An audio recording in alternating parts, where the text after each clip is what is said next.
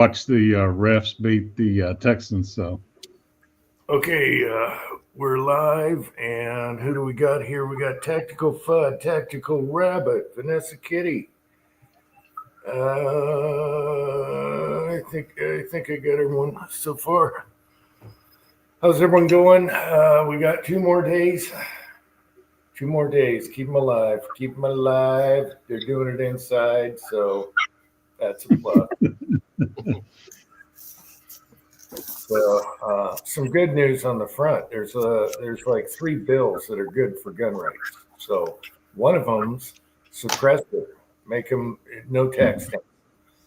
Okay, that's brand new. I don't know what's in it, but they're trying that again. The Safe Hearing Act, whatever.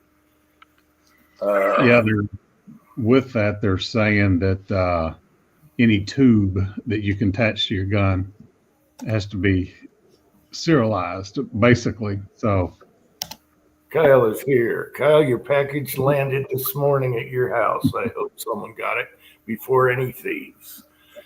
we'll see. Got to go through the House and the Senate, so it'll be different by the time it's voted on. It that far.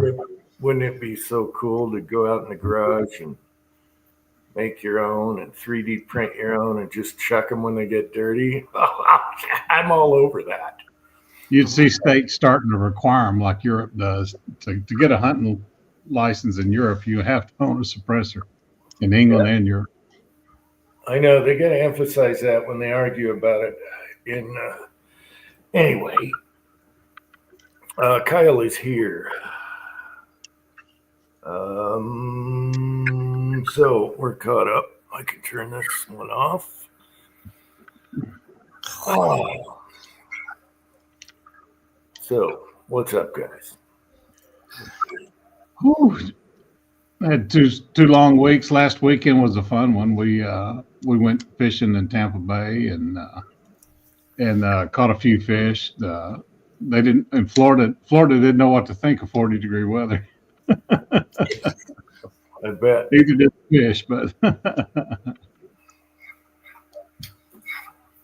yeah. Hey, Rabbit, how are you? We're supposed to get snow tomorrow, but the forecast keeps changing. It's less and less, so that's a good thing. Yeah, Tin Man was saying today, 2 days in a row, the highest temperature he's going to have is 7 degrees. Yeah, we're getting that next week. I'm going to get a 5 this week, a couple days, 5 degrees. Yeah, we're supposed to go up tomorrow night and Monday night. Yeah, we're going to get it, I think, Tuesday, Wednesday, 10 to 12 degrees at night. I put out during the day. Ozark wanted ice targets. I put out 2 buckets of water. The next morning, a totally frozen solid. I mean, solid. So super easy. Kip is here. Hey, Kip. Vanessa. Yes, I mentioned Vanessa. Yeah, it shifted north, Vanessa. We're getting less. You're getting more. So, yeah, it is getting really cold. Not seeing the snow I'd like to see for water for the summer, but 6-shooter might get him some on this one.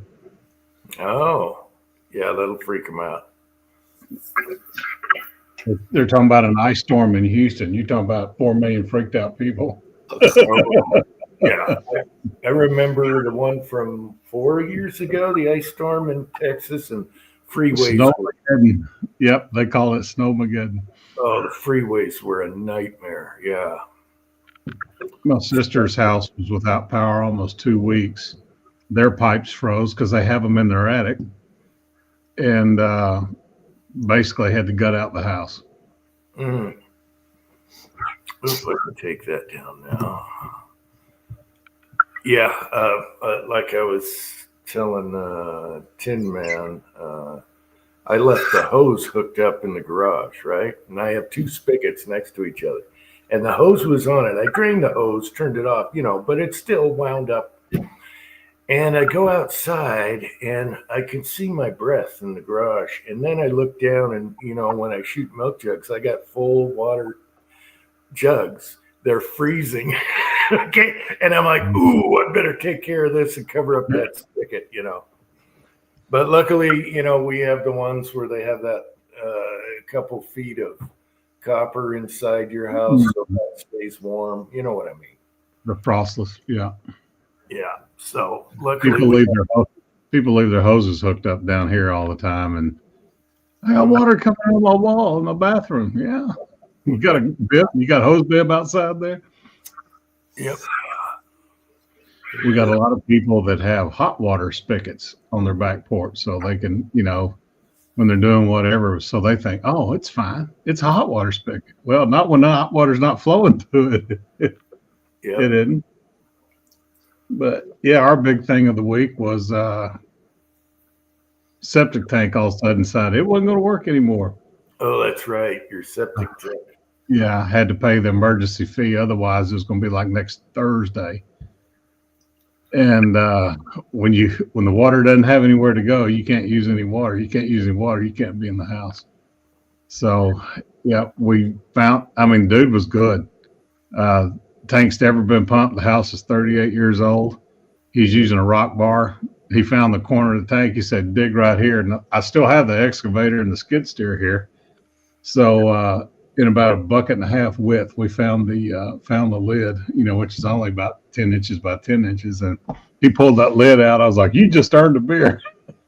Because we didn't have to dig down the septic tank. Yeah, I found mine with the tractor. Actually, we used a rod, and we were like, it should be right about here.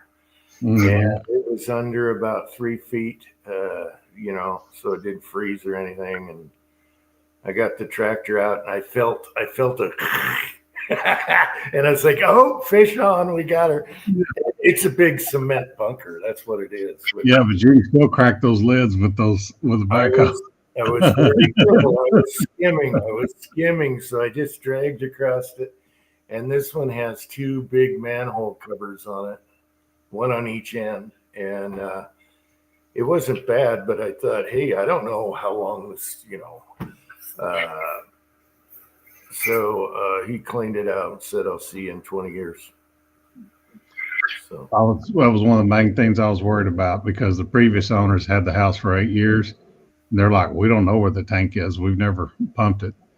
So it was a little hard to find, because it came out of the house and turned 45 degrees and was about 10 feet from the house. But he found it. Took him about 30 minutes, but he found it. Over here, they have these electronic devices they walk around with, and they find the tank.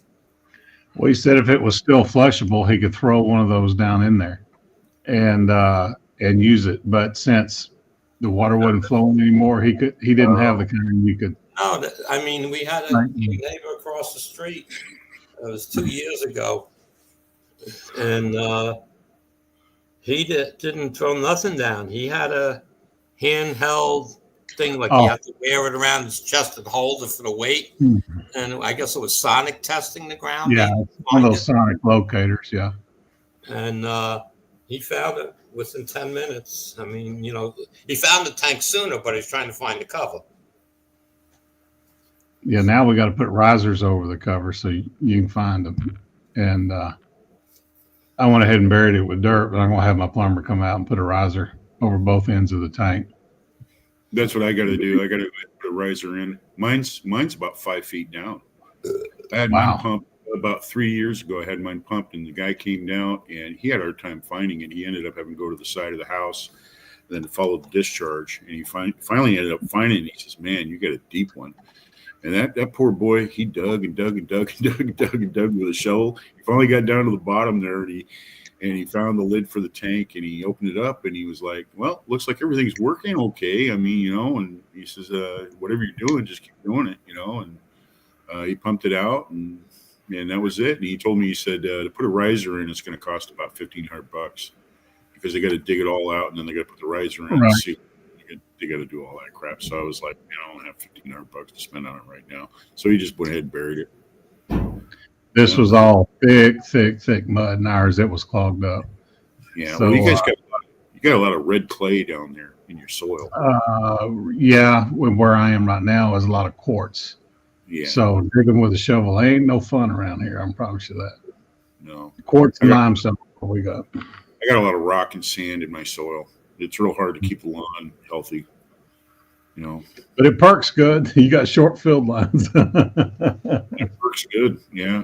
So, yeah. Okay, West Covina Dodge is here and Chessboard is here. Yeah, so I've been getting over, I've been getting over a rough couple of weeks, man. Just one thing after the other. That thing with my neck, man. I'll tell you what, it was going all the way from my shoulder all the way up the right side of my neck, man. I couldn't move I couldn't move my head that far. It was just like, it was excruciatingly painful, and that was driving me nuts, and I couldn't sleep. And then last night I ended up getting sick, and that wasn't much fun. Clean up on aisle 3, man. Holy crap. Yeah, that's no fun. When you don't feel good and you have to clean up after yourself, that's not fun. Right. But other than that, I'm keeping my nose up, trying to keep it from going into the side of the mountain. Anyway, but one thing I did do is I got some of my revolvers out and just kind of wiped them down and played with them a little bit, and seen how they were working and stuff like that. I got to admit, man, I got a really nice K-17. My K-17 it's beautiful. It's royal blue. I doubt it's had a cylinder of ammo through it. It's like brand new. I mean, it's really nice. It's 4, but it's a really nice shape.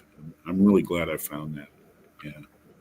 Yeah, I should have kept my 18 and 17 and pre-17. Yeah. But yeah. Well, did you see that Smith is coming out with their new thing with no Hillary hole guns? Yeah. Yeah, they're the Model 19, the Model 10, and the Model 36 they're offering now without a Hillary hole. They still have the hammer, that's faced off. It doesn't have a firing pin mounted hammer. Yeah. But I kind of agree with what the sales pitch guy said. If you've got some older Smiths and they're in the safe and you've got some real classic old guns and you just want guns to shoot, just buy one of these and shoot the piss out of it. That's what he said.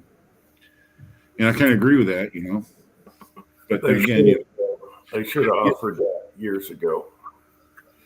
yeah, I got a feeling that that's just going to expand. I think they're going to do away with the whole trigger lock thing, unless it's an illegal thing in certain states that you can't sell a gun without a trigger lock on it. It's so a one size fits all. It goes to California, stuff like that. That's the reason they did it. And I can't do the lock.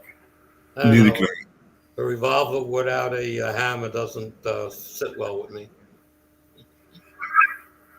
Yeah, the bushing. Yeah. Anyway, they could have. What they did was they did the lock thing, and then shortly after, all these police had these backup J-frame snubs, and the lock was messing them up, and they couldn't trust them. So they did a run. Maybe I don't know if it lasted a year. They did a run of no lock J-frames. And we ordered a ton of them. We're like, people are going to love these. Yeah. And they sold out quick, and then they dried up. And I was like, why don't they offer, like they're doing now, 3 models or whatever? Yeah. Anyway. So I tested the chromochrome powder coat today. They're pretty. Yeah, let me blow you up. Just like the bumper on a Cadillac. Bumper on a Cadillac. And Tin Man was asking, these were pre-sized and 6'3".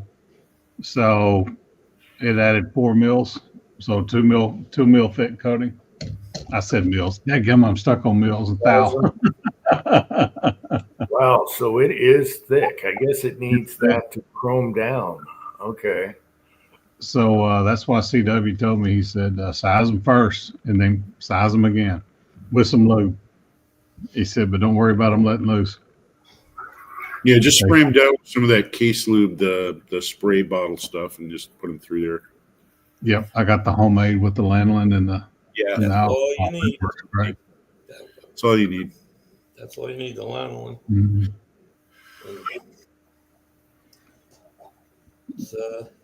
That tomorrow's case prep day. I've got a tub full of brass I need to wash and tumble and deprime and all that from when we were down in Texas a few weeks ago.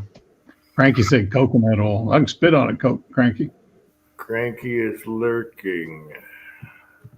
Let's see, Relish is here. Cranky, and I mentioned the others. Okay. Cranky. So what'd you end up shooting up there, Marvin? Pardon? What did you end up shooting up? I mean, you shot up. Oh, when we were down in Texas, shot a lot of that. My 7 PRC, a lot of 308, and then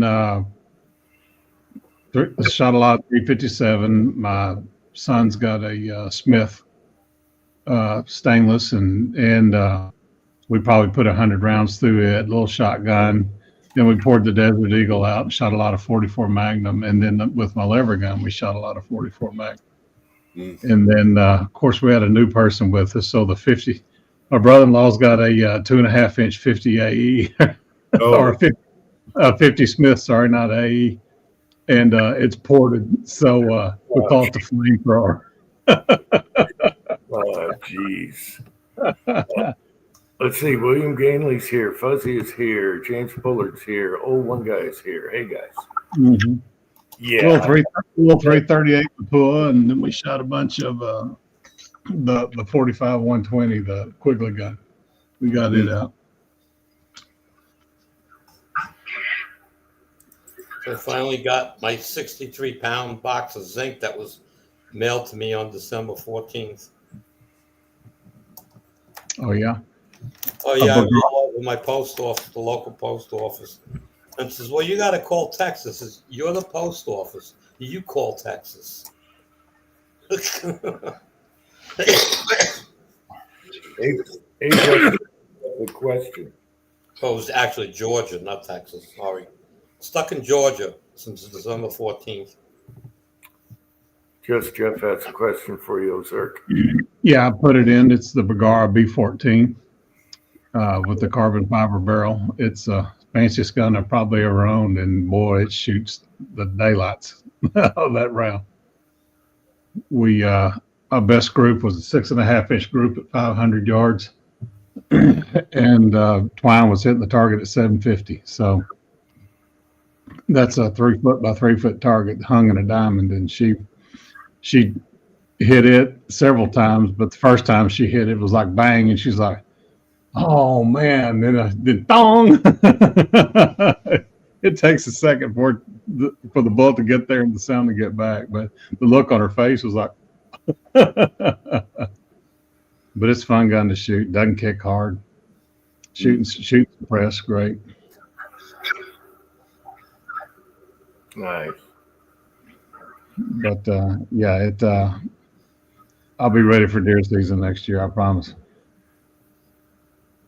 All right, who's got blue dot? Andy's trying to use up his blue dot. Doesn't have a 44 mag. Anyone got blue dot in the house? Yeah, anybody load with blue dot? I mean, I'm doing 9 with it. There's recipes in the cast bullet book, so trying some. Yeah, 44 Magnum. You can use it in 357 Magnum. Yeah, but it seems like it wants heavy bullets, so. Yeah. Well, it's a Magnum powder. Indeed, so. Timothy, he has all the recipes for the dots. Yeah. Hey, in your Desert Eagle, you just shoot powder coated bullets in that? Your Desert Eagle 44? Yeah, okay. Yeah, I've heard people have discovered powder coated bullets shoot just fine in them. You know, I mean, shooting lead cast bullets in a Desert Eagle because of the gas system or something like that, it's not a good idea. But if you powder coat your bullets, it doesn't affect it at all. So you can shoot gas. Yeah, we probably shot 3 magazines through it, and no issues. Of course, we didn't look at the gun to see, if it was had any fouling or anything like that. So I had one of those years ago, and it was a beast. It was just an unwieldy beast to just take out and shoot and everything. And I had a friend of mine that I worked with. He just couldn't live without it. He thought it was the greatest thing in the world. And he was a Middle Eastern guy, so he had the accent and everything like that. So it kind of went right at home with him. He was like, "Oh no, this is great than 44 Magnum." Oh yeah, he was just thought it was the greatest thing in the world. When we're hog hunting, my brother-in-law will not be in the woods without it on a chest rig. He's like, nope, don't like those hogs. As many of us we killed, he's got a lot of respect for him. He was chased deer hunting by a boar, and all he had was his rifle. And by the grace of God, he says, I was running. I turned around, and he says, I caught it right between the shoulder blades with that 308. And he says, I don't know how I hit it. He said, but thank God I did, because he said, I didn't think I could rack that gun and rack the bolt and get another round off before it got me. Wow. Yeah. So it's on his chest every time he's around. We know where the hogs are. Well, that just makes sense. I mean, hogs are hogs, and they're tough, and they're just so you get a female. Oh yeah. Oh, when she's got a pounder of piglets with her, there's not a meaner animal around. Yep. She doesn't have the tusk like the big boars do, but she's got cutters just long enough to get you good. No, their teeth, their jaws. Oh yeah, you don't want to mess with them. They are so strong. Holy cow! It's like a bear trap. When I was in high school, I worked on a dairy, and we were taking some hogs he needed some help loading some hogs up to take to auction.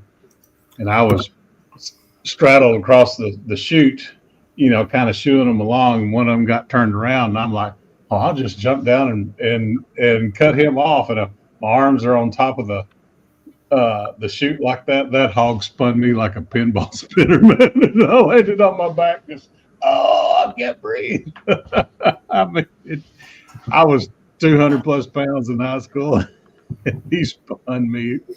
I had a bruise all the way around my arm where I spun on that damn trough. But incredibly strong animals and smart. 6-shooter Texans here. I think it's garage time. It's gonna freeze. Oh my gosh! Probably freeze the laptop. 6-shooter, you getting some snow next Tuesday in your neck of the woods? Who, me? No, 6-shooter Texan. Oh, 6-shooter Texan. Yeah. It might be too far south for him.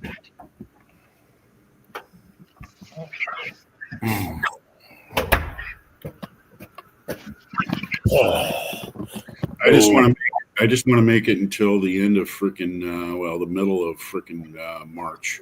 And that's usually when our cold spell is over. But still got February and March to go through. So, but we've been getting cold weather up here, especially at night. 30 right now in the garage, the warm garage. It's 30. I don't want to be outside right now. Oh, Jim. Oh, sweet. The Lyman book actually has load data for the 45-120, so I'm in good shape. 500 grain bullet. Marvin, if you like loading a lot, if there's a book I can recommend, and that's Ken Waters' Pet Loads. Ken Waters' Pet Loads. And he's got like sections and sections of 45-70 and and all of that in there. All the old black powder round, you name it. He's had I've it tried in there. to find it. It's out of publication, and you just got to find it on eBay. Oh, okay. Yeah. Yeah, Pet Loads, man. I've got I 2 did. volumes of it. What's the name of the book again? I'm sorry. I did get it. Yeah. Pet Oh, okay. Loads. There you go. Yeah, yeah. That's an excellent book. And it also has a great history of, where mother cases are and all that. It's a good one. Well, yeah, and not just that. He was a hunter too, so he goes into a lot of the different hunting stuff that's in there, and accuracy loads and all kinds of stuff. Ken Waters, he was a guy that came up with the 730 Waters, which was a 30-30 neck down to 284, and he you can find him every once in a while in lever actions. I found those Street Stoppers too. That one's a good one. What's that? One called Street Stoppers. Oh, Street Stoppers. Yeah. It's all handgun loads.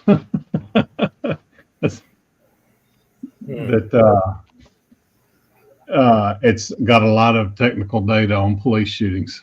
I guess is a good way to put it on. So it's an offshoot of one-shot stops. Yeah. Hmm. Yeah. You know what I found out? I found out that the air marshals for years, they used 44 special. They used snub-nosed 44 specials. Yeah, they just one shot, one kill. And I mean, and they shoot those frangibles now. Yeah. Big. Well, the big 240 grain flat, meat plat bullet, man. It's guys on drugs or he's out of control or whatever, man. Just one shot. Big and slow. There's nothing wrong with big and slow. Yeah. Yeah. The 45 ACP proved that. Yeah. Yep. Yeah, but they swear by it. Yeah. 44 special. I know. I wish Ruger would do 5 or 6 shot on a super lightweight, kind of like my little 38. It's half polymer and lightweight. The LCR. I wish they. You can pick yourself up a Charter Arms, probably. I know, but I want the Ruger. Yeah. And I want Charter Arms is only about less than $300, and I mean, if you're not going to shoot a lot, why not? If it pisses you off, just throw it on the ground and leave it. Yeah. What the hell? It's only 21 ounces. Well, someday in a pawn shop, I'll find the Airweight Smith. Remember that one? 44 mag that no one wanted to shoot in 44 mag. Yeah. And they hit the shelves right away.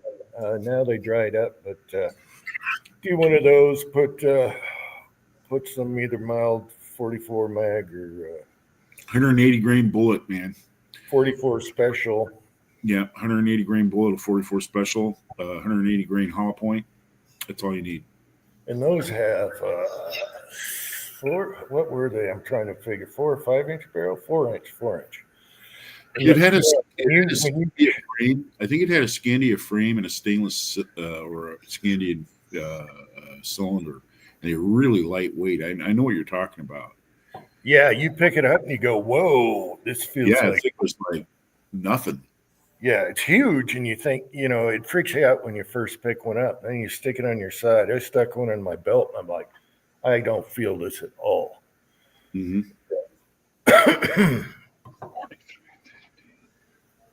But that's a good hiking.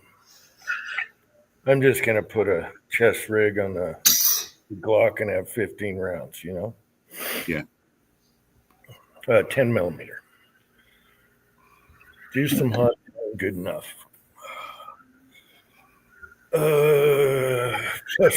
Jag is here. Jag, you're a little. That's not hard to do, believe it or not. The 44 special. Called a 44 Magnum. That's not hard to do in a 44 special case. You have to, that 44 special. You can zoom it up quite a bit, but I'm going to tell you what. If you have loads like that, you better put them through a 44 Magnum. Don't put them through a lightweight, 44 Special. They're just not built for that sort of pressure. But the cartridge will, produce that type of pressure. You can get into, like mid Magnums with a 44 Special. But yeah, you want to steer clear of that sort of stuff by putting in a Special. Yeah, people hot rod their 38s too, but the brass won't last as long. Yeah, the price of brass nowadays, holy crap. Is it? Well, the price of 44 Special brass is expensive. It's like 45 long coal. 45 long coal is really expensive too. Starline's got it now. I bought some when it was on sale. I think it was either Midway or Starline, but it's Starline brass. Oh. I've never bought new brass. Never. There you go, Andy. I always range brass picked up. Most of it is one time fired. That's how I got all my 30 brass, all my 30-06 brass. I just pick it up first time shot. The guy shooting it, brand new box of bullets. Says, what are you doing with the brass? He says, I don't keep it. It's all right. Leave it on the bench. I'll take it. I don't have a 10 millimeter, but I was out at the range the other day. About 2-3 weeks ago, I went out there and I had to fill out my application to re-up my membership there. Anyway, there was a box. There was a box of brass in the in the bucket, and it was 10 millimeter brass. I thought, I better grab that, and I thought, I don't have 10 millimeter. But yeah, it was all once fired. Horse trading with it. Yeah, when I wear mine out, I'll probably get some Starline, and then just keep all the same brass and not tinker around. But I have so much, used. Some of them are from my old guns. Before it really turned into, a wild thing, with all the AR-15s out there in 5.56, I remember you used to be able to buy a 5-gallon bucket full of 5.56 for $30. Once fired brass. Yeah. And shipped to your door. I mean, and you can either, you pay a little bit more and they would clean it and, but it just needed to be tumbled. And yeah, you look over things back in the day, but that wasn't the AR-15's time. You know what I mean? It really didn't come out, where everybody was shooting it. So there was freaking, brass everywhere for those. But yeah.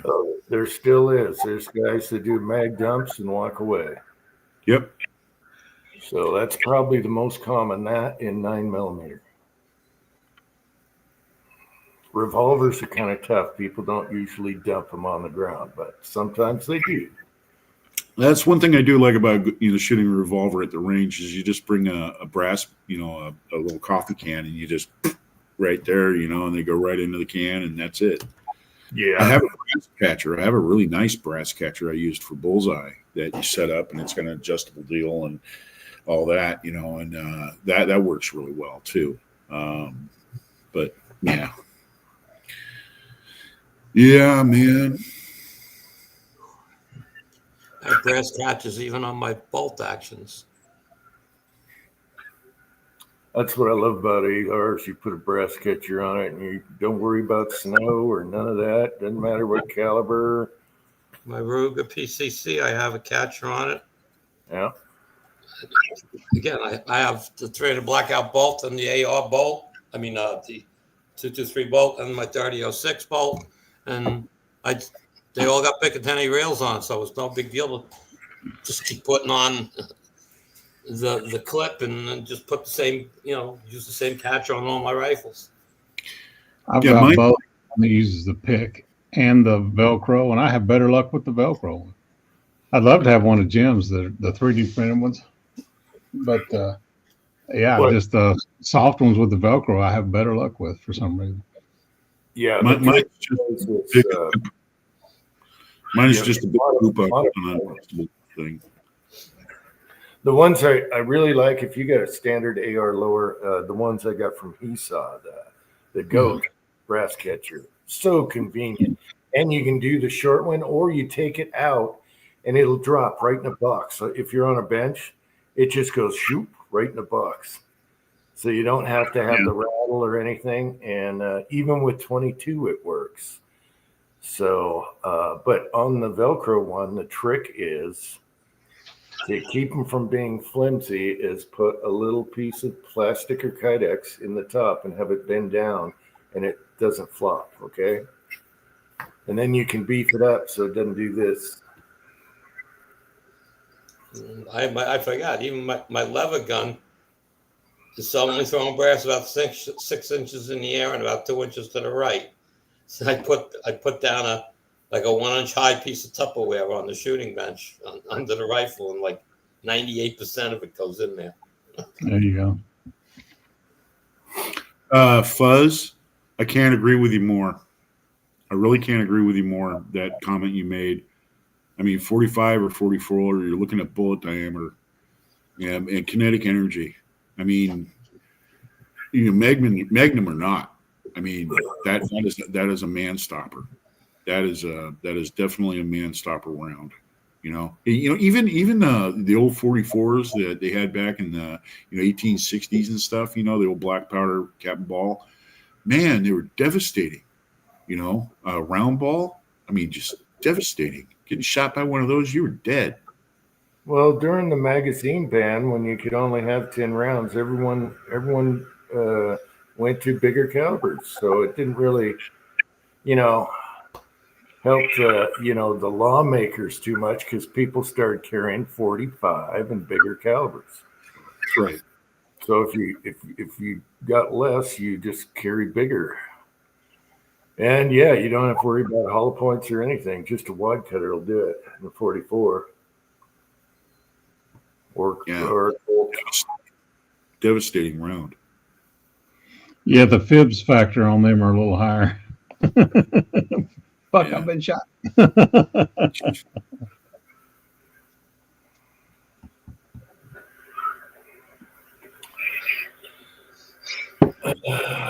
Uh-oh, Cranky's talking cast iron again. Yeah, Cranky says too heavy.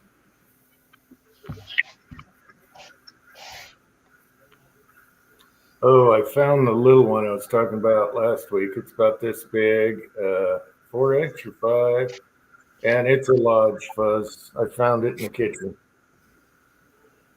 Got it at thrift store. That cast iron thing is a real thing. There are people out there that got collections of that stuff. I mean, they've got piles of it in their garage. They buy it at garage sales, and then they buy it at, flea markets. They buy it at, thrift stores, stuff like that, and get it really cheap. That's a real thing. That's a an old one at the flea market will cost you what a new Lodge will cost you at Academy. Yeah, around here, the thrift stores, there's so many Mormons around here, they're gobbling up cast iron right and left because they cook, they cook at home and they know. Dutch ovens, same thing. And you're almost better off just going to Walmart and getting one. Yeah. Yeah. I mean, Walmart's selling Lodge now on limited scale. I'm sure online they sell everything. Mm-hmm. Yeah. In fact, that's where my smelting pot came from. I'm like, I'm just getting the cheapest one I can find at Walmart. I pay like $19 for it, one without legs. Yeah, I did the same thing. Just bought a new one. I couldn't find an old one, and if I did, it had so much seasoning in it. I just said, "Hey, I'll just get a new one." Yep. For lead anyway. Eastwood Farms is here. Eastwind Farms is here. So, how's it going? 24 on here. So, Andy, so you haven't been shooting at all? No, not with this weather. Yeah. I'm not. And I mean, I can go to an indoor range, but I ain't paying their prices. Yeah, I hate indoor ranges. I can't stand them. We have a couple of nice ones that have, they actually have 75-foot indoor. Not 75-foot. Sorry, 35 yards is the furthest one I have by me, and it's really well ventilated and stuff. And but they're very strict with their time. It's $20, 1 hour. At 30 seconds to the 1 hour of you being tapped on the shoulder, get out. Wow. And there's nobody else there. What are you kidding me? Yeah. See, ours where you just paid whatever it was. It wasn't $20, and you shoot as long as you want. Well, that's my outdoor range, right? Their price has gone up. It's $30, but I'm there all day. So it's $30. That big one that we had here in Seattle, Jim. Remember Wade's? Wade had that indoor shooting range. He had a couple of guys go in there, or a couple of people go in there that committed suicide, and then they kind of shut it down. Yeah, well, they did that to us also. Something like that. They were doing it to all the ranges.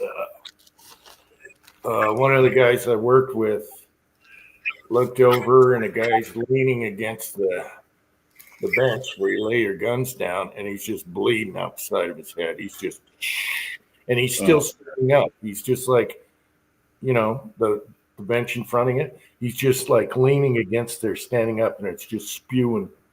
I think we had 2 or 3, and what we ended up doing is you have to come in pairs. So we figured if you come in pairs, someone's not going to commit suicide with their buddy there. Okay. Yeah. That's the only way to, and people hated that. It's like, I don't have anyone with me. And that sucked too. I just don't like the indoor range thing. Anyway, it's convenient for them. They don't have to buy a gun. They can rent a gun. Poof. It's real convenient. That's why they do it. Our couple of ranges, the only guns they rent are their full auto deals. They don't rent regular handguns or anything. If you're doing their full autos, you got 2 guys standing over you. Yeah, they keep one person either side of you. We rented all the popular ones because if someone's looking at a gun, we can say, hey, just go in there, take a few shots with, the ones you're interested in and see what you like the best, then come back. And if you want one, we'll sell it to you. So that was a very good sales thing because people figured out what they wanted once they shot them.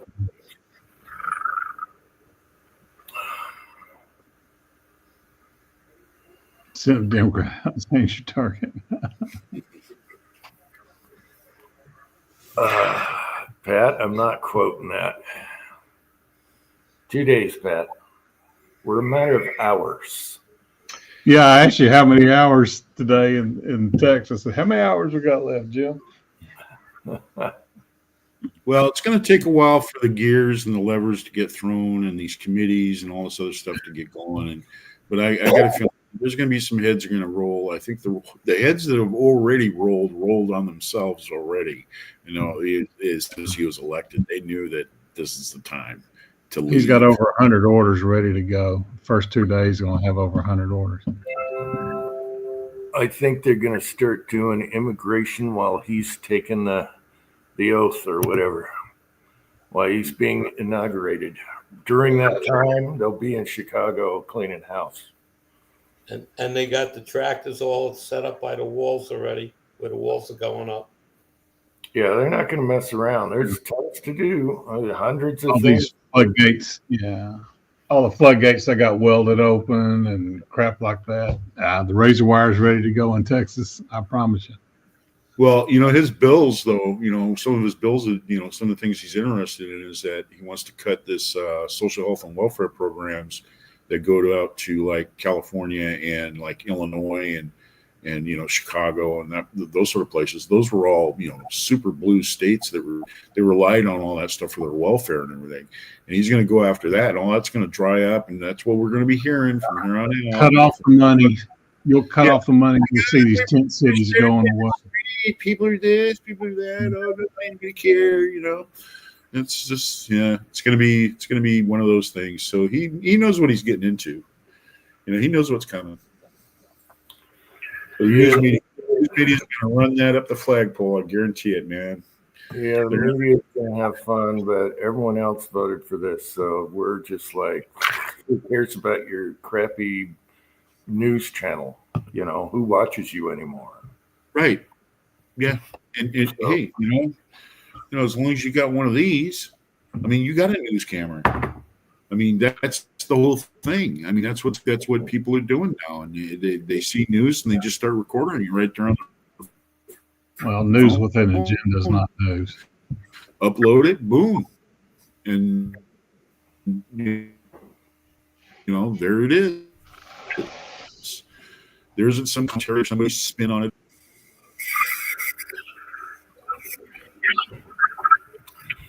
Anyway, yeah, I'm gonna bounce for a little bit, and I'll be right. I'll be back. I'm gonna be bouncing out for a little bit. My connection keeps freezing everybody, and then I get the loading thing and blah blah blah. I don't know what's going on, so I'm gonna bounce out. And I'll come back in I don't know in a little bit. All right. Okay. Okay. See you guys. Yep. I'm with Fuzzy. It's going to be interesting to see the people that get pardons and crap like that haven't been indicted or arrested. Be Adam Schiff and all those people. Liz Cheney. I would love to see Schiff and the Penguin. What's his name? Oh my God! All those guys. The young guy from California. Oh my gosh. Yeah. Let's find some skeletons in their closet now and see what happens. Right. Anyway, FBI, CIA, they're getting cleaned up. It's already been announced. Getting cleaned up. They're gonna come down and find out what really happened on Jan 6. All these things, but that's gonna be days later. Right now, all that crap's gonna be shredded before they get there, Jim. I know they're definitely. They warned them today or yesterday. Do not mess with any files because we're coming. Okay, they already warned them. Do not. Yeah, but this batch, they don't have any scruples to begin with. So what's shredding some files or burning some? Yeah, they've been warned though. If you get caught, you're in trouble. They'll blame it on some low-level patsy. And that was like 3 or 4 agencies they were talking about. So, I don't know. We'll see. Yeah, but there's always somebody that's still got a piece of something. Not everything gets, you got to remember, this stuff, this digital record out there that someone else has. So, just all that January 6th stuff that they deleted, they got the copies of that stuff. It's floating out there. Somebody to protect their own butt, yeah. Yeah, they want to find the guy on the tower that was like, come on in. Everybody, we're going to raid the Capitol. And he's an FBI dude. Come on in. I think he was an FBI dude. Anyway. Yeah, he's on pension with the FBI. So, anyway, grab your popcorn. Let's keep Trump alive until he gets inaugurated, and then they'll probably leave him alone because, we're vice president, same deal, it's going to be the same plan anyway. So no use doing another attempt on him unless it's a foreign thing, which could happen. So I don't know. We'll see. Scotsman is here. Hey, Scotsman. I thought he'd be on here trying to stir the pot again.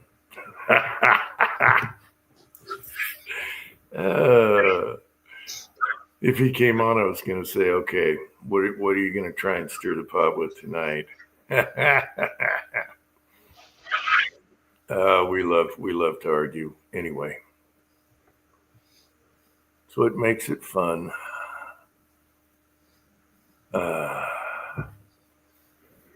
You never stir the shit with anybody, do you, Jim? No, never. No. I'm very passive, and I just go with it. No opinion whatsoever. That guy had that 2-stroke mixer in my septic tank. I said, "Yep, that's called the Jim 5000." It's like loves to stir shit.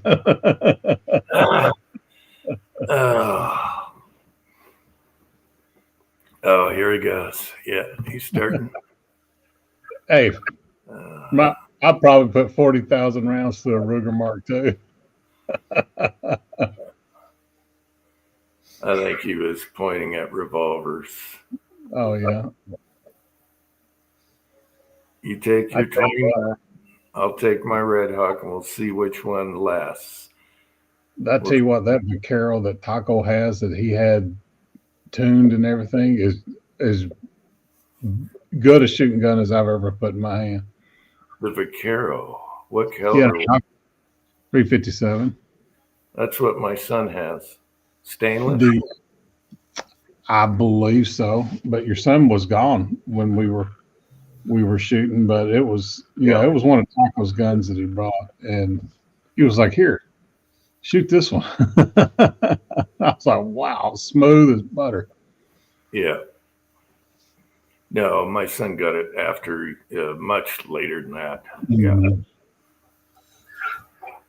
Yeah. And he was looking at a Colt, but the 357 was there, brand new. And he's like, all right, hey, Dad loads for it. Let's do it.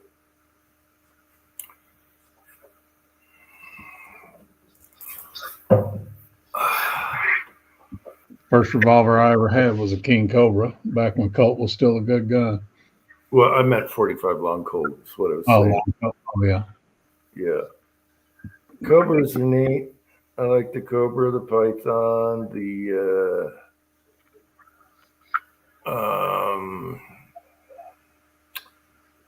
oh gosh, I went brain dead. The other snake, the big boy.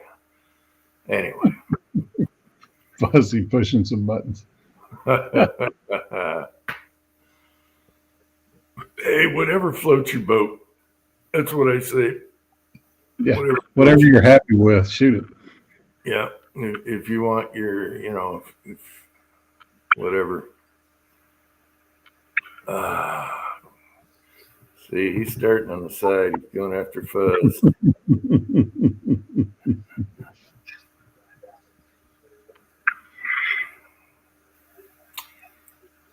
What else?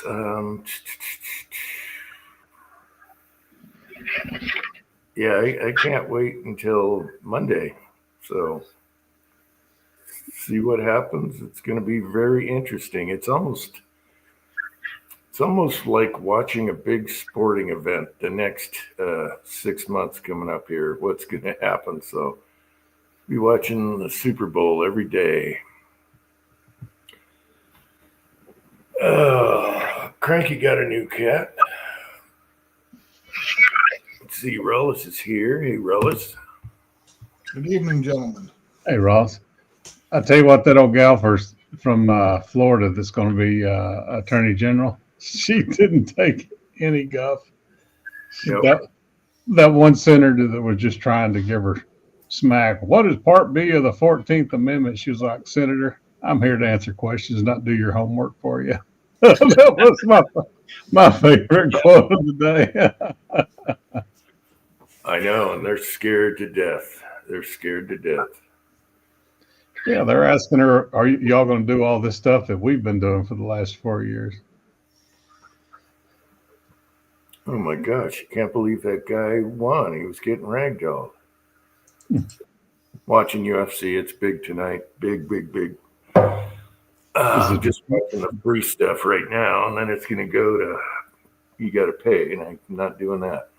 The Detroit game's tonight, right? I don't know.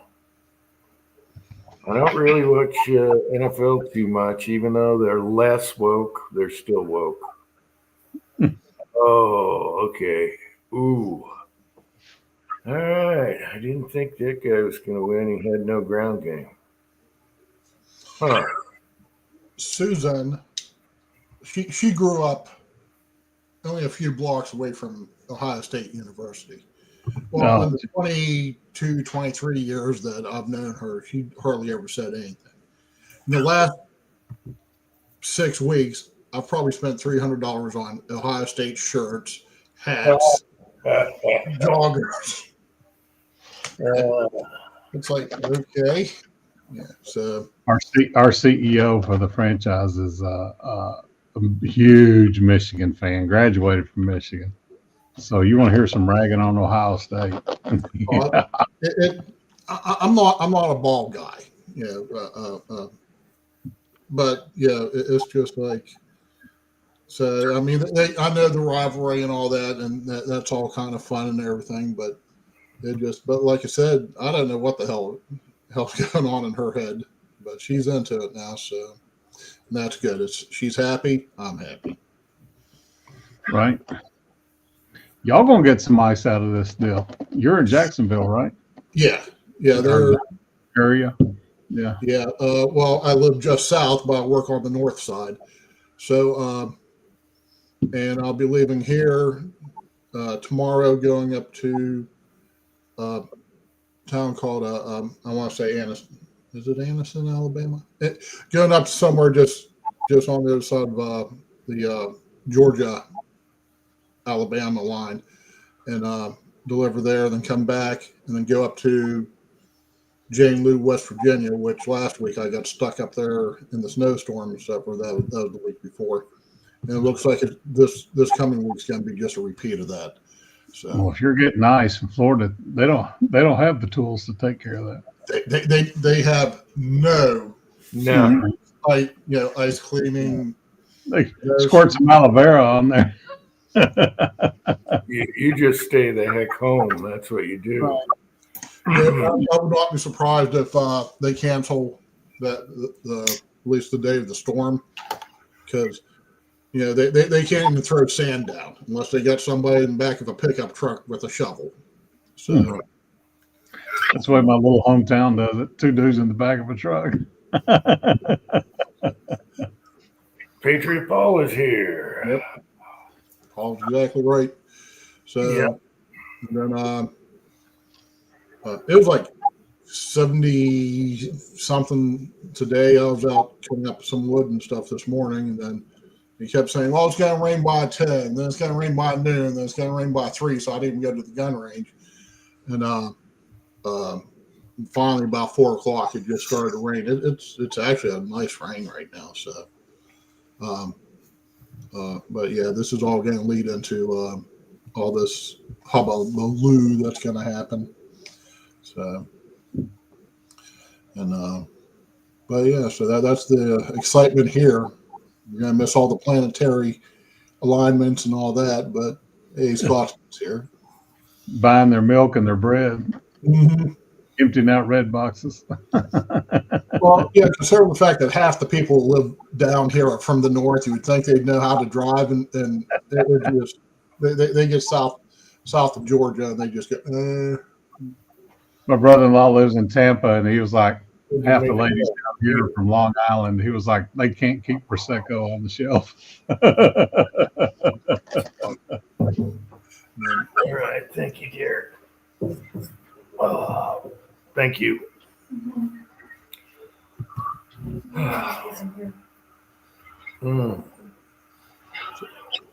What's going on with you, Scotsman? What's happening, fellas? Someone requested a shit talker, so I had to show up. There you go. Have a cookie, Scotsman. Have a cookie. I don't eat cookies, man. Thank you, but no thank you. I eat meat. Milk brought down. Hey, I got 2 steaks in the fridge right now. I'm cooking them up tomorrow. It's too lazy tonight. Hey, fire up that grill. You got one. I know. Too lazy tonight. And while we're talking about all this stuff, I need to get on Amazon and see about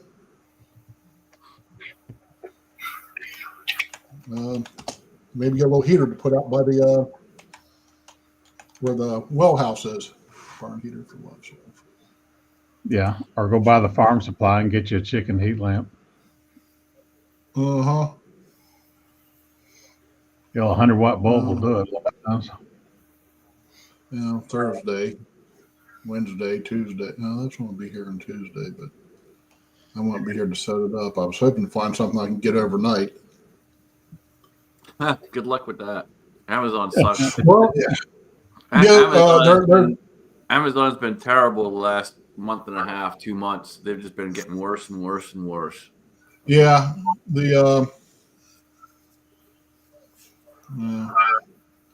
going to order this one. Our Amazon's keeping tight because Walmart's on their ass. Of course, I've not had a cancel. crow flies. I live 35 miles from Walmart home office. So. I've had to cancel a few different orders. Some were 2 weeks in and still hadn't been delivered. Yeah, so far, of course, we have 2 warehouses right here in Jacksonville, so that probably doesn't hurt. Leon. Yeah, space heaters probably aren't thick on the shelves in your area of the country. Well, no, I mean, it gets cold up here. I mean, even when it's not there, you'll get about 2 or 3 over the course of the winter. You'll get 2 or 3 weeks where it'll play around in the 30s and stuff. And some people don't have furnaces. Most people do, but like I said, fuck me, I did that wrong. Oh well, I'll just go like that.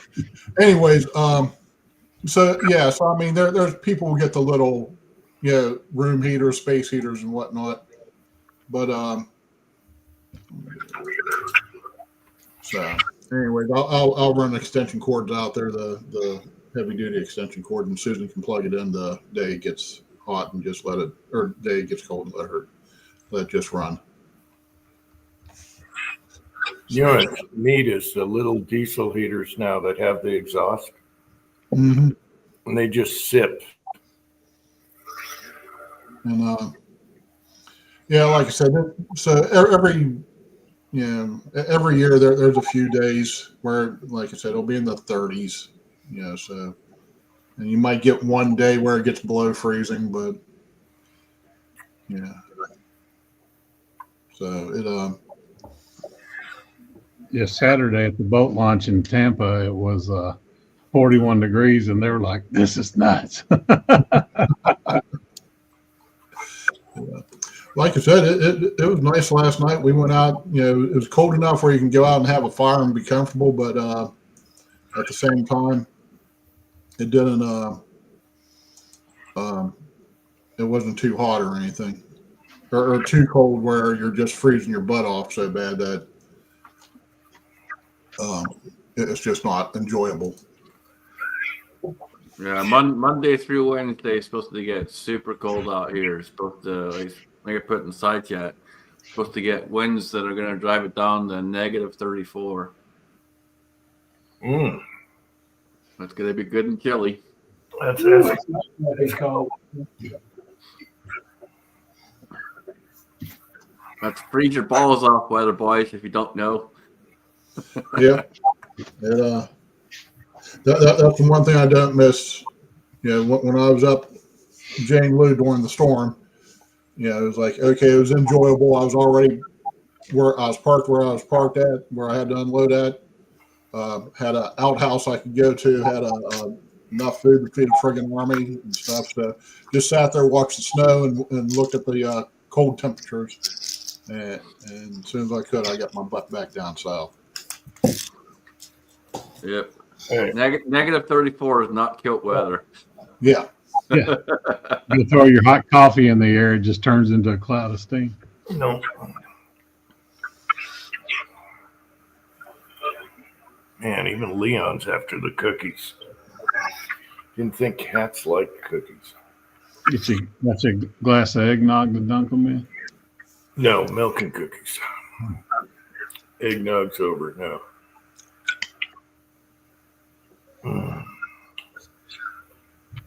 Yeah, Paul, I don't really have plenty of insulation in this house. It's an old house. There's not too much insulation in it, but I'll be all right, dude. I'm used to cold weather. I'll be fine. You have a fireplace? I got the it runs on oil, fuel oil, but it does a decent job of heating the house. It's just that the house is so old that some of it has insulation, some of it doesn't, and there's just a lot of cracks and stuff around the house. So Yeah, the wind. it's constantly. Sometimes it'll be colder in the house than it is outside. I had a house like that once, so I feel your pain. Yeah, the wind is you're probably gonna feel the wind. Oh yeah, it'll definitely come through.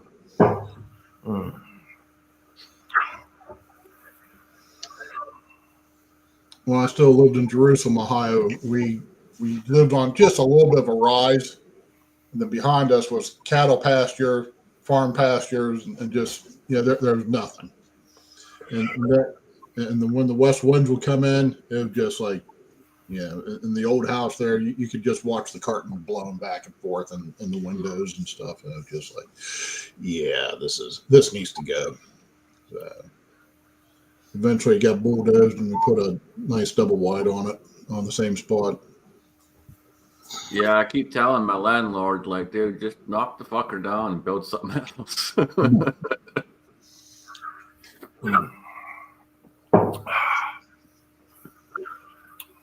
Yeah, then we'll triple your rate trying to get the oil field money.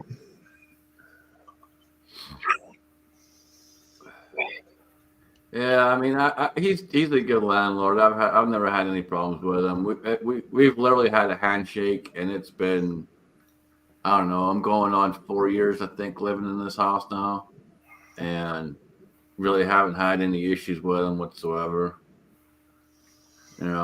Anytime it's gotten to that point, I just let him have it, and he fucking knows. So, right now, how far are you from the oil fields? From the oil fields, I'm not sure. Okay. Well, From the lake, I'm only half hour. Oh, okay. See, when they found all the oil down in the 740 area. That's Columbus area. That's down. Yeah. That's down in the middle. I'm up northeast. Okay. Yeah. The 740 area. You break Ohio into 4 sections. In the southeast, going out almost to Columbus is all. That's all 740, and the further east you got to the Appalachians. That's where they hit a lot of. The oil fields just blew up there, and just the rents were just going crazy because all that big dick Texas money is coming in, and they're renting houses. 4 guys would rent a house for $2,000. That used to be the landlord would rent at $700, stuff like that. So now people can barely afford to rent a house there. Yeah, I'm kind of lucky in the regards that this house needs a lot of work still, and so I do what work I can do on it. Obviously, this past year with the back issues and stuff, I haven't been able to do as much as I've been doing, but I do what work I can do on it. It comes off the rent or it comes off the electric bill or whatever, and this is kind of how we work it, and then. That's always how we've really kind of worked it, materials and labor and all that. I'll calculate it out, let them know what it is, and we take it off. There you go. You're improving his property. That's it. He's got the benefit of me improving the property for him, and I got the benefit of it coming off the rent. So.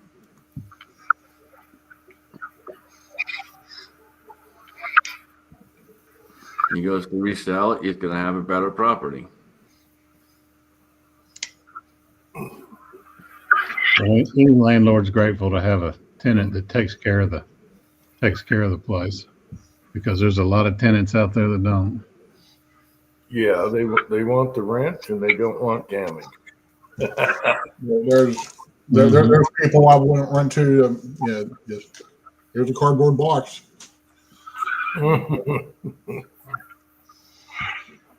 Yeah, I mean, since I've been here, we've done. I helped in put in new windows, new floors, stairs in the basement, stairs outside on the deck.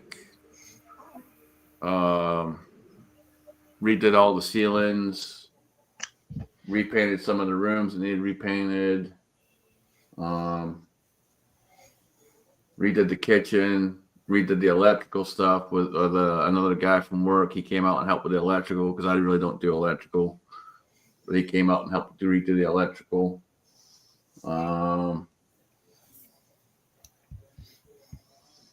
Fixed the furnace because the furnace was all messed up, so we fixed that. Yeah, there's been a bunch of stuff. I've lost count now. There's been all kinds of stuff we've gone through.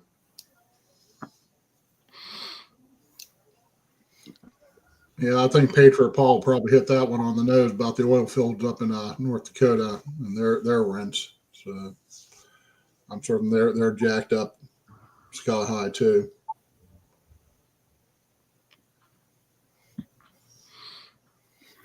They're building. Yeah, when I first moved in here, they wanted to charge more, but he told these old ladies, he's like, "There's no way we can charge you more. The house is it needs way too much work." That's a good deal, actually, because some places, some guys would just say, "Oh, yeah." We're the apartments we lived at when we first moved down here. Well, when Susan first moved back down here for her, the 3 years we lived there, that the rent went up every year, and it's not like they came in and put new air conditioners or new windows or whatever. It's just demand. Yeah. Well, I mean, we were literally, 2 minutes from the Naval Air Station, Jacksonville. So, of course, there was a lot of Navy people there, transients, in that sense. And they could ask for it because, some people would come there, oh, we're going to be here for 1 year, and and the government's paying for it anyways, or they get a stipend, something like that. I'm not sure how all that works, but they're building complexes as fast as they can around here. We're catching all that West Coast flight here in Northwest Arkansas, just like Florida and Texas are. Exactly. And it's crazy, absolutely crazy. 2-bedroom apartments, $1,600, $1,800. 3 bedrooms, $2,000. That's it. Here on Long Island, 1-bedroom apartments. Okay. Take a guess. Oh, $2,000 easy. $2,350. Jeez. And that includes nothing. Mm-hmm. Well, that's fucking insane, man. Mm-hmm. Well, that's one of there's this one girl that Susan and I know. She's paying like $2,200, or maybe it's $1,800. All I know is she's paying almost twice what I'm paying for a house. Yeah, and she can't get credit to buy a house, but she pays her rent on time every month. That's twice as much as what a house payment would be. So, well, with the interest rate right now, if you could find a house for $200,000, which you can't, your mortgage with 20% down is going to be $1,800 to $2,000, depending on your insurance. So my first house 30 years ago was $55,000. Isn't that absurd? In that same house right now, I guarantee you where it is in Little Rock's $250,000. The house in Jerusalem that I was just talking about, I bought the original house off a friend of mine on a handshake land contract, and it was like, I think, $24,000 total. Mm-hmm. Now the house was a dump. I mean, and so I was almost doing him a favor taking it off his hands, because my plan had always been to tear it down and eventually put something else there. I was mainly wanted the land. remodeled by Zippo. Yeah, exactly. Well, yeah, that's exactly what I did. I had the neighbor come over with his Bobcat.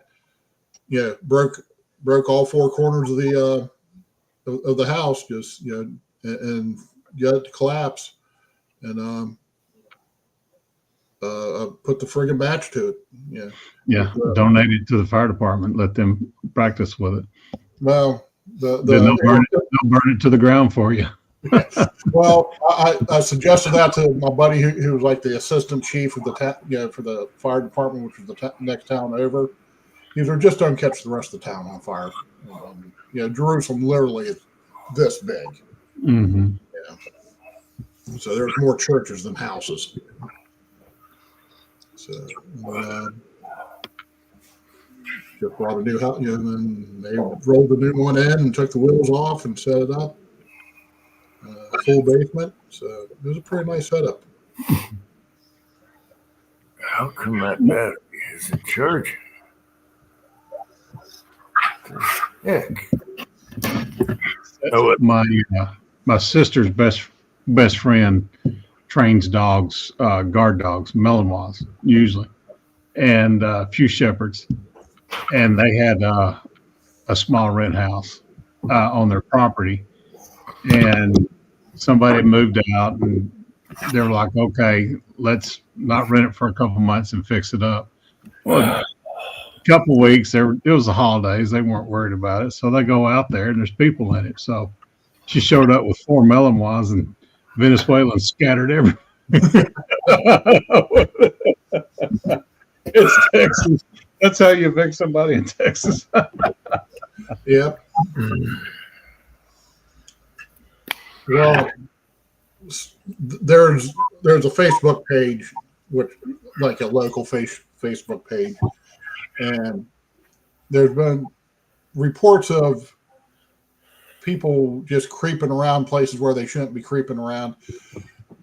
We know who are homeless, or weirdos or whatever that walk up and down our road. There's a couple different people, and they're obviously homeless, but they don't mess around with anybody or anything. But these are different people. So Susan's finally, she said, "You need to take me out back and well, we need to go target practice because I haven't shot in a while." So I took her out back and she ran a couple mags. So she's gonna start getting back into at least practicing a little bit, so which is a good thing. But I told her don't even unless it's the cops at the door, answer the door with a friggin' gun in your hand. Yeah, just we're just far enough away. The sheriff is about probably a 5-minute drive away, unless they're right on our street. 12 gauge works well. Yeah. Universal sound, get the fuck off my property. Yeah. Everybody knows what the rack of a shotgun means. I just told her, that's just put a bunch of holes in them. When the cops come, keep your mouth shut, just like they say on Bruce Rivers, and let the lawyers take care of it. The USCCA's been getting the black eye here lately, hasn't they? Who's that? USCCA been getting the black eye. I haven't. I know there's something going on, but I haven't actually paid attention to it yet. Yeah. What was that about? Yeah, I know. I saw something on that the other day. What was that? A couple of members, they pulled the policy on. They were like, "We don't think your self-defense case is strong enough. We're not." Oh, that's right. Yeah, they weren't covering the insurance or the lawyers. Yeah. Yeah, that's happened in the last 3 or 4 years. That's happened more than a handful of times where they haven't covered someone. They've either said that it's doesn't qualify as a self-defense case, or there's not sufficient evidence. Hey guys, I'm going to bail out. Need to cover. All right, Andy. Hey, Andy. Stay warm. Okay, Yeah, Andy. we're good here next until like Tuesday or Wednesday, then it's gonna get cold. So everyone have a great weekend. We'll talk to you soon. All See right. you later. All right, Andy. Thanks for coming on, Andy. Oh. Yeah, it doesn't have to have a recording of a really mean dog at the door. Just hit the recording. Get a big subwoofer blowing it. Big dog, maybe two, just record it or just have it on YouTube and then hit play. Two dogs fighting, whatever. Yeah. That's how I get the cats in. I do two cats fighting and Leon comes in at night because he wants to know what's going on. Who are these cats in my house? Or you could do the old school Home Alone thing of playing the what the hell movie is that one? You filthy animal. Yeah, filthy animal. That's it. Yeah.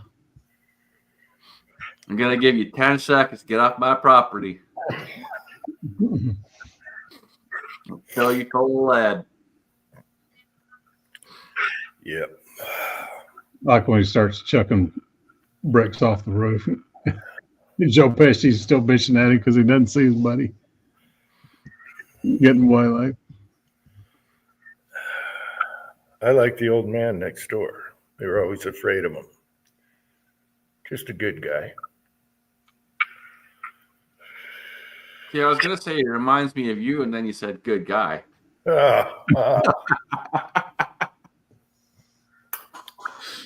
Deliverance music, Fuzzy. You sure got a pretty mouth. I'm enjoy gutting you, boy. Well, Rollis, you got a peephole at the door? You might want to drill and put a peephole in. Yeah, I don't have a peephole at the moment. Of course, Susan's too friggin' short to stand up to the normal size ones. You'd have to put one at chest level. And then you can do the professional thing where you got the gun here and you look into the peephole and you move it. Yeah. Oh, no one's gonna expect a peephole 3 feet. They're gonna expect it high up, so they're not gonna be looking down there. Exactly. Fortunately, there's the living room windows are right next to the door, so she can just open the blind and definitely see who and what. The old Ring doorbell works good too. Eventually, I've been being lazy. And those come in handy for delivery people with all the screw ups. There's so many videos on that. Those little those door cameras are funnier than hell. I've so far I have not had any trouble with any of the Amazon deliveries. The post office guy, he's pretty good. Well, he gets cranky if he has to pull into the yard and put stuff on the porch. So, as far as like Amazon, they all know they can pull right in the yard and park right next to the door and dump everything right on the porch and go. And I've never had any trouble with, like I said, our normal homeless people or normal weirdos or however you want to call it, whatever you want to call them. They keep to themselves and they do their thing and they don't bother people and we don't bother them. Yeah. So. Yeah. Well, that's good.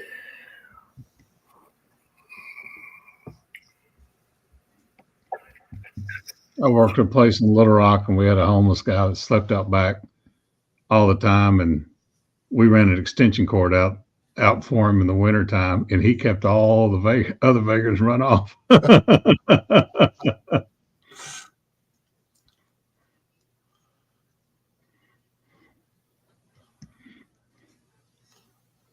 Where you live at, Patriot Paul? He's a mow man like me. Okay. All our snow melted off the other day. We got a decent rain and finally got rid of it after a week. The roads never got bad here. Yeah, we had a our good 6 inches of snow.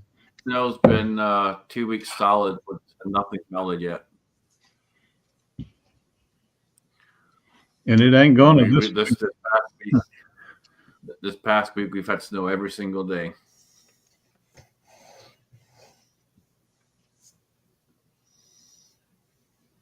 Oh, hell. Oh,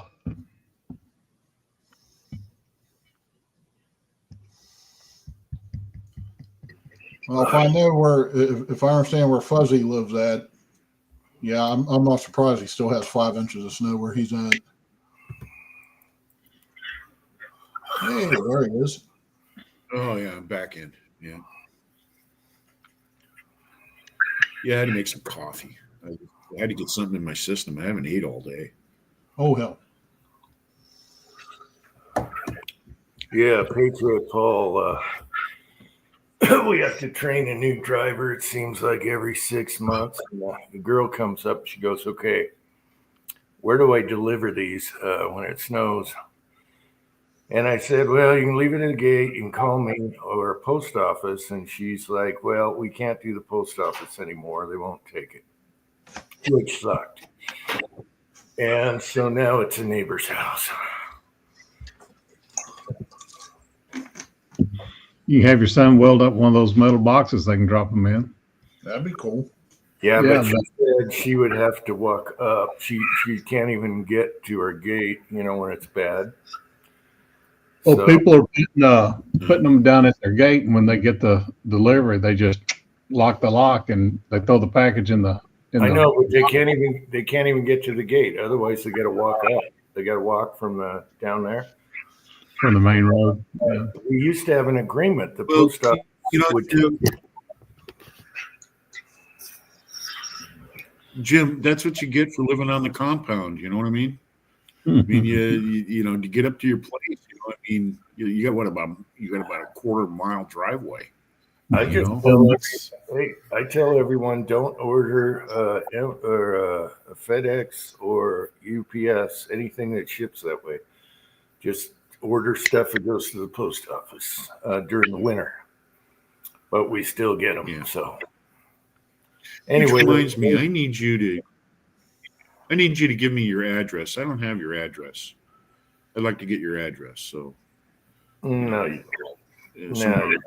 can get that to me. Maybe Ozark. I think Ozark has my email. Yeah, Ozark has my email. You can email it to me. Yeah. All the fires are happening tonight.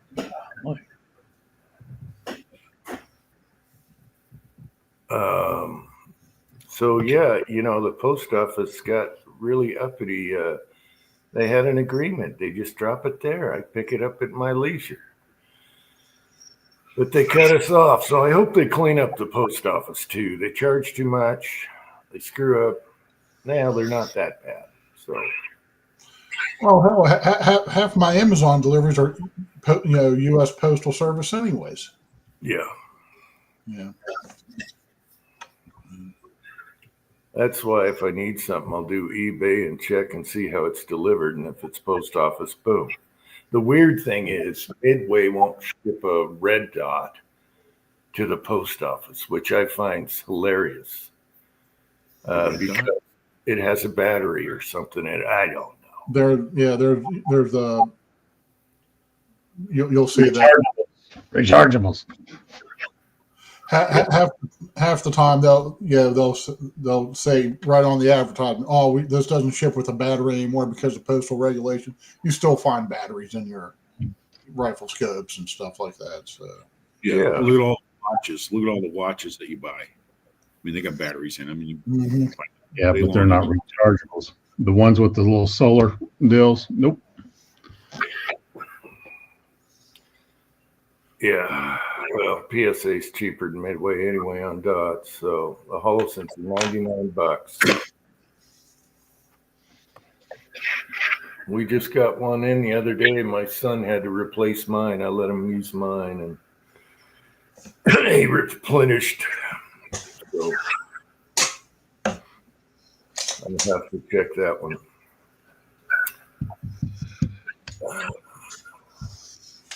Ugh. I just wanted to see where the battery compartment was on my one pistol. So it's on the side. Yeah, I wonder if it's the airplane issue with the post office or what. I don't know. Other companies will do it. So Any excuse not to do something is the post office excuse. I know we got. That's another thing they got to do is do something about the post office. Either revamp the company or make them do stuff. I don't know. Their pension funds killing them now.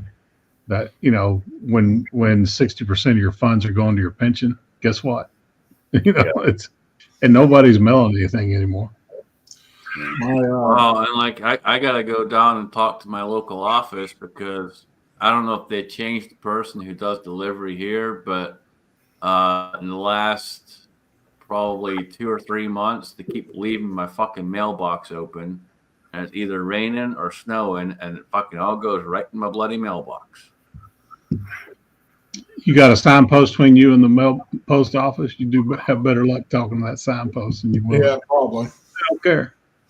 They don't care, especially if you got a rural carrier. They're like, they're independent contractors. Talk to them.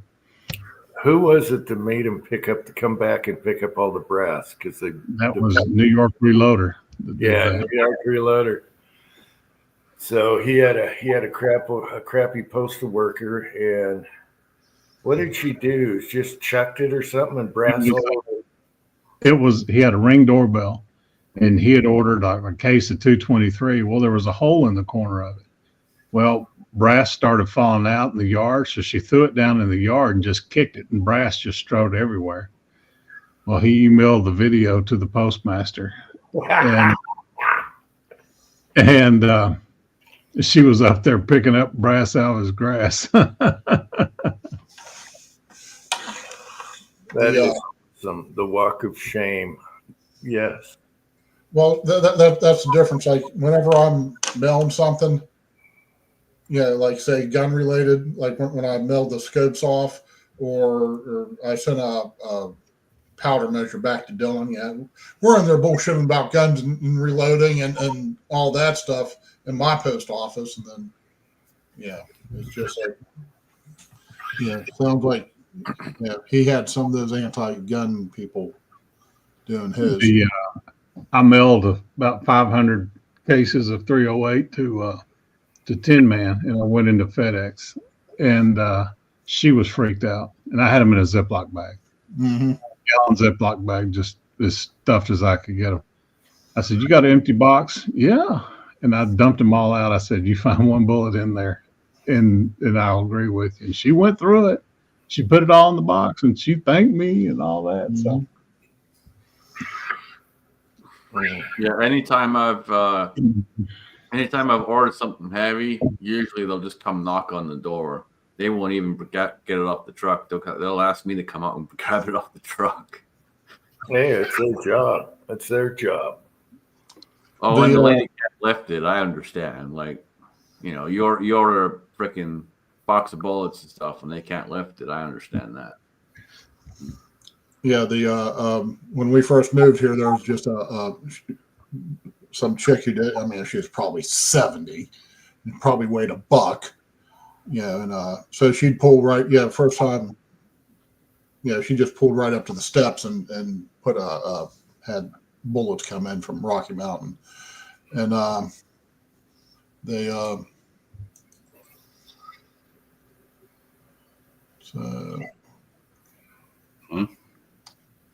So, but yeah, that somebody sent a private chat message, and but anyways, so that's about it. I think that was a troll in our private chat. That's Cindy. Yeah, the Cindy. Yeah. Okay. Yeah. So. I didn't even see that. Was I upstairs? I think you in the Streamyard private chat. I think your screen was off at the time. Huh. Yeah, that was like 15 minutes ago. So Beans and Franks. Beans and Franks. Cindy.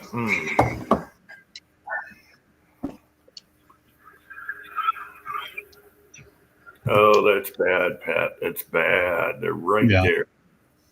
You know, I've caught them in the act many times where they say they tried to deliver it and no one was home, and I'm literally right fucking there, and they stick that damn thing on the bloody door. Motherfucker, I'm right here. I've had that with certified stuff where they just stick it in the mailbox, and I'm like, my wife watched him stick it in the mailbox, or my kids were in the yard, you know, and I might as well have been talking to a tree when I talk to the postmaster because they don't care. Yeah. I'll see what I can do. Cindy. Oh, there's Paul with a good one. Yeah. Priceless. You should screenshot that one. Save that for a video. I'll do it and text it to him.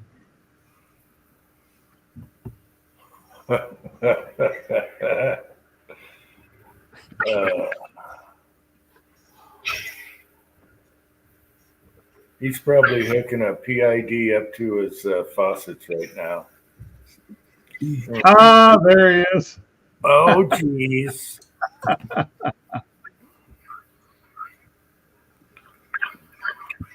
TikTok sucks. Tell your wife TikTok sucks. YouTube plus ADD equals TikTok. Well,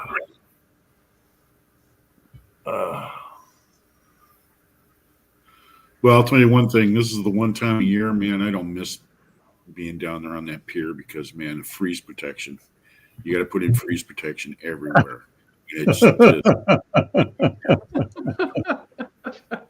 I can't believe you do TikTok. Wait, okay, Mrs. Tin Man, do you just stand there on your phone, put your makeup on, and then say how you feel today for 2 minutes, and then I'll see you next time? Come on, they're not going to ban it. What they're trying to do is get an American company to buy it. It's only banned for a few days until one of the guys off of Shark Tank already says he offered $2 million for it, or $2 billion, something like that. So they're it's in the works. Someone's already gonna buy it, so no one gives a shit. We'll still have a TikTok. People with rings in their noses and purple hair bitching about politics. And it's not fair. It's just like Reels on Instagram. I should do it. You say that, Jim, and then 6-shooter puts in, I watch TikTok. Oh my gosh. No way. No way a 6-shooter Texan watches TikTok. Oh, 6. What the hell, brother? It's got to be the worst. Oh my gosh. But is it cooking chicken videos? You can find anywhere cooking chicken videos. You don't have to go to TikTok. I'm talking about the ones in your coop. I love bitchy purple hair people. Oh, that's why you married Tin Man?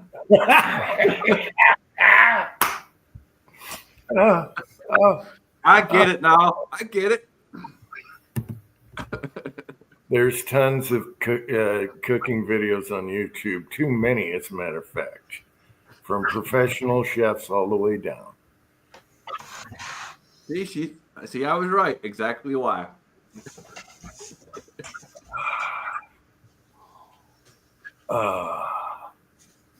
Depends on what you watch. TikTok has nothing to offer. The Chinese are all up in your phone. Oh my gosh. Yeah, I've had a few people text me about fucking TikTok shit. It's like, dude, I don't fucking care. Right. It's a bunch of bullshit. Whatever. Get your life, get your head out of your fucking phone and actually do life. You know, I don't get it, but there's a whole generation where they just sit in their car and they're talking about what happened to me today, and oh my God. I can't tell you how many people I saw in the airports walk into other people or walk into somebody's suitcase because they got their phone. They can't get off their phone enough to walk across the terminal of the airport. I was talking to someone yesterday at work about another guy that works maintenance, and this was it's probably about 6 months or so ago now, but we got a bigger forklift. It can lift 20,000 pounds, so it's a huge forklift. And I was driving the one night, and the window that you can see through is so fucking small. It's not even funny. And this guy literally starts walking up in front of me. His head is buried in the fucking phone, and I fucking start yelling at him, dude, what the fuck are you doing? I can barely fucking see anything in front of me, and you're walking right out in front of me looking at the goddamn phone. People just don't care, man. They live in their fucking phones these days. That's all they do.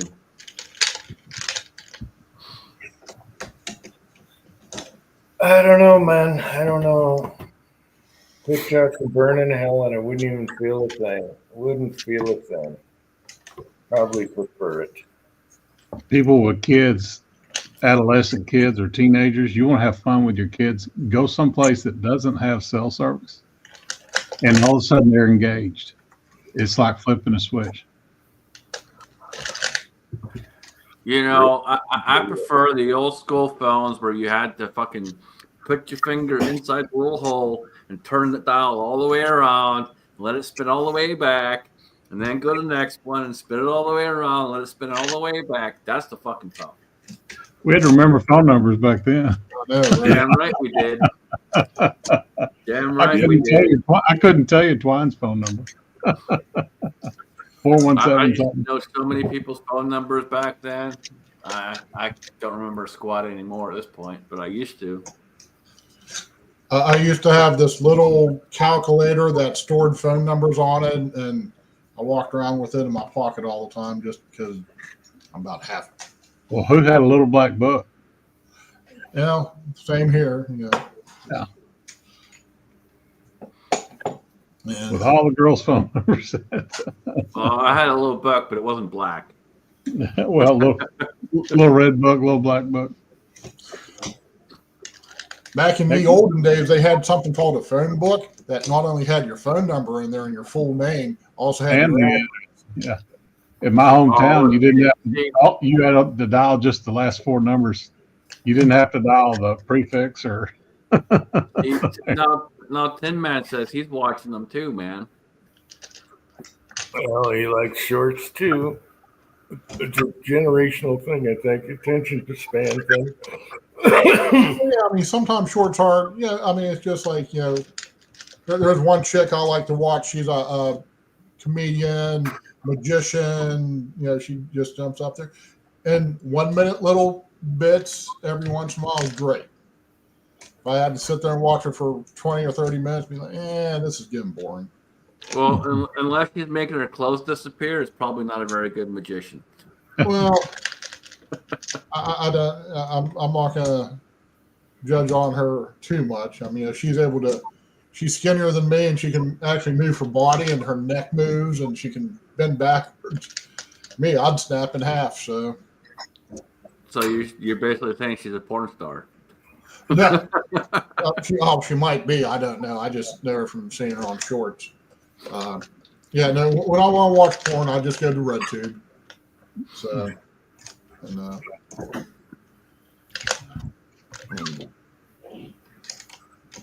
there you go. I bought houses while driving down. I refinanced my house up in Jerusalem while driving down the highway one time.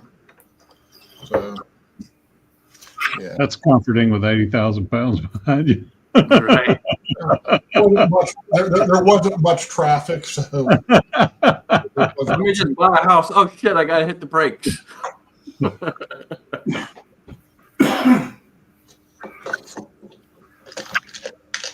I got a little metal sliver in my hand. I cannot get out. I had one a few weeks back there. It was a good solid week before I finally got the damn thing out. Oh, it's right in the crook of my finger. So every time I bend my finger. Yeah, the little metal slivers are the worst. You need a magnifying glass and some good tweezers. Freaking sheetrock screws are the absolute worst about putting slivers in your hands. Yeah, the burrs on them. Mm-hmm.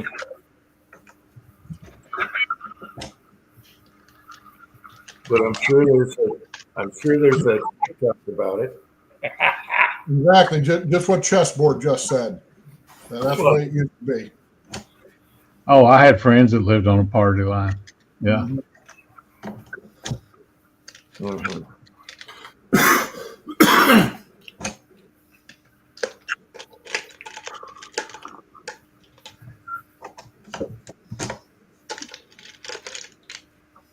I was just watching a classic car videos. They had to be stuck drag racing, and that was pretty fun. Good old T37 sleeper, kicking butt. That's when I quit watching NASCARs, when they quit being stock cars. You know, they replaced the front end, and then they all ran the same dang motor, and now it's nothing but a shell that doesn't even look like what's on the showroom anymore. Yeah. Well, they did that. They did that with F1 too. Formula One used to be really good to watch back in the day. You never knew what you were going to get, and then they standardized it all. Same thing. Now it's a joke to watch.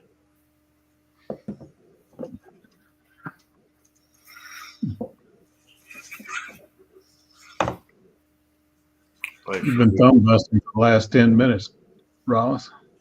What's that? So you've been thumb busting for the last 10 minutes. No, I do it the lazy man way.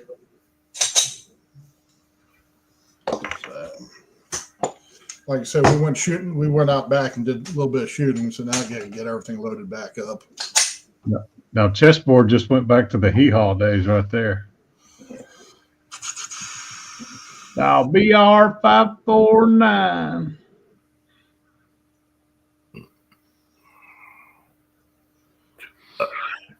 Now, my grandparents in their house, they had the old rotary, and they still had the whatever the name was, and then the last was 5 digits. So, and they literally they had that phone until the day they both passed away. So it was gone.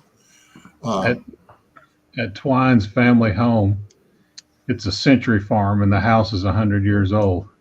They still have the crank phone that was originally in the house on that spot in the wall.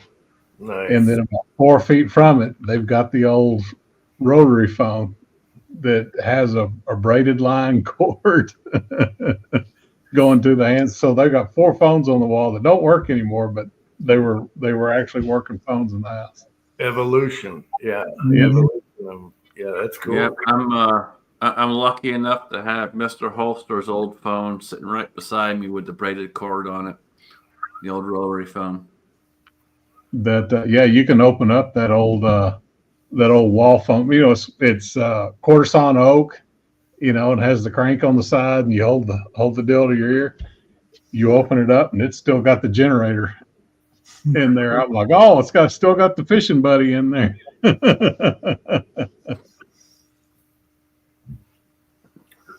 But yeah, it's still there. And the old phone stools that sat in the hallway. My grandmother had one of those. It was a little stool that had a little pedestal for the phone, had a little basket for the phone book, and she would sit there and have her conversations. Yeah, yeah, we had something similar, And then that was I always remember when you first dialed it, when you put the first number on, you get that little weird clicky noise as it goes back around the other way. Mm-hmm. We still go in old houses that have the nook in the wall too. The old phone.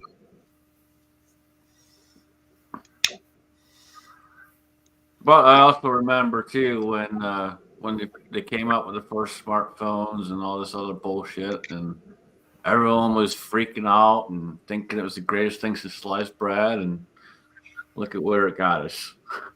Hey, do you remember when texts were 10 cents a text? Oh, yeah. You were getting 200 texts a month, and there was 10 cents a text after that. Yeah. They were one-line texts on the very first phone I had. You had to scroll back up to see if you screwed up the text message or not. You couldn't see the whole text message, so you had to literally scroll up and down to make sure you typed it right. My first cell phone was just like one of these prepaid jobbies. This was back probably 99, maybe 2000. And then had Nextel, which sucked, but at least you had free incoming, and you had unlimited. It was unlimited, and you had, if you're in the same zip code, you could call anybody, and whatever your zip code was. And then so I had a bag phone through Alltel. That from what I understand, those are coming back just because the battery. There's so much. They were 5 watt. Now your iPhone's a half watt as far as antenna reach. Right. Those old back phones were 5 watt, just like the old car antennas that had the pigtails on them. Mm-hmm. So the range on that thing was magnificent. And, so yeah, but I mean, it's we do videos and buy houses and buy guns and I don't want to make videos. Yeah. I mean, I don't want to go back. I like having because I remember standing out there in -2-degree weather talking on a payphone. You can barely hear what's going on. You're trying to write down all your information for your next load. Now Mary sends me a text, says, go here, pick up here, here's your number, here's your information. And then I got a computer in the truck that gets all the information also. So 99% of the stuff I do is the same stuff all the time anyway. So you just. I remember seeing the payphones at the truck stops that were like 7 feet off the ground. Mm-hmm. That Joe could drive up to. Yeah. No, you used to walk into the truck stop and there'd be one room with one wall with maybe 10 or 20 phones in it. You go in the restaurant and every table had a telephone at it. Yeah. It was always fun when you walked into a payphone and you go to pick it up and you see the cord was cut. Mm-hmm. And then you had to walk another fucking couple miles to get to the next one. Been there, done that. Yeah, I don't miss those friggin' days at all.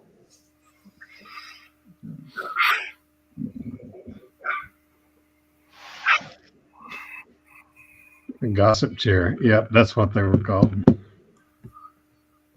Mm.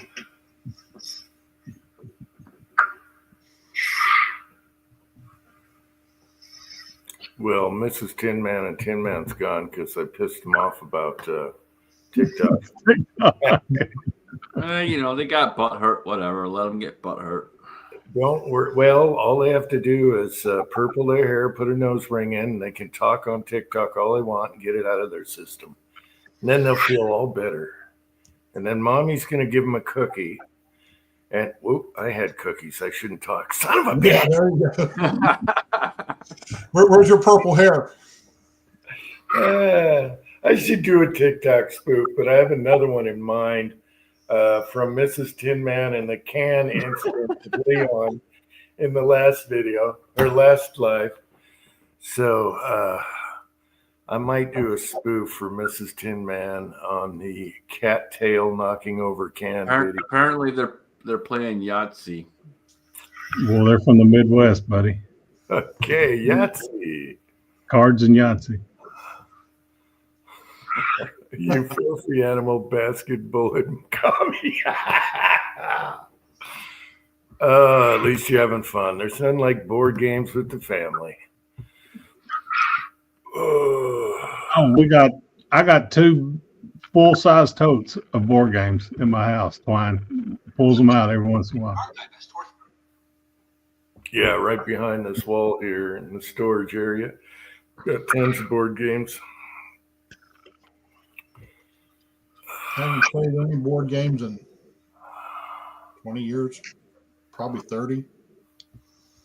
Haven't played cards in, I know damn well, for 20. Tin Man, could you see Uncle Jim playing Cards Against Humanity? What's Cards Against Humanity? What's that?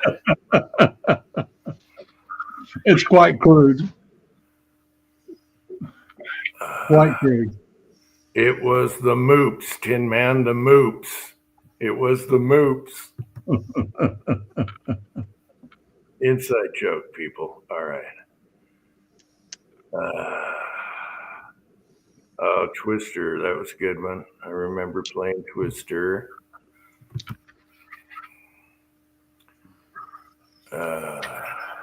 I mean, who came up with Twister? We're gonna put someone who liked to cop a feel. That's who came up with Twister. it's something In the 50s, yeah. Yeah. Oh, hey kid, you want to play Twister? I'm sure you could ask Siri when Twister was invented. I'm sure Biden was probably involved with that one. Right. Yeah, late 60s, early 70s, late 60s maybe. Hey Siri, when was Twister invented? I'm going to guess 68. Twister was invented by Charles Foley and Neil Robbins in April 1966. Oh, earlier. 1966. Wow, okay. I should have known. We played it as kids. And shoot. You know, there's the old classics we used to play, back when I was a kid, Risk and Monopoly, of course. And there was Life and that sort of thing. And so we had board games when I was a kid, but not too many people play board games anymore. They're too interested in their phone or computer games and stuff. Really kind of a shame. Not in Central Missouri. There's still all these kids still playing. No. Dude, That's good. Life was a horrible fucking game. Life took so bloody long. Holy fuck, that game was ridiculous. Life and Monopoly, yeah. War. We used to have a couple of guys in our shop, and their thing was chess. So, they had chess games going for a couple of days. At lunchtime, they'd break it out, and then set it all up, the way they had it. And then they'd sit there and play it. Hold on. I think Tin Man just made an admission to something. Oh, geez. Yeah. My cousin's got a soft butt. Hey, I used to like. Yeah, in Virginia, that you start off. Nope, played that once before. It's a trap. The question is she a first cousin or a second cousin? Second cousin, right. You guys went and brought up space heaters, and I finally broke down and got me a space heater about a year ago to put in the upstairs shower room. Because, man, that's one thing I can't stand is stepping out of the shower in the middle of winter and you freeze your ass off right off the bat. Mm-hmm. I mean, your feet turn into ice cubes, man. When I go in there and turn the shower on, I turn that little space heater on and I crank that shit up, man. I do. I take my shower, I get out, and I dry off all nice and warm and everything. Life is just too short. We've done dozens of heated floors in bathrooms, and now you can put them underneath your shower pan. Oh, so, geez. Yeah. You already got warm water on your feet. Why? Well, with the pre-made shower pans, you can put those heater grids right underneath them. Yeah, I don't get that because you're already taking a hot shower. So, Yeah, but having that warm towel under your feet is nice. Well, you got heated floors, you understand. No, I'm talking about in the shower. Yeah, well, that's a thing now. Well, But I'll what tell I you what. can't, what I can't stand now are the bathtubs that are in the shower. Hold on. You got heated floors? That's some fucking bougie ass shit right there. That's some bougie shit right there. Hey, it came with the house, all right? I'd rather. You're out there talking shit about people watching this, watching that, and you got some bougie ass fucking heated floors. He doesn't have air conditioning though, Scotsman. Yeah, no air conditioning. So we just run cold water through the floors. No. Preacher said I woke up stuck to the sheets in Jim's house that night. Is Did you preacher see the size of that freaking big ass cherry tree cut up? Yeah, that cherry tree that came down in his backyard. He had made a video on it. Man, that thing was huge. A cherry tree. We never get cherry trees that big around here. I mean, it had like a 30-foot freaking trunk, man. The thing was huge. We got wild cherry around here, go 24 inches. Yeah. It doesn't grow fruit. It's wild cherry. We don't we don't have any hardwoods up here really, other than madrona or maple. You know, that's about all we got around here. Yeah, Tim, man, I got the heated steering wheel. That's a spoiler. Yeah. I know, but doesn't your heater, when you set it to chest height, hit your steering wheel while it warms your chest?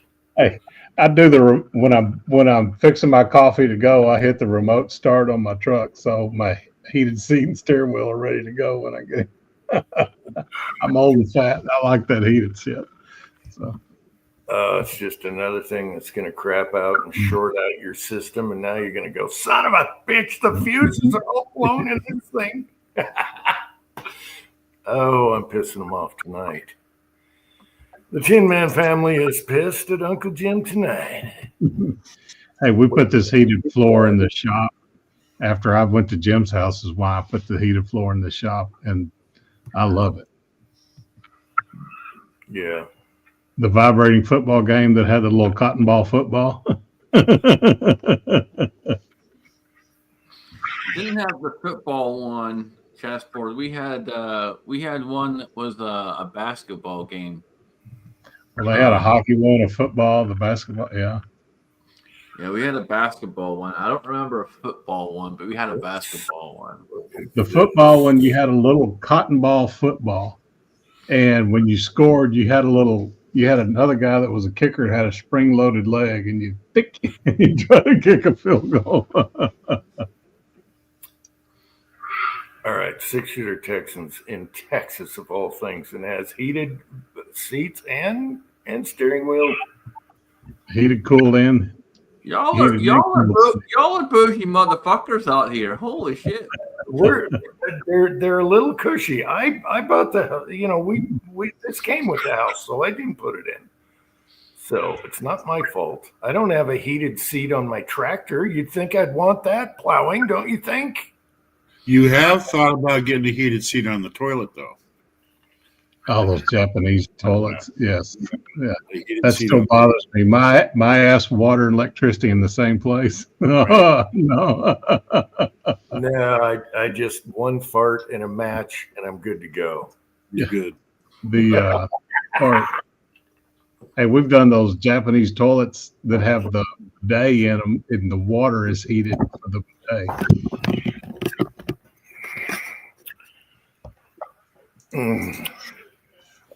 Don't be obstinate. I just uploaded a short. On TikTok? No, on TikTok, on YouTube. That's all right. I don't see shorts. I don't click on them. All they do is keep looping and drive you crazy. You can't pause it. You can't get rid of it. No. I'm watching shorts. I can start watching reels on Instagram. You look up and it's 30 minutes later. It's like, how the crap did that happen? And then the phones are straight up. They're not sideways. Waste of camera space. Every once in a while, when we have the niece videotaping or taking photographs, I have to yell at her and say, "Do that like a normal person." Not. Good night, Gunswater. Yeah, good night. Good night. Thanks for joining us. Good night, Gunswater. Shit, I put Bunswater instead of Gunswater. Huh? Bunswater. I said, Bunswater. Well, I'll tell you what, that was me last night, man. That was me last night, Bunswater. Believe me. I was typing too fast. About 4 in the morning, man. I don't want to hear about it. Oh, fuck. Dude, I didn't even have the strength. Afterwards, I didn't even have the strength. I mean, to stand up. I had to lay down on the floor. Okay, stop. Enough. We don't want to hear it. Oh, jeez. he's a squirter. But you know what? The crick in my neck is gone, though. At least that's good. Yeah. That's backed up when it makes it all the way to your neck. Yeah.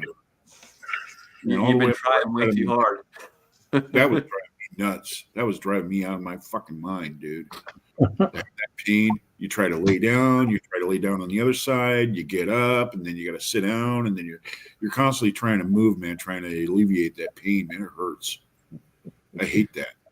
That's why they call it a pain in the neck. Oh, I can imagine the marks on the floor after that morning. Tin man, that ain't no shit, dude. You know what? I'll tell you what. When I got up off the floor, I took a look around, and I said, I hope that, my death doesn't look like this when somebody discovers it. Because I didn't even have a chance to freaking flush the toilet. I was like down on the freaking ground, dude. Tell the truth. You went over the shag carpet and scooted along like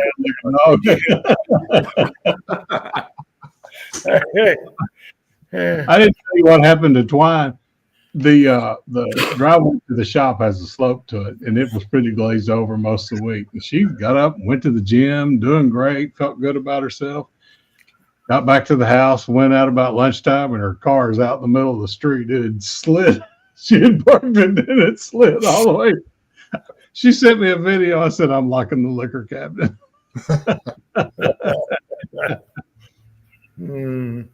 She's like, no, I parked it way up here. Oh, there it goes, Jag again. I used to park in this park and ride. I remember one winter we had an ice storm, and everybody parked their car where they normally parked it, in the parking lot of this church, But this church had a gradual slope, towards the road. And so when the van showed up, I jumped in the van. Away we went to work. When we got back, man, every single car in that parking lot was bumper to bumper. They all slid down. And they just all grouped up, and it was crazy, man. I was like, it took probably about 2 or 3 hours just to get your car out.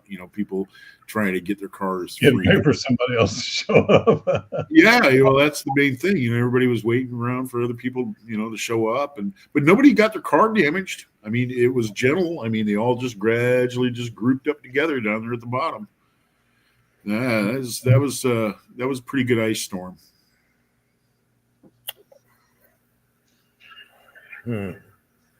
I always hate that when Jim knows what I'm talking about. What will happen here is that it won't snow. You get ice rain where it's actually cubes of freaking ice coming down, and they're sharp as hell. And it's just like somebody taking 1,000 needles to your face. It's terrible. We get sleet all the time down here. Yes. Well, who's winning at Yahtzee right now?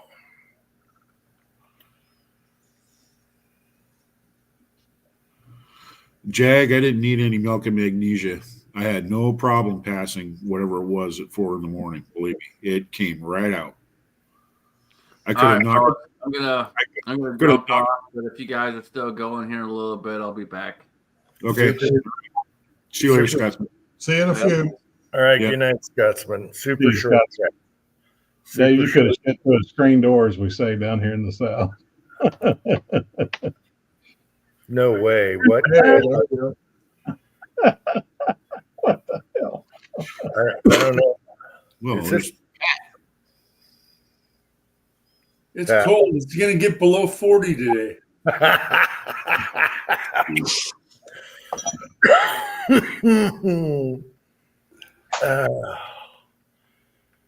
That's pretty funny, Pat. Cats.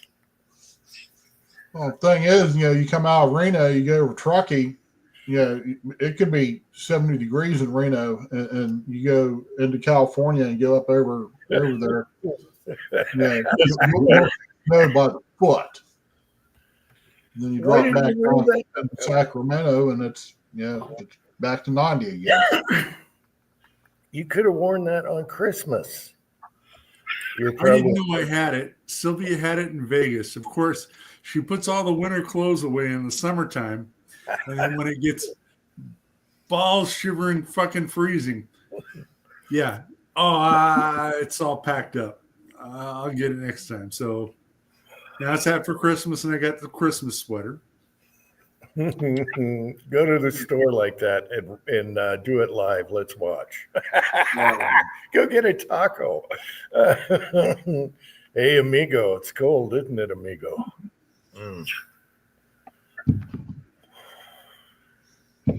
That's funny, Pat. So you like the poker chip video, huh? Why? Was it the music or what? No, it was the music, the production. You put a lot of thought into that. It No. seems like, and No. it was well done. It wasn't slapdash at all. Okay, thanks. No, that was an easy one. It's like, okay, let's do something with these chips. So I'm like, all right, let's do that. I'll do that. Yeah. I like the poker one though, because I grabbed the Derringer at the last minute. I'm like, wait a minute. Got a Derringer. Well, you freaked Twine out with your video the other day. She was fussing about dry skin, and she said, I need some lotion. And I just out of nowhere, it puts the lotion in the basket. And then like 10 minutes later, she comes in and she was like, look at the name of Jim's video. That's just weird. It's just weird. And I'm like, I probably hadn't opened up YouTube. Lotion in the basket. yeah, well, get a humidifier going in the house. Set up a humidifier, get it going. Take all that dry air out of the house. Oh, we got an old metal tea kettle we keep on the wood stove, and you let it boil dry, and once you put the house is so much warmer with water in it, just adding humidity. Yep. Pat, did you ever find a source of 4570 brass? Yeah. So Good. Yeah, it turned out I got it at Nevada Cabela's. Wow. Okay, Nevada, good old Nevada. Well, I didn't know this about Cabela's. If you search Cabela's, they'll check the inventory at all the stores and then ship them out of the store. So nobody had 4570 brass anywhere. It's just a dry spot right now. Starline will start making them and it'll free up. But these guys had 2 bags on the shelf, and I got it. But what really took a long time was that number 8 shell holder that I finally got. Who would have thunk? Oh, that's bad. Bad. I got one here somewhere. Brent, give him bad feedback, bad. Oh. Here's something funny. I got my son something from Japan, and we got it in for Christmas, and I got it in 3 days. And I ordered another thing from Japan, and it almost didn't make it by Christmas Eve, but it made it at the last minute. And that was ordered 3 weeks, before. So it worked out. I always hate that about eBay. What Pat was saying about eBay is that you'll buy something on eBay, and then the guy always waits to ship it. He's going to ship it at his own convenience, and you're sitting around waiting. You've already paid for shipping, you know. Yeah, you check their feedback, and one thing I check is fast shipping. Right. Yeah. My son, though, he did order his mama some scissors, kitchen scissors, and they just showed up 2 days ago, and that was for Christmas. Oh, hell. It took forever for those stupid scissors. I'm going to tell you what, having scissors in the kitchen is that's a lifesaver, man. I love having a pair of scissors. They just come in so handy. You know, kitchen shears. Yeah. Yeah, we have a pair, but these are fancy, so special order. Yeah. Here's,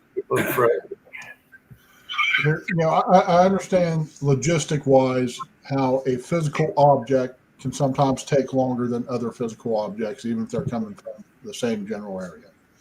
Here's where I get frustrated. I go on Amazon or wherever. I don't do eBay, but I go on and I order a little widget that's made by some girl in the Mongolian desert in her tent. And the $10.95 that she charges for it, plus the $2 for shipping, is taken off my debit card immediately.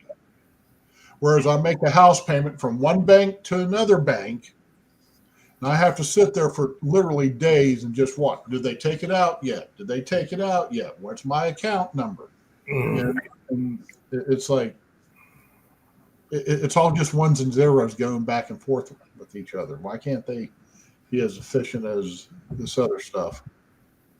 Or what drives me nuts, Midway and Brownells, your shipping label has been printed. Mm-hmm. And then it gets picked up 4 days later. Tin Man can bitch about that all he wants because it happens to him every time. He has the worst luck with shipping, and he always wants it now. I need it tomorrow. Yeah, that's what's funny about Tin Man. He needs it right now, so he's doing like the second day you ship whatever, and it takes forever. Yeah. I literally ordered a package from Midway, which is in Missouri. I think the Springfield area? Columbia, yeah. Columbia, okay.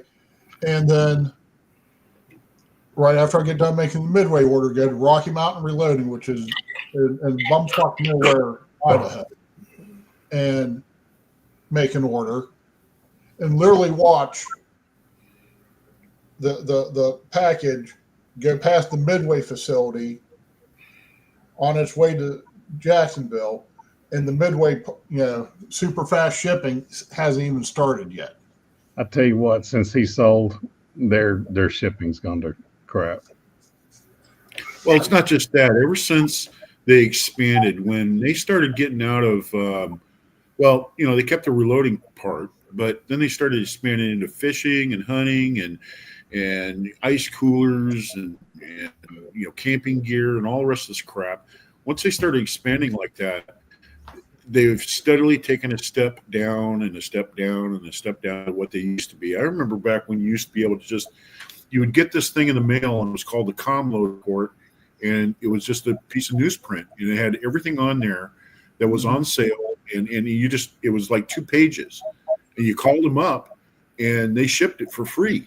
I mean, and Midway was really cool back then, but ever since they started to expand and they expanded their business, they just went downhill. And I got to admit one thing: they became sort of the big box store reloading and stuff like that. They're trying to compete with Cabela's and all the rest of those other guys. I think it's regional because Patriot Paul has had good luck. I've always had good luck with Midway. I don't have issues with them. I had real good luck. 3 or 4 days every time. Mm-hmm. Yeah, mine takes a little while. It takes about a week to 7 days for anything to get to me from Midway. I like I said, back in the day though, it was great. I mean, free shipping. I think he had to pay for the phone call, but they didn't have 1-800 number. And But every once in a while they'll do that though. You'll get that your item is shipped, but they've just printed the label off. I get it from Amazon too when it's a private deal.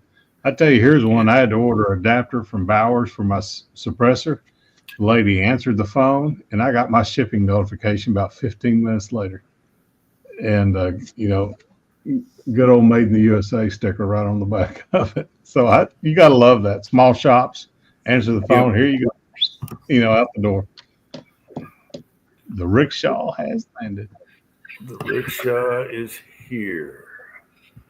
Oh, that's good. I think I'm going to go ahead and jump off. So I'll talk to you guys later. Okay. I'm going to stay in the side chat though. All right. We'll see you later, Dave. Okay. Have a good one. Watch that. Yeah. Well, Pat, tell us how things are going for you. Are things still nuts in LA or? Okay. Well, as far as the fires go, they're about 50% contained and not burning into any neighborhoods right now. And the winds have died down. But by Wednesday of next week, it should be fun again. So if they don't have them out by Wednesday, you're probably going to see something. So about me personally, though, is I got the coffin shits that's going around, this norovirus shit. It blew through my whole house and took down little Zoe and her mom. Then it hit Sylvia, and 4 hours later it hit me. And I'm just getting over the cough on that. But no, I mean, if you looked out today was as clear and nice and pretty as I've ever seen it.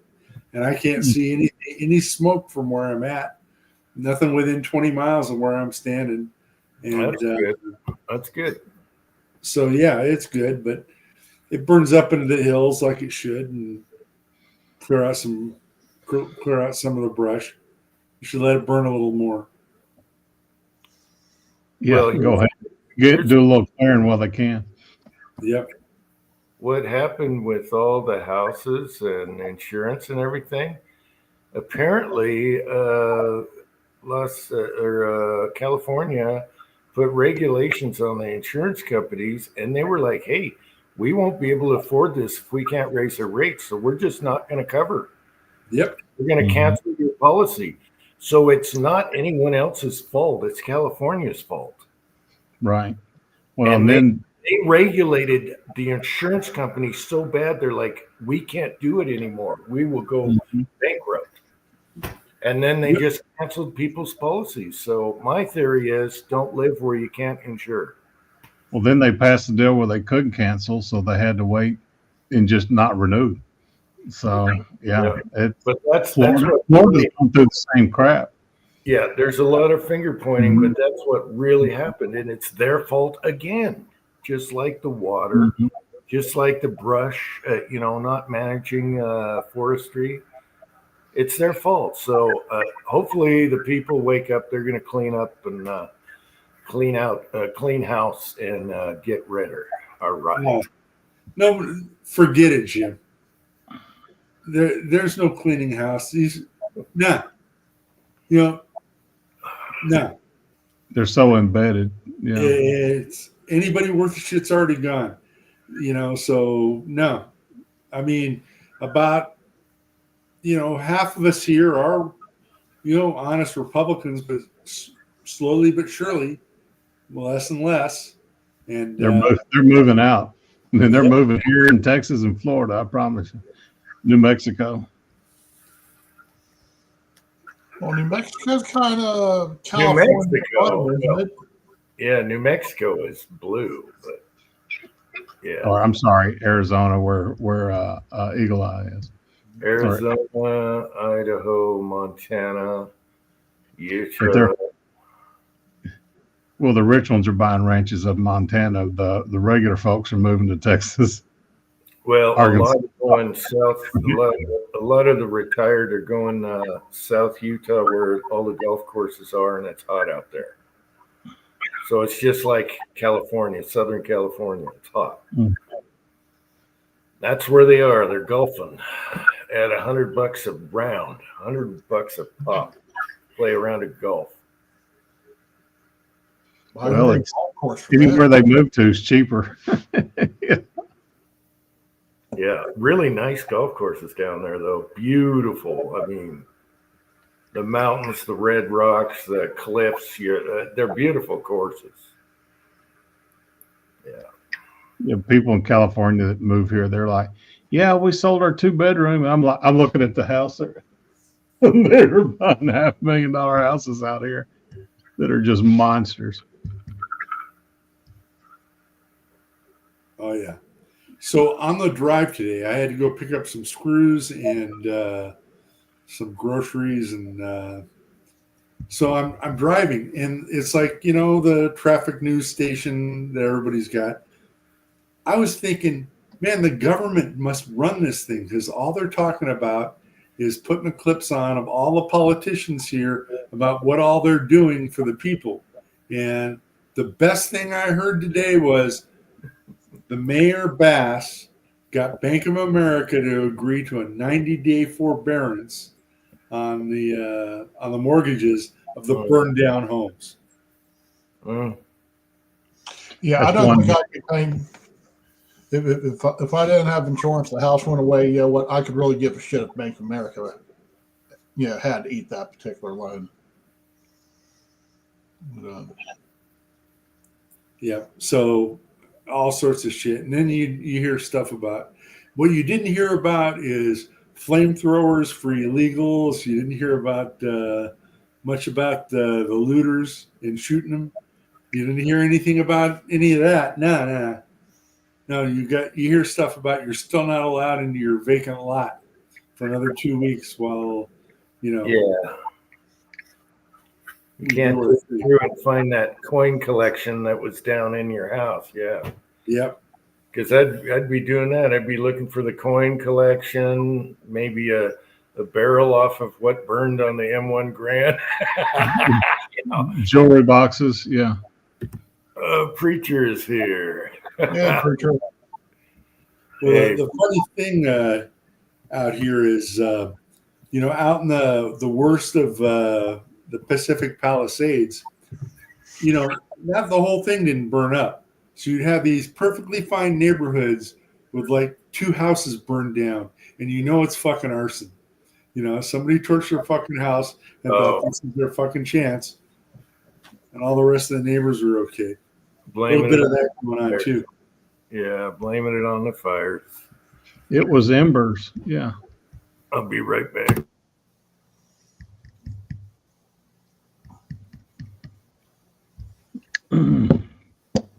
I will go grab a cocktail and use the little boy's room. I'll be right back. Okay. All right, hurry back. I need to go get some nicotine. There you go. My son is buying nicotine toothpicks. Have you seen those? No. They're in a little jar. It is toothpicks with nicotine. He just pops them in his mouth. Yeah, you sure they don't got PCP on them like the old bull haulers?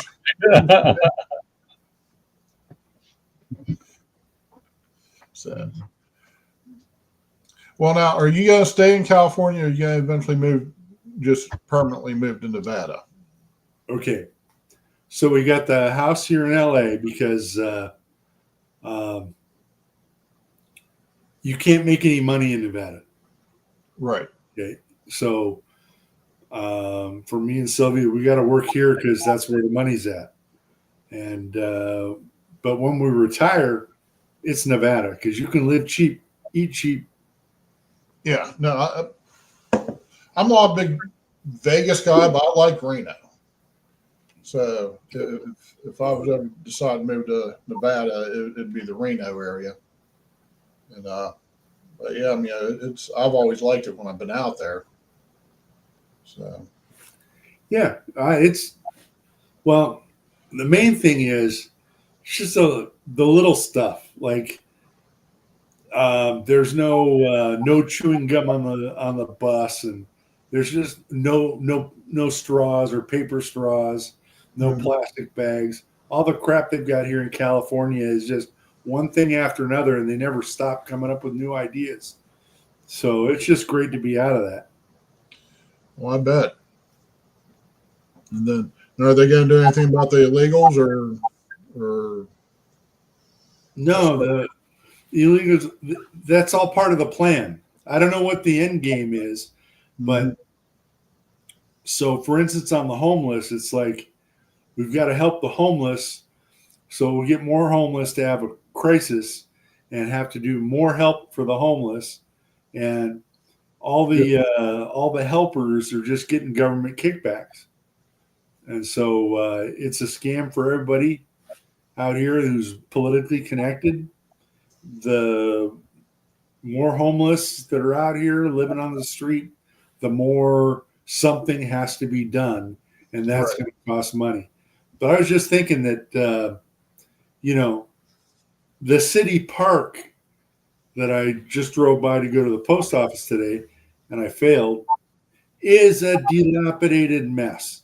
I mean, nobody's trimmed the trees in like 10 years. The grass is dead on the park because they don't water it for water restrictions, and nobody mows nothing. And there's pine cones all over it. So it's not like you can lie down in it. And it's a mess. And it's not even pretty anymore. It looks like, I don't know, an abandoned farmhouse. Was the rec center in the park. And it's nasty. And I'm thinking, my God, they'll give a 4-star hotel room to a illegal alien, but now they won't even sweep the park. All that crap laying around there, that's just another fire hazard on top of that. Yeah, and it's little things like that. So, I drove past the electric charging station that had no parking in front of it, and little crappy stuff. Kyle, are you here? I am. There. So it is the Kyle. All right. It is the Kyle. The one with. I'm gonna use these Uncle Jim knobs for poker chips. That's what you need to print off is a shit ton of different colored poker chips. Yeah. Hey, that was pretty cool. I don't think I've seen them do multi-colors before, and I didn't realize if it's thin, it'll go all the way through like a light. Notice the numbers, you can see through them or whatever, the middle, the arrows. Anyway. Oh, really? That's cool. Yeah. So those are really tight. So, you know the clamps you do this like a wood clamp. Just put it against the bar, center it, and boom, it'll be on there. Better tight than loose. Wow, that was fast. Yep. Priority. Now, Jim, on these little primer tube holders, Yeah. do you think a thumbtack could hold them in the wall? No.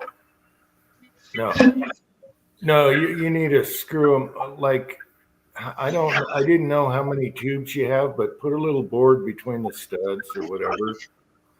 Or well, I've got a shelf in there with all kinds of primers and bullets and stuff like that on it, and then straight to the shelf. Now, what works on those are tight. What works on those is when you grab the tube to pull it off. Do that. Use the tip of it to pry it off. Oh, I got you. Okay, all right. You know what I mean? If you try pulling on it, you only have 2 little screws. That's what I do. Mine's on the leg of my bench. So you're saying this side up, right? Whole side up? Either side up. Okay. Flip it over. Let me see. Come here. Yeah, turn it around. That's against the wall. Yeah. So this side up. Yeah. Oh, I see what you mean. Let me go look at where I have the screws. Topper. I think they're at the. Hang on. Oh, look what else he sent me. It's an Uncle Jim Dillon tool holder. Wow. Oh, there you go. I thought that was nice of him.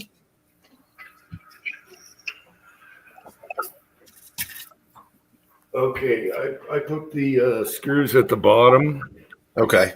I just wondered if it worked either way. because when you pry up like that, it's more force down there, I guess. I don't know. But they're kind of a little tight also. But I'm sure I'll wear them out. All right. And the did dreaded primer thingy. Did the bullets fall apart or anything? Nope, they're fine. They were Beautiful. in the baggie. Okay. They didn't break open. Good. But to be perfectly honest with you, I did open the bag outside. Ass spray. I forgot all about it. I don't have ass spray. Okay. Well, I was worried. So there you go, Pat. I took care of them, huh? We were talking. Yeah, about I feel like a real shitheel now. You know, you're Zoe. good. I had to babysit Zoe on Thursday. The bastards were closed at 5 on Friday, and I drove out there and I missed them at 2, and they're closed on Monday, so I can't get your brass in the mailbox till Tuesday. That's fine, man. Okay, Kyle, can you answer Tin Man's question? Because I asked you what color. He did ask me what color. I said Uncle Jim Piss yellow. I said, you want everything black, or do you want, the Uncle Jim on there? And he said, bring on the Uncle Jim. So good for Kyle. Hang on, I think I can show you the text where I said Uncle Jim all the way, baby. That's all right. We believe you. I've got the chat on my phone. No, it's all right. We believe you. Cranky, I'm not a merch guy. That's why I felt weird about putting, Uncle Jim on stuff. But he said, yeah, give me the Uncle Jim Allen wrench tray. And because I was just I told you at the beginning, everything would probably be black because we didn't have blue. And then I saw the Uncle Jim knob and I was like, oh, I got to do the knob at least. Something to remember me by when I croak. Yeah. But no, Cranky, I'm not a merch guy. Swag. I have is a rock and those little buttons now. So you are a merch guy. Because No, Lord knows you've got plenty of rocks. I got the rock from Preacher. That started the Uncle Jim Piss. No. Preacher's wife painted that for me. That's my logo. I don't have stickers. I don't have merch. I don't do that. However, the son surprised me. He didn't even tell me. He put those on you saw how they were in a circle, Pat, in the video? Uh-huh. He put them on the desk like that. I come down to the reloading room in the morning and went, oh my God, they spawned.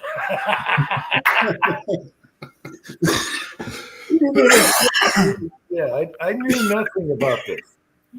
I knew nothing. So I just told him to find me a knob that has reference marks on it, and he added the yellow. So there you go. And it's neat because that stuff's impregnated on there, isn't it, Kyle? Yeah. That's 3D printed. That's not like drawn on. Is each one of these a 10th? I guess. You're gonna have to. I don't know I haven't even tried mine yet. Oh, okay, I got you. Preacher's in the background. Jim, But- Preacher's in the background. Okay, Preacher. You'll know whether it's 2 clicks or what. You'll figure it out. I got you. Preacher. Howdy, Preacher. My wife is in the background smiling that her artwork is still in regular use. And they spawned, actually. Now we got little Uncle Jim tablets. No, that's one of my prized possessions. Okay. the Ozark plaque, the Rock, the Princess. They got the boob shot up. Possum in a can. Tin Man's Christmas card with the goofy. Harold, they tried to get every one of us to eat that possum in the can when we were there. Yeah. I remember when I was out there, we cracked the seal on it. I know, and we ate some. Yeah. So all those are memories. They're all on the wall. What's funny is if a stranger comes over, like my neighbor we were shooting with, he's going to look around and go, "This guy is weird." He's with this guy. I got so much weird shit on the wall. Oh, well. Yeah, it's fun. All right, go Marav tonight, preacher. Marav, baby. Respect. Hey, Washington's actually in the league. I can't believe it. Oh, I mean, I can believe it because Detroit took out their starting quarterback. What did y'all think about the ending of the Chiefs game? Who won? I haven't been home. The Chiefs won. But talking about how they ended it. The all-purpose safety? Yeah, which changed the point spread between the Chiefs and whoever they were playing, Texas, to 9, right?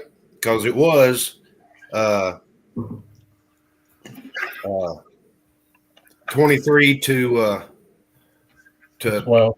10 or 12 or something. No, it was 23 to 10. So that's 13. Oh, wait a minute. I don't know. Somehow or another, them doing that safety dropped the score to 9 points, a 9-point lead. You know what the point spread on that game was? 9.5. Did that on purpose. No, right. They did it so they could kick off instead of punt. So he ran around, burned about 8 seconds off the clock. But with the safety, you got to kick off instead of. So they kicked it into the end zone or whatever, and they burned off enough that what they have left 7 seconds after the kickoff. Yeah, the game was over anyway, but they dropped it. That's the excuse they're going to use. Right. Why did they need the ball back? They were already ahead. They didn't get the ball back. They had to do it. They got a safety, so they had to kick off. But that dropped the point spread to 9, and that just shafted everybody in Las Vegas. Well, then it got the announcer's attention. What's on Preacher's shirt? I'm guessing right now. I see hair. Okay, it wasn't who I thought it was. That's probably the greatest Baptist preacher of all time. That's Charles Spurgeon. He lived in the 1830s to 1890s. All right, if you look at the screen, though, it looks like Trump right there, just from the eyes up.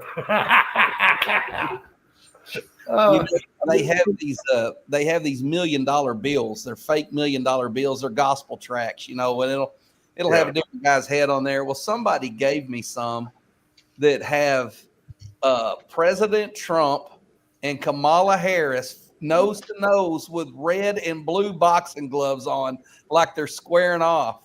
And I mean, the election's been over for months, but people still come in the shop and get those things and laugh and keep them and stick them in their wallet.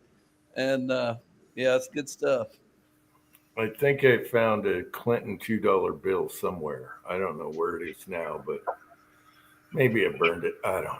I need to show y'all my Bill Clinton Pinocchio knife.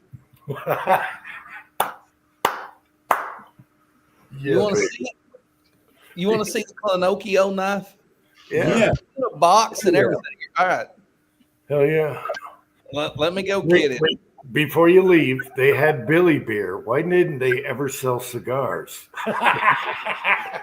They could have called them Moncanudos. I believe there was actually some Clinton cigar branded. There was? Okay. At one time. So. All right. All right, I'll be back. I got a joke for y'all when preacher gets back, because there's a teachable moment. Quiet ginger. They could call the cigars Monica Noodles. TikTok is dead. Well, TikTok is only temporarily dead because Biden was the one that put the ban on TikTok. Okay, so we got a couple days. See what happens. Don't let Mrs. Tin Man have a conniption. Well, the legislature is the one that killed TikTok, not Biden. I wonder how much Google paid to have TikTok silenced. Right. Trump. Yep. Biden announced that it was dead, so I don't know if he had to approve it or not. Okay. He said they had 2 days left. Whatever. I don't know. All the CCP is all in our phones through all kinds of ways, not just TikTok. That's just the one that everybody talks about. Yeah. Well, yeah, my phones, YouTube, they're all in your stuff. Everyone's in your stuff.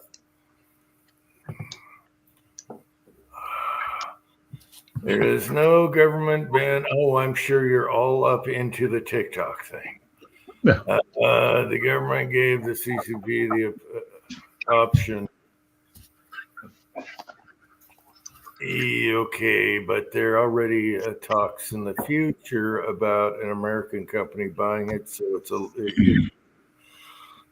they want to turn it into an X, which would be awesome because then all the ring nose purple hair people would be pissed and they'll go somewhere else. Just like No, there's still plenty of them on X, I promise you. I know, but then they can't get away with stuff so much. Okay, preacher, we got to see this. Let me get on you here. Oh, hang on.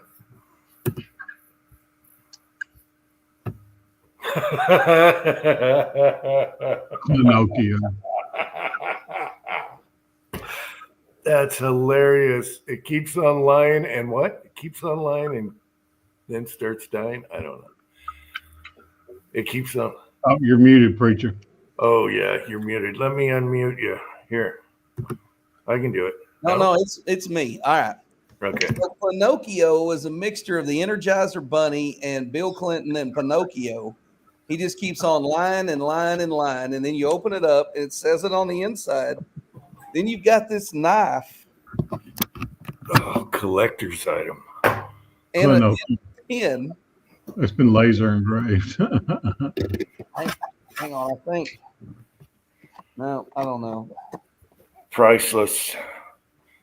I saw this thing at an antique mall for like $35, and I was like, "Yep." Right there. The thing is, it doesn't look like Bill; it looks like Hillary. It does. It's hilarious. So, preacher, this joke's got a teachable moment for you. Okay, I'm ready. So one of the Democrats finally gets lucky, and Trump gets assassinated, and he goes to hell. And the devil's like, "Well, dude, after the last 4 years, we're full. We're full. So I'll give you a choice. I'll give you 3 doors, and you pick one of those people behind those 3 doors, and you'll replace them." And he's like, "Well, do I have a choice?" He's like, "No." Okay. So he opens the first door, and here's Obama jumping off of a diving board into a pool, gets back out, climbs up the ladder, jumps off a diving board into the pool because he had this deep fear of water. And he's like, no, I don't want to climb up a ladder all my life. Okay. So he goes to the next room, and here's Bush in there sitting on the ground with a hammer breaking rocks, turning them into gravel. As soon as you break a rock, another one appears. And Trump's like, no. I got a golf injury. I can't be swinging a hammer for eternity. So he shuts the door, and they go to the third door. Here's Bill Clinton strapped to a bed, butt naked. Well, in walks Monica and starts doing what Monica's famous for. And Trump goes, I can probably do that. So the devil says, Fine, Monica, you can leave. Oh. So, the teachable moment is, the devil might take you with a good time, but you just end up with a bad taste in your mouth.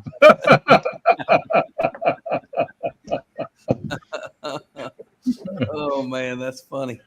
That is funny. So bad. So bad. Be right I back, heard guys. that one. I couldn't quit laughing. That's funny. Monica, you can leave. Man. That's almost clean enough for you to be able to tell tomorrow. Not quite. Depends on the crowd. So I started picking up pocket knives last year here and there, and older knives and a few newer case knives and whatnot. But yeah, when I saw that one with Bill Clinton on the front and the lined nose, and I was like, man, I don't know where this came from, but I've never seen one before or since, so I had to own it. Yep. Tin Man, you got a belt, don't you, Tin Man? Just pull out the belt, do the slow walk.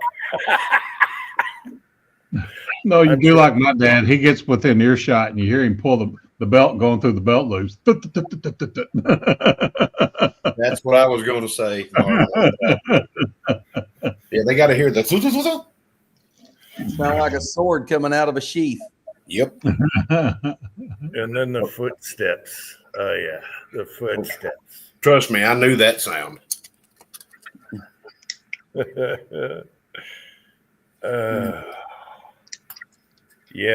Collecting old knives at, thrift stores, pawn shops, all that can be a rabbit hole. I can't tell you how many I have. My wife's in the living room. Yes. Secrets with Preacher. I just say stuff like that. She don't care. Oh, just like a day and a half, Preacher, day and a half. Day and a half. I'm a button pusher. I like to push buttons.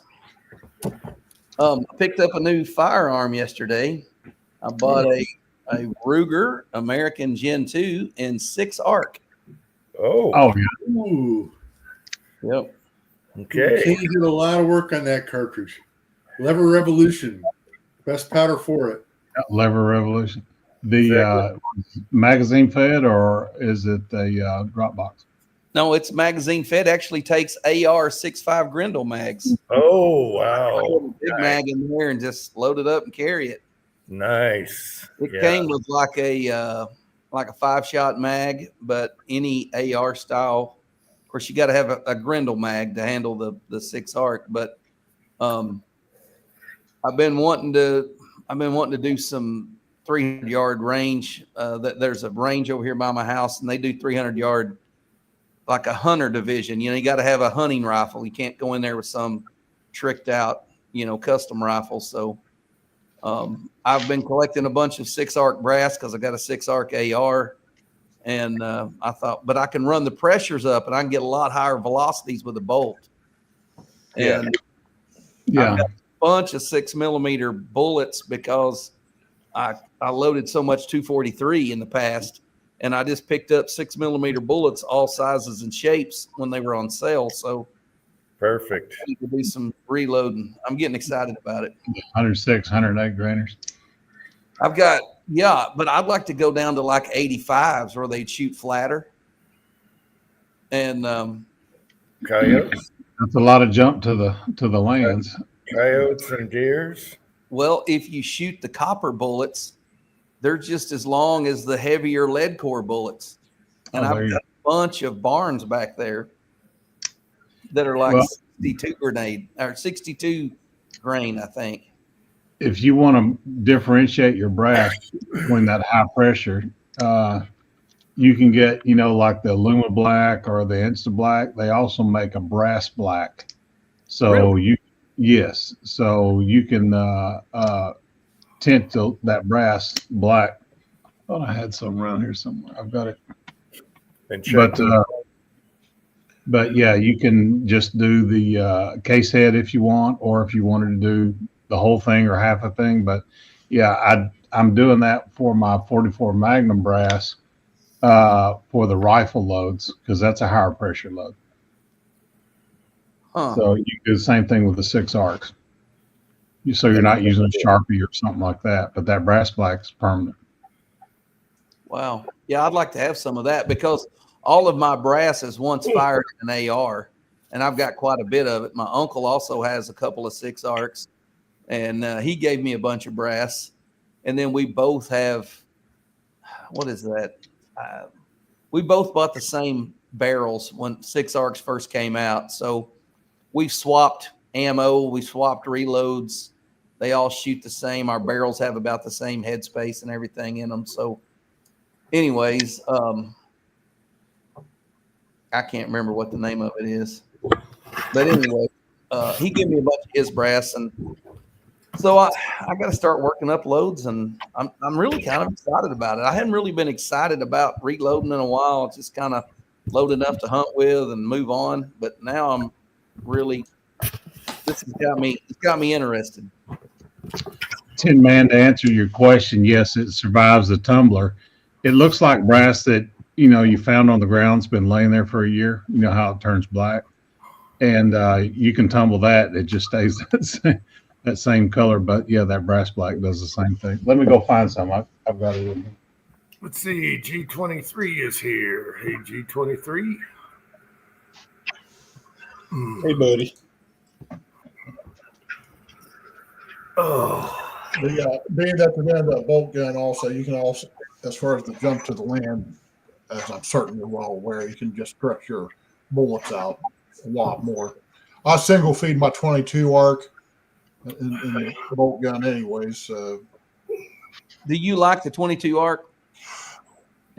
I'm only 200 rounds in as of right now. I love it.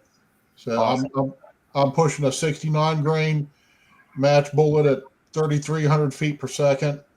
I might be able to do 29 with the same, the same bullet out of a 223. So yeah, I'm liking it. Blow Marvin up, Jim. That's a big. Oh wow! Is that fresh, tumbled, and It's been tumbled. Yes. let me get to them. I got to move up on the screen here. So they've been sized. They've been trimmed so you can see the top. But that's 44 brass that's been through that brass black. Now you'll run it through that brass black. Then you need to get a polyester rag and kind of buff it up a little bit. But yeah, that's been through a tumbler. That looks good. That's the Well, hey, all you got to do is leave it out in the yard for 3 years. yeah. Leave it out in the yard for a year. It'll do the same thing. I do the That, or you could do that nickel plating process. That just takes a battery charger to do I that. find a lot of brass like that in the backyard. Yeah, that color. Oh, that's funny. I used But, to.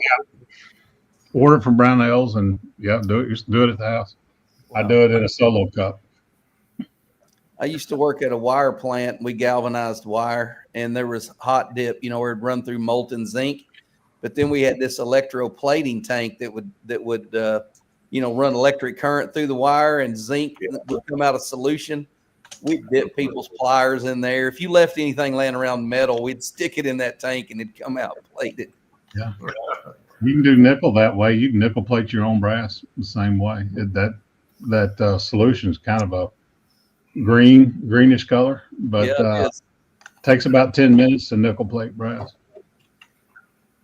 My brother, he was over at the gun range. We got like 10 inches of snow here over a week ago, and he went to the gun range yesterday, and all the snow had finally melted.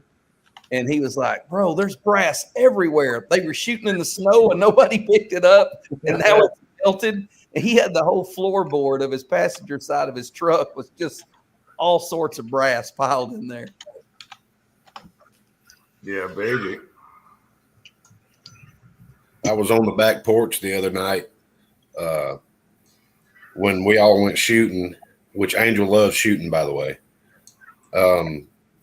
My friend from Vegas was here, and we all went to the range, and we were just throwing everything in my range bag.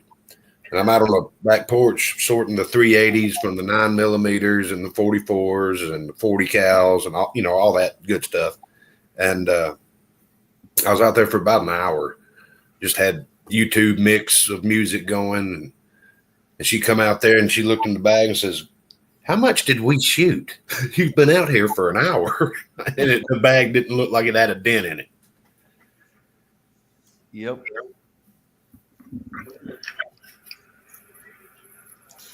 Yeah, the Game and Fish range that's over in Mayflower. Some little boy was coming out there with 5-gallon buckets and putting them on the range, and they said brass. And at the end of the day, he was picking them up. People were dumping their brass in there. Yeah, figured out. There's no telling what he paid that peg leg dude. We call him the range Nazi that ran that place. Yep. We've got an indoor range that me and Jamie go to a lot, and you're not allowed to pick your brass up. And he sells it, It's just 5-gallon bucket of assorted brass. I forget what he gets for it. But I was out there testing 300 blackout rounds, and I was picking them up, and he came over and said something to me. And I said, "I made this. It's a 300 blackout case. What's it say on the head stamp?" And he says, 223 Remington. I said, "I made this. Can I pick these back up? There's a lot of work that went into these." He goes, "Only yours." I said, "Okay." It'd be time to find another range. Piss on that. No, he doesn't charge me and Jamie anything because we make YouTube videos and tag him and his company and all that stuff. And he doesn't charge us to shoot. Yeah. And it's close. Still, just not maybe to pick up your own brass that you paid for, that you fucking busted your ass to buy, whether you bought loaded ammo or if you ordered, made an order from Starline. Right. If you don't want it, that's one thing. Yeah. I had an indoor range that was that way. You weren't allowed to pick up your brass. So he had cameras set up and everything, but he had chairs set up on the range. And I paid attention to where his cameras were, so I would set my range back down and all that, and put my chair right where that bucket of brass was. So I just sit there and I just reach in that bucket and fill. I was like, I don't care what I get, but I'm picking up my brass.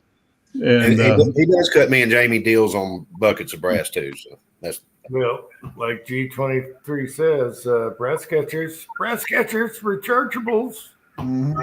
I mean, for example, like the 22 arc. I mean, if for some reason you wanted to shoot it at say 25 yards, which would be a waste of money, but as far as I'm concerned, but somebody probably does. Yeah, that's not cheap. Yeah, that's I lucked out. Mid South had some 22 arc Hornady brass on sale. It was still like 50-60 cents a case. Yeah. What's the parent case of the 22 arc? The 22 Grindal. Just all the arcs are based on the 6.8 Grindal. 6.5. Grindal. Oh, okay, so it's that oddball head case size, the 470 or whatever. Okay. Well, yeah. I mean, Starline sells the straight neck version of all that stuff, and I've converted a ton of 6.5 Grindal brass. Yeah. But because that's all you could get when the 6 arc first came out. Do you have a 6 arc? Ozark? I got a 6 arc. Yeah, I built one right off the bat when it first came out. And that first round of ammo that Hornady came out with was so sloppily done. Me and, I'm friends with Johnny's Reloading Bitch, and he and I were talking about it. He called me and said, "I got 3 boxes of black," and it's like right out of the box, you could see where the links, the overall links were all different. It's like they didn't crimp it in. So during shipping, it all shifted.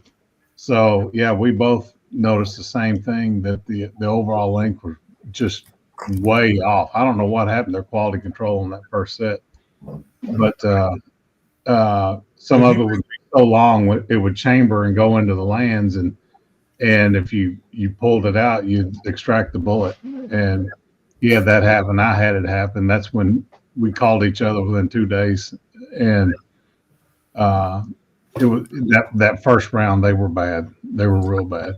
Did he do a video about that? Pardon?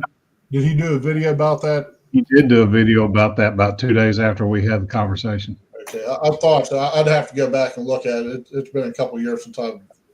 Yeah, well, I don't think he posted anything in a couple of years. Yeah, after YouTube Mageddon or whatever, he was making his living off YouTube, and then all of a sudden he went from a couple $1,000s a week to $80 and $90 a week, and right. he had to get a real job. Yeah, well, he was talking about that. Well, he didn't go into details about the money situation, but yeah, he just saying that he was getting ready to hang it up a little bit. And he started on that shotgun. Hey, hobbies, started on the shotgun reloading, and he did a couple videos. And as far as I know, he hasn't done anything in a couple of years. Well, they kept taking his stuff down. They weren't giving him strikes; they would just take it down and demonetize and all that other stuff. So finally, he started making videos about chickens and pigs and right. stuff like that. And nobody watched them. So, great guy. He came down to the ranch and went hog hunting that time. In fact, that was his number one video of all time, was when he came down and hog hunted at Texas at the ranch. And, he's a Marine, mm-hmm. and, ex-police. And that's what his career was. He did maintenance on police repeater towers. That's what he did before he was doing YouTube. Right. I don't know what he's doing now. Yeah, I remember him talking about being in the Marine Corps, and then talking mm-hmm. about working at electronics. Mm-hmm. He didn't go into too much detail, because at one time he said something about trying to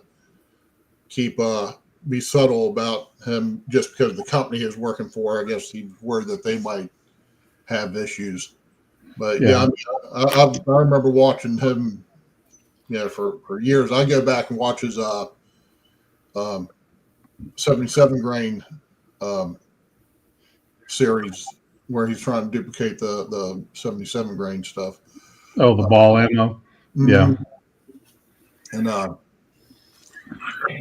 hopefully he's doing well still. Yeah, I hope so. I need to check in with him, see how he's doing. Oh, when he got that cow elk with the bow, he called me. He was still huffing and puffing. I got one. She's about 20 yards away. Look like a horse. Yes. They are big. Hobbies is here. Hey, hobbies.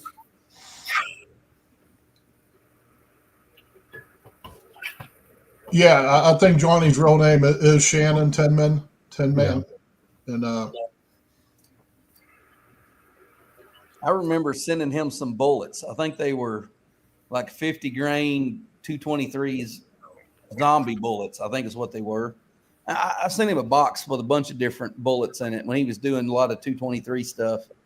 And he just called my channel out on one of his videos. And I got up the next day and I had like an extra 1,500 subscribers overnight. That's how I found your channel. Really? I was like, what in the world happened? And then I happened to watch that video, then, like later in the day, and I went, oh, that's where they came from. Yeah, I sent him that clear gel because I wanted him to test the copper rounds and see what the expansion was like, because we were hog hunting with those copper rounds. And it was the same way. the next day it was like 500 subscribers. Bam. Yep. He's a good dude. I've talked to him a few times on the phone. Yeah, just as honest as He's a smart man. Dave is. Yeah, kind of shy actually. Yep.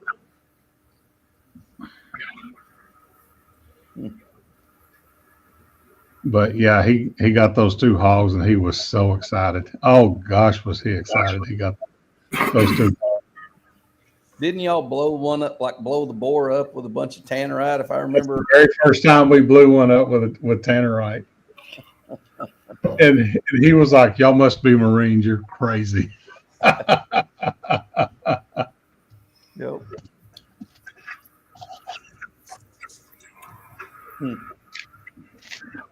Yeah, we blew one up with about 3 pounds of tannerite, and the head flew about 200 yards. Jesus. And over the years, we learned after about 4 pounds of tannerite, the bang doesn't get any bigger. The hole in the ground does, but It gets deeper. but the bang doesn't get any bigger. And that one time when Bacon came down and we blew the one up and put about a half a cup of gasoline in a mason jar on top of the tannerite, that's when we got the big giant fireball. So we learned you could put the gasoline on top of the tannerite, not under the tannerite. So yeah, it took us a couple of tries. We did learn that you don't put tannerite on top of a 55-gallon drum, because that drum will fly like a piece of tinfoil after that tannerite hits it. Yes, we blew that one up with when he was there with 13.5 pounds of tannerite. We had about a 4-foot wide hole in the ground, about a foot deep. It was impressive. It was impressive.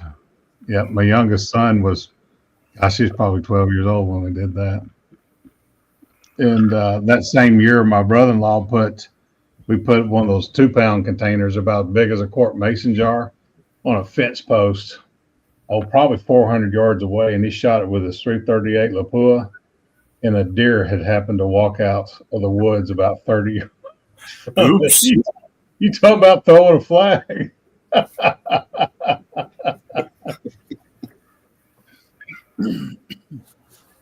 But we've had some good times in Texas. So you found a fresh pile of deer poop about 30 yards from that fence post, huh? Yep.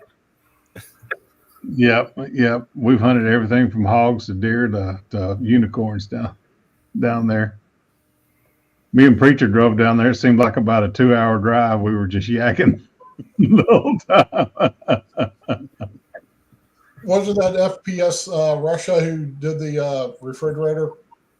Believe so. Yeah. The dude with the oven is the one that about cut his leg off. The dude with the lawnmower did cut his leg off. Oh, yeah. There's so many bad tannerite gone bad videos out there. It's, oh my gosh.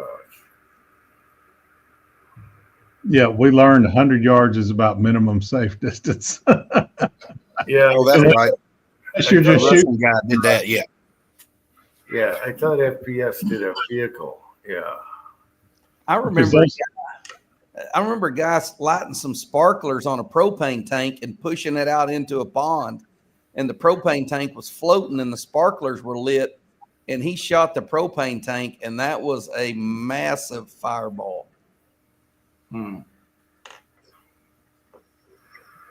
Yeah, there's fun and there's idiocy. I mean, you and I were shooting, Preacher, those little half pounders, and we still stayed 100 yards back. When you start blowing 4 pounds, 13 pounds, you better pay attention to what you're doing. Or if you start shooting a golf ball at a TV or a bathtub, that golf ball's coming back. But a 458 SOCOM versus toilet, 458 SOCOM wins. Yeah, well, I got hit in the lip by a chunk of that toilet. We were about 10 yards away. Yeah. Oh, you got the poo on you. I got the poo on my face. I love your comment. Just taking a dump out here in God's country. Yeah.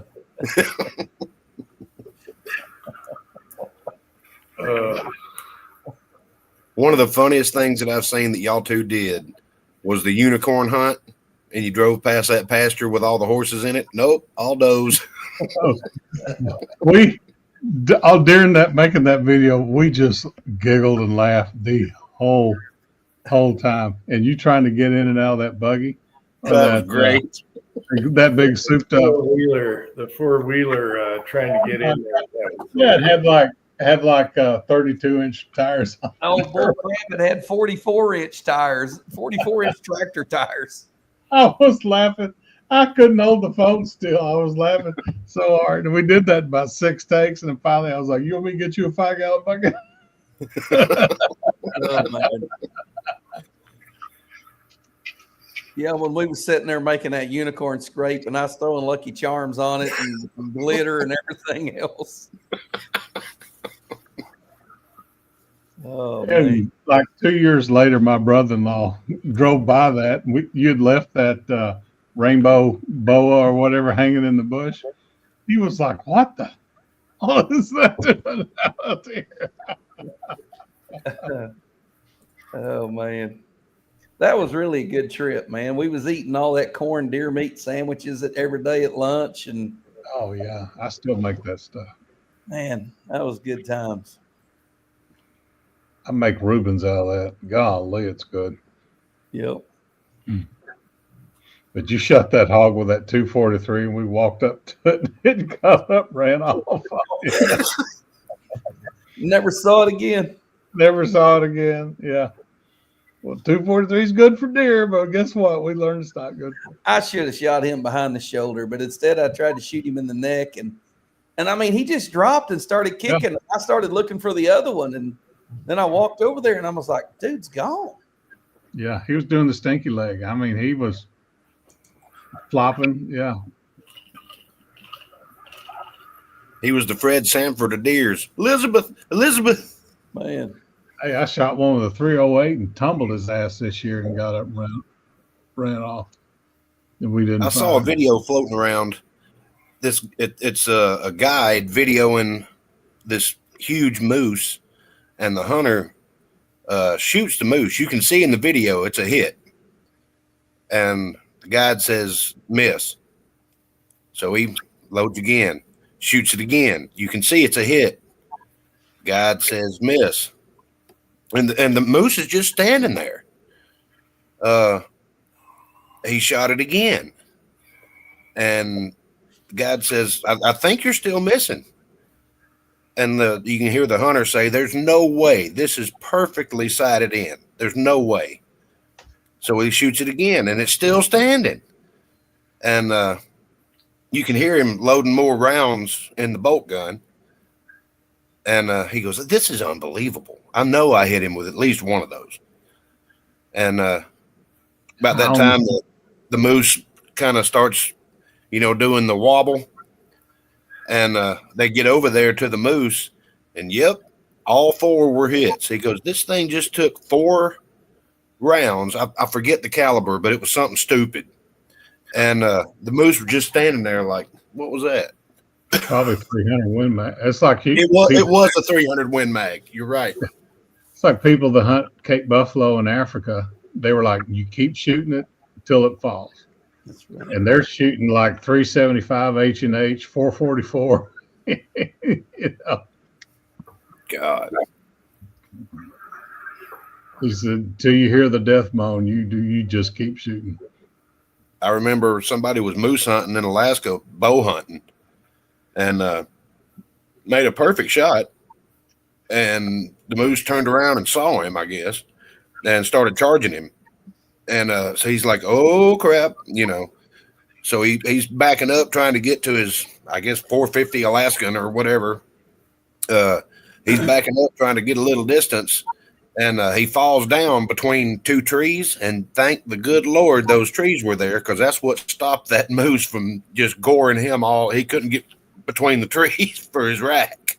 Have y'all seen that video this year of the kid that shoots the buck and it runs straight at him and then dies about 3 feet from his feet? In the snow? Yeah. And he looks at the camera and he's got the big old silver dollar eyes. Did that just happen? I mean, he literally died at the kids' feet. They were sitting on the ground hunting. And that was a good one too. I saw one where a guy was tracking a buck in the snow, and he shot it, and it turned and jumped through a cedar tree. And I mean, it was darn near on top of him. He was shooting a pump action, like a 700, like a, what is that, 746 or something. But he 1187, Remington 1187. Yeah. Yeah, it was a pump action rifle. Mm-hmm. He shot that deer like 2 times at point blank. And he was in Maine tracking that deer. It was crazy. Now, these were 2 kids. They were hunting brush, and he shot that deer at 30 or 40 yards, buck, and tumbled him. And then he gets up and runs right at him. Wow. And it tumbles and dies right at his feet. They're sitting on the ground. And there was 2. The kid filming kind of turned to the deer, and that other kid was just like, did that just happen? That's crazy. That's on like YouTube Shorts, I believe.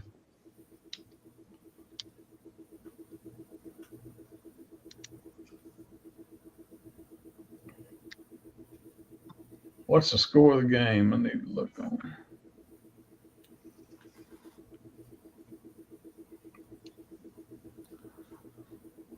Who's Buffalo playing tomorrow?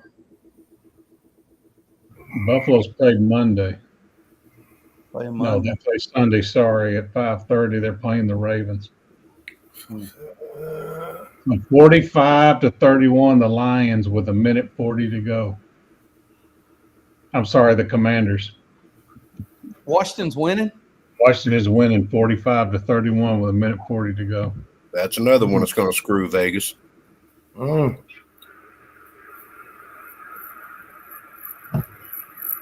Minute 13.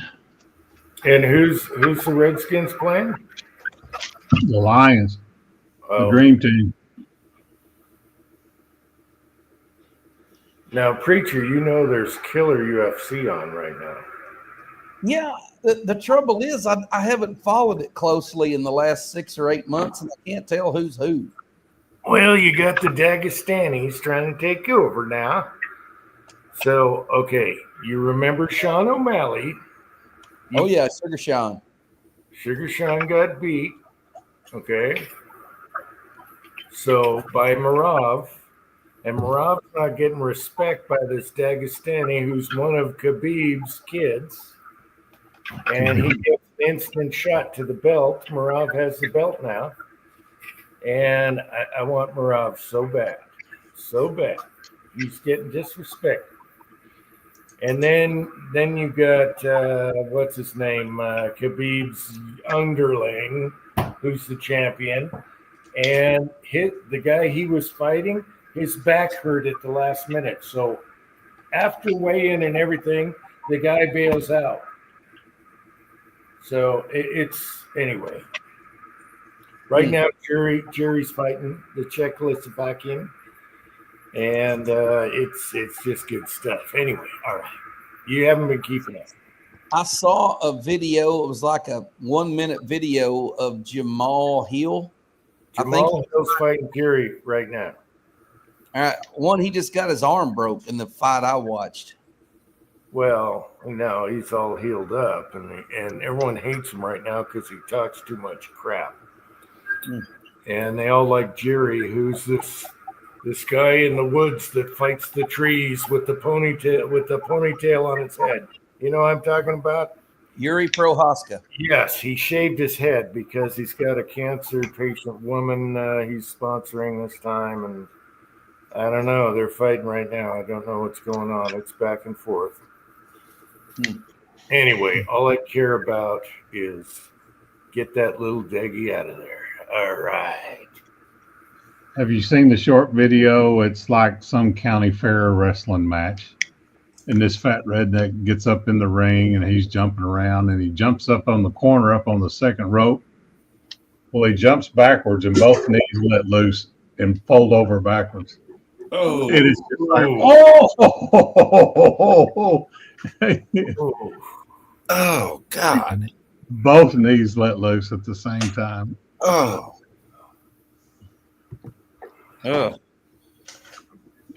I would have jumped right across his chest and went for a 3 count. Yeah, drop down. Yeah. Hook the leg too. I'd pull it up. you savage. He wasn't one of the wrestlers. He's just some fat guy in a t-shirt and jeans, and he jumps off that rope and both knees let loose. And they just bend backwards and he falls forward. And it's just like, oh, yeah. Uh-oh, there was an interception. Quit. My knees are hurting now. Jesus. Right. Ooh. Yeah, I can't watch them where they kick somebody in the shin and their leg breaks, and then they and their old legs just flopping. I can't watch that, man. Yeah. What was the name of the quarterback? So how about the Braves? They played over and over and over. Him Theismann getting that compound fracture. Yeah, breaking his thigh. How about those Braves? Let's quit talking about this. Oh my God.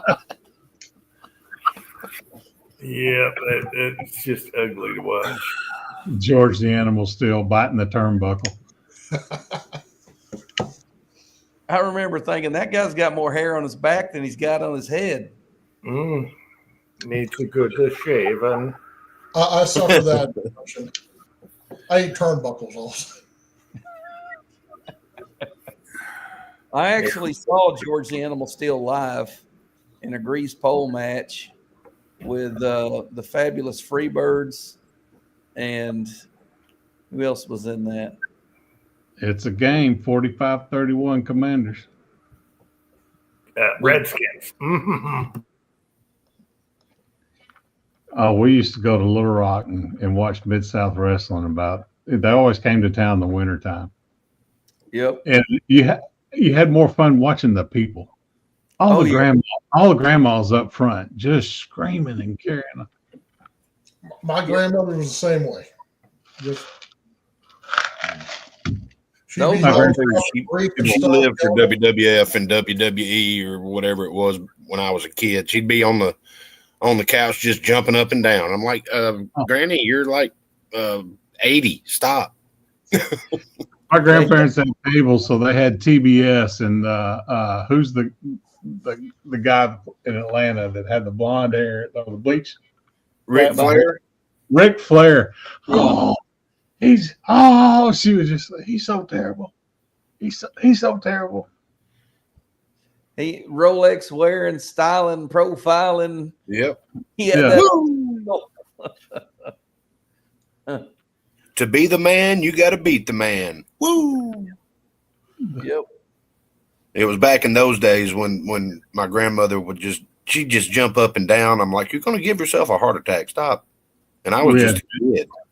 Yep. We had Mid-South Wrestling, and Junkyard Dog, and Jerry Reed, Hacksaw Jerry Reed, and Hacksaw Butch Dugan. No, it was Hacksaw Jim Duncan. Jim Duncan, yeah. I'll hit you with this soup bone. Ted DiBiase, the $1 Million Man, he'd come out with him. Skandar Akbar with his tennis racket.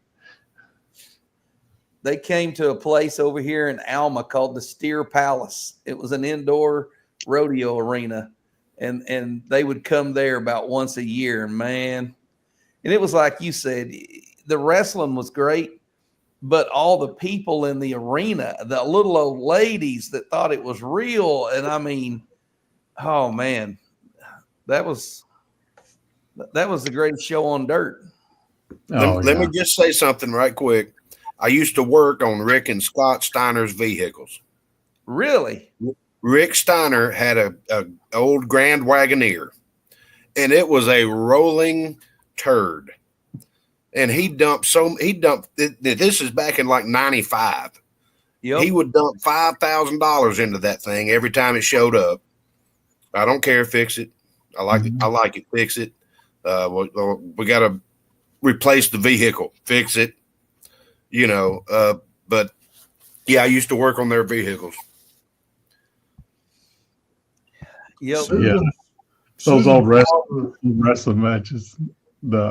it's going to be a 10-minute no holds barred match. And, here's so-and-so, and, from parts unknown, somebody, that had no The name. Great Muta. And then they would come, then the real wrestler would come in and just be, it's like the Harlem Globetrotters, Yeah.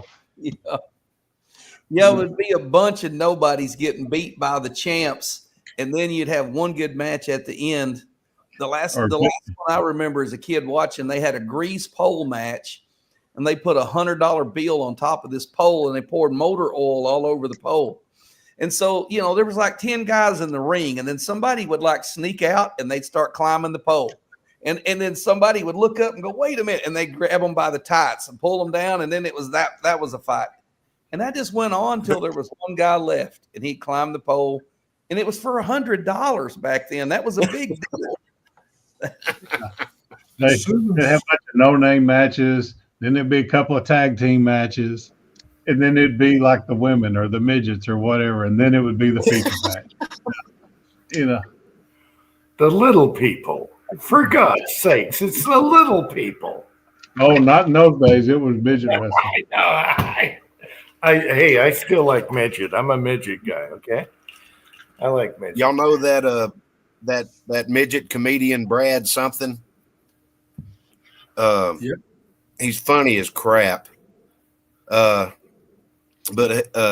he said I was doing a show and I came off, and another little person, in quotes, came up to me and said, "You know that calling a little person a midget is like using the N-word."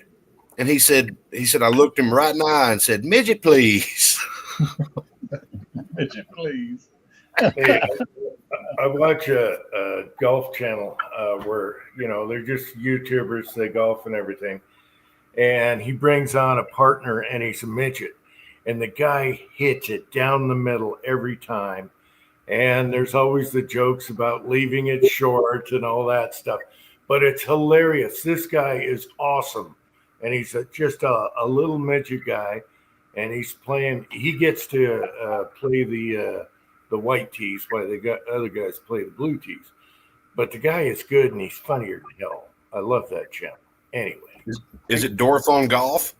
Are you talking about Tim Conway when he would just get on his knees? No, this is these are YouTube golfers. A real midget. And he's got a great sense of humor. He doesn't give a crap. And he comes up with the jokes, okay? So, yeah. He's awesome. The guy's an animal. He plays really good, too. There's some real ignorance taking place in the side chat, and I'm not going to mention Cranky's name. But I can tell you his initials are Cranky Cletus. Where is the ignorance? Like either one of them guys know how to make grits. I don't know. I'd like to have some grilled grits. Yeah, grilled grits like ribs. Six Shooter Texan. I watch him on TikTok. You bastard. Anyway. Oh,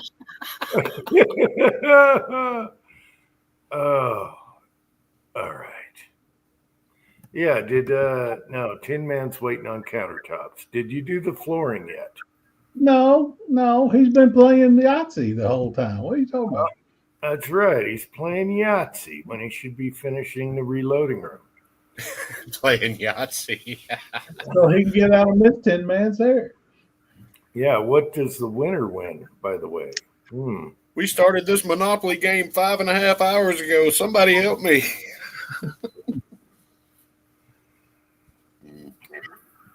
All right. We got to give Tin Man crap, And Preacher, surprisingly, hasn't given Cranky any crap on the side. So Cranky thinks that you fry grits. Tin Man's telling him that you boil them, which is correct. And then Cranky said, well, boil them and then throw them on the grill like ribs. Grits are the consistency of soup. I don't know how you put soup on the grill like ribs. No, it's pretty much like cooking cream or wheat, kind of. They're both like 20 minutes. No, real grits are about an hour. Quick grits are about 20 minutes. Right. No, quick grits are about 10 minutes. And if you're cooking them in the South, they're swimming in butter. There's an inch of yellow butter. Yeah, they're going to be greasy.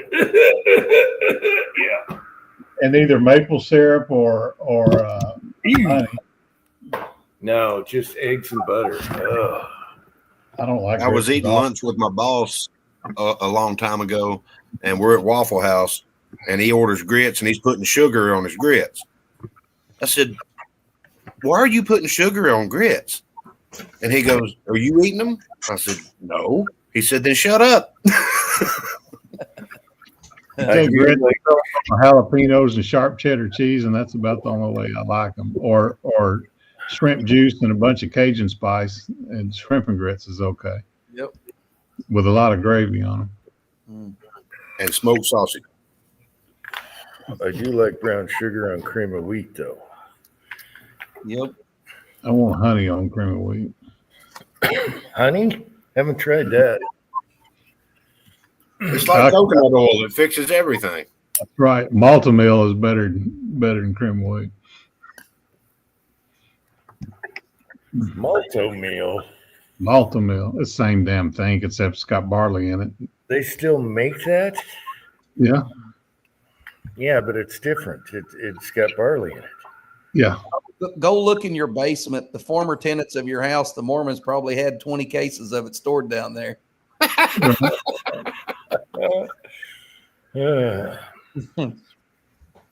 I told you we have it's up to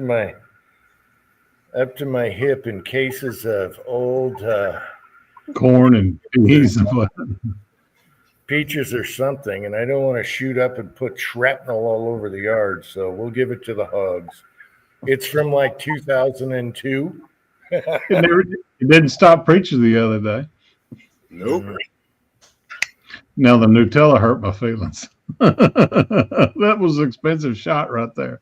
It was old. No, that was good video, cleaning the pantry. And I like the powder blowing up with 22-250? Cocoa powder and a shotgun was something. Yes, yeah. I had a bunch of 300 blackout ammo I wanted to burn. Had been loaded for a while and just kind of was odd. And it just didn't have the ump. The 22-250 had the velocity. And it didn't. Yeah, it didn't have feet per second. No. But blowing stuff up never gets old, ever. Nope. We were shooting up your pantry that day, and that hot sauce got in your mouth.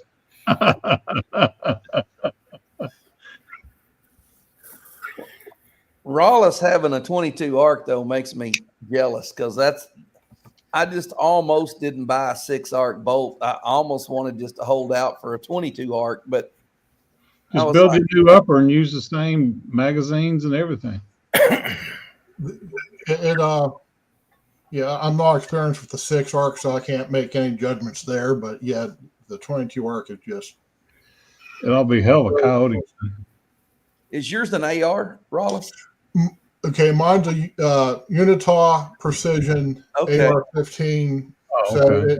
So it's a AR based.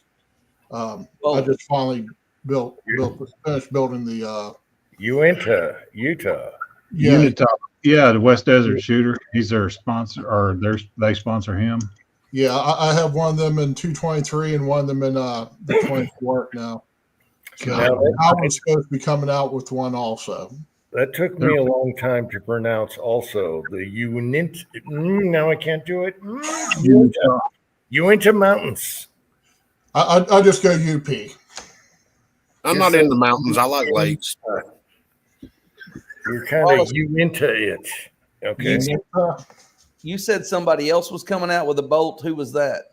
So Howell was supposed to be coming out with a bolt. So I mean, it's probably going to be in like the $500 to $600 range, depending on what kind of stock they put on it. Right. I bought 2 Howell 1500s this year, last year, and they're Brownells always has Howell at least actions, barreled actions, and you can sometimes pick them up for like 400, 375. Yeah. They've got the 6 arc and the mini action. I wish they just did it the short action instead of the mini, because then you're stock choices and all that are so much better. Yeah, it's trying to find the mini action, and even just a cheap stock till you can find the stock you really want can be a pain. Because Hogue makes them, but about once a year. When they sell out, they're out until they make them again, like once a year. Yeah, but for the 223 barreled action, I bought the Howa. I went ahead and put I think it's a Bell and Carlson. Nice little stock. Unfortunately, it was a little bit too short, so I had to put get a recoil slip-on recoil pad to add about an extra inch of length on there because it just cramped up when I'm on the bench trying to shoot. I mean, it's 223, so it doesn't have any recoil. Preacher, where'd you find that Ruger? A place called Gun City in Barling.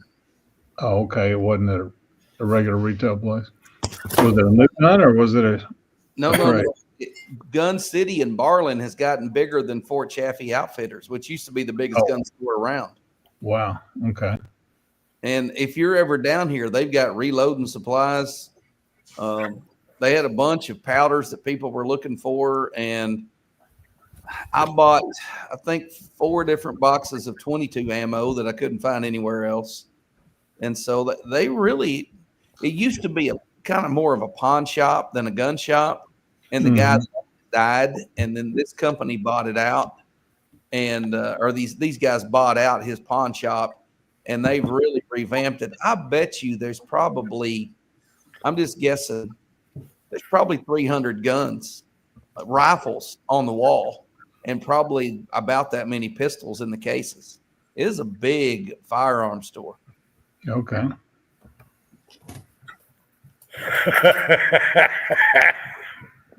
Matter of fact, here's a Howa 1500 barrel mini action in 6 arc, $479. Yeah, Brownells has had them under $500. Yeah. Here's a 308 with a threaded, I think it's heavy barrel. Okay, that's out of stock, but still $400. So that gives you an idea where they're going with it. Cranky. Dyed Cranky. Come on, you're colorblind. Denied, Cranky. Who dyes their beard partially gray? Anyway, Cranky, you're Italian. You got to check his back.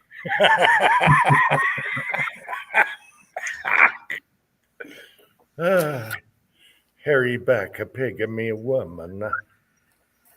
Is it eating that Hawaiian pizza keeps that beard from turning dark or turning gray? Pineapples are fruit, mixed fruit and meat.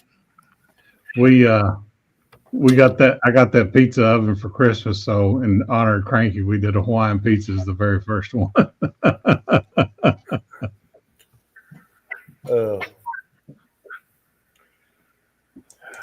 It's funny how we all give each other crap.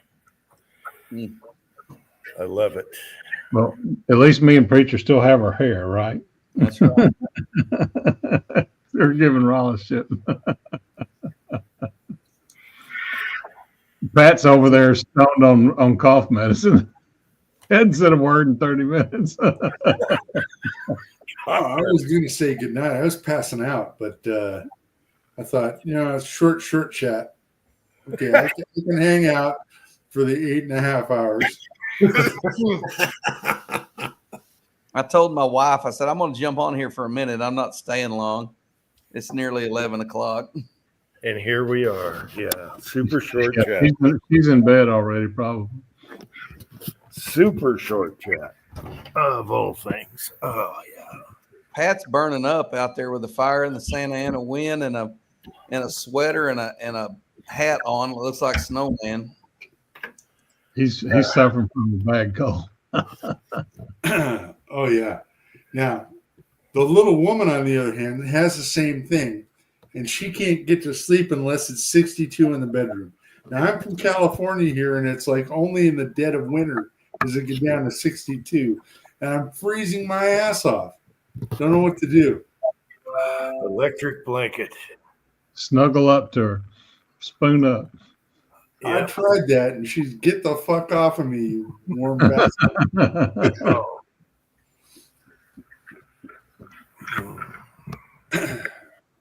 Uh-oh, we got Tin Man coming on here. If that's Tin Man. Uh-oh. I've got my finger on the button. Yep, it's Tin Man. I'm not wearing any pants. You better have your finger on that button.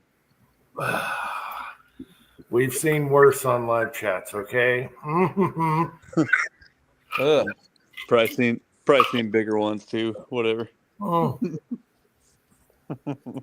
I remember a guy dropping his pants for some reason, and it was like a nurse was going to work on his butt or something. And somebody was looking at him, and I'll never forget the line. He said, I don't remember all the backstory. He goes, if you see something that don't belong, cut it off. Good God.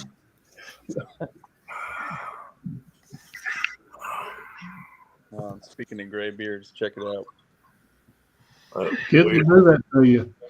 Wait. Oh my gosh, for your age, yeah, you're starting to. Whoa. That's called two children right there. Yes, sir. You're passing me. Yes, sir.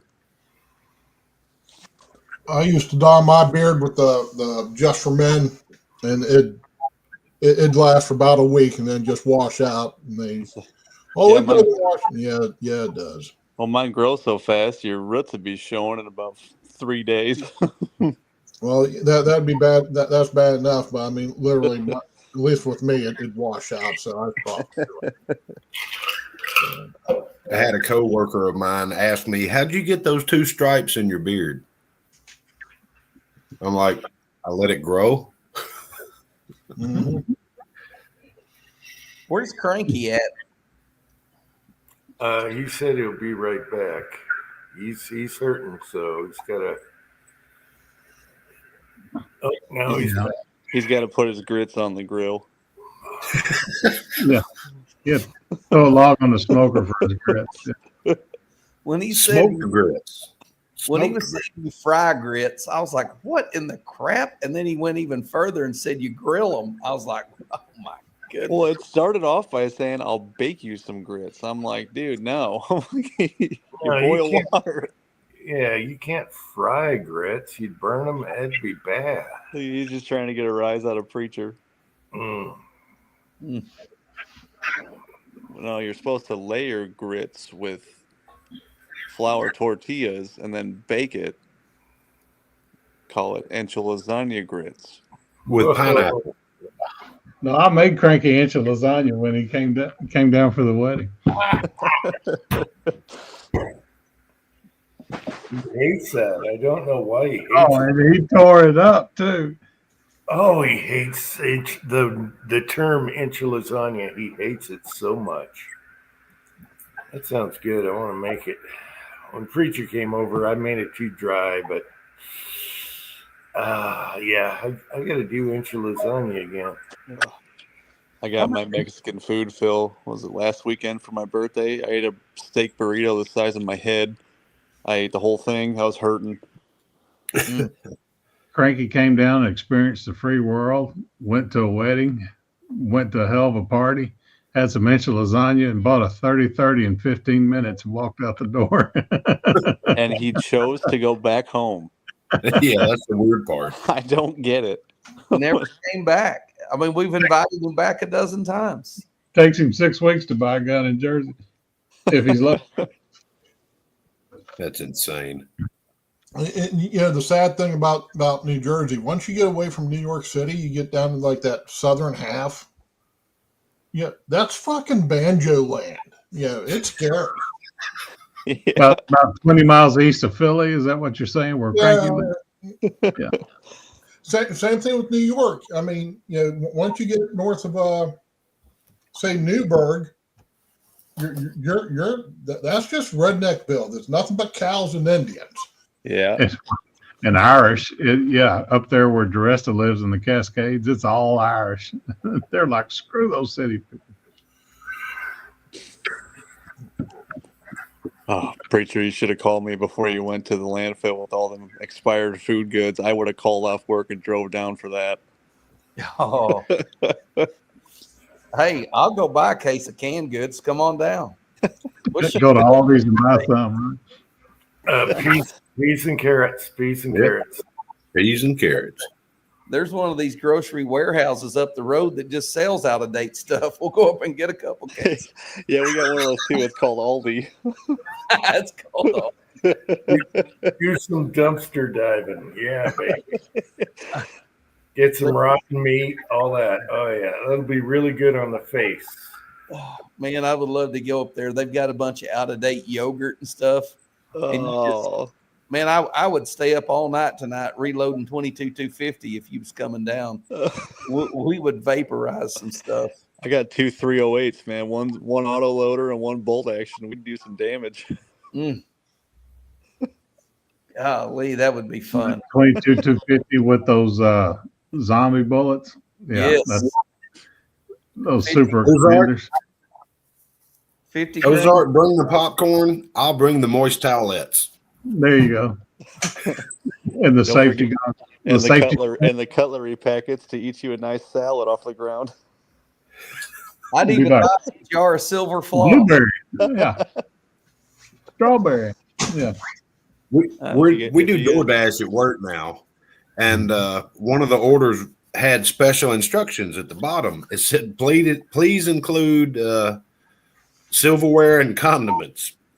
So my coworker, being the smart aleck that he is, he puts the liquor in the bag, throws in a set of leftover utensils from fast food, a couple of ketchup and mayonnaise packets. I thought you were going to throw a box of Trojans in there. I said, you need to tell the DoorDash driver when they get here to take a picture of him when he opens the bag. He's like, they're the one that said include silverware and condiments. Turns out he was picking up the guy's dinner too. So now, when it comes to vaporizing those old yogurt jars with the 55 grain VMAX, and this is the bottom of the load or bottom of the loading chart, 3,319 feet per second, and that's the first. Well, the 110, 101, 110th rounds through that barrel.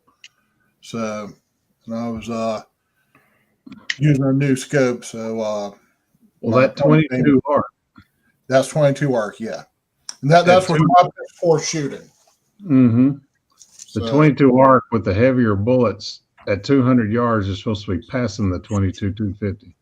Yeah, it definitely does what they're claiming it does. Mm-hmm. Crazy. And now I only have a 20-inch barrel, so I'm still about 150, 200 feet per second, or about 150 feet per second slower than what say they do everything with the 24-inch barrel as far as the bolt guns go. So you got to remember too, there's two different load criteria. Yeah. So you have your bolt guns and then you have your auto loaders. So you got 55,000 psi and you got 67,000 psi.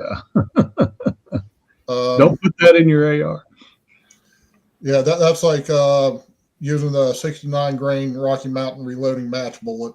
I'm doing 32.25. The book says, well, for the Hornady 68 grainer, they're saying 33.50. So about 125 feet slower with a shorter barrel. But you're still pushing a 69 grain bullet, well above 3,000 feet per second. So yeah, it's still impressive.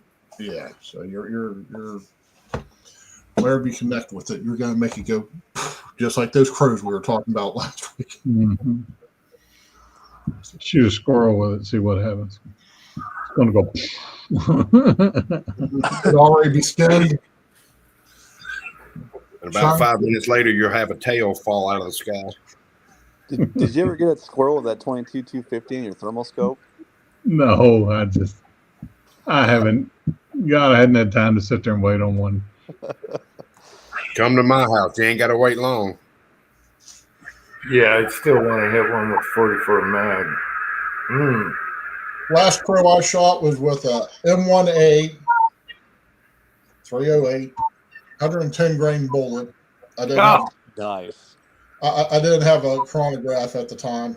It was about 100 yards away, and it just, it just rained feathers for seemed like You 5. just saw legs and arms in the air. It literally quartered it.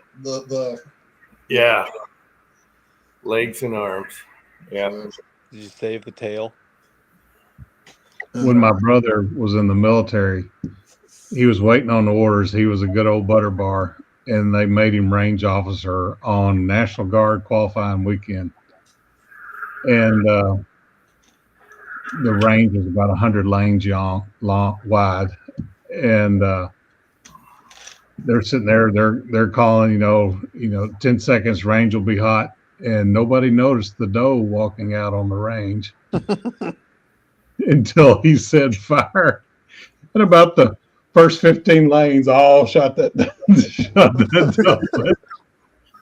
He said, range call.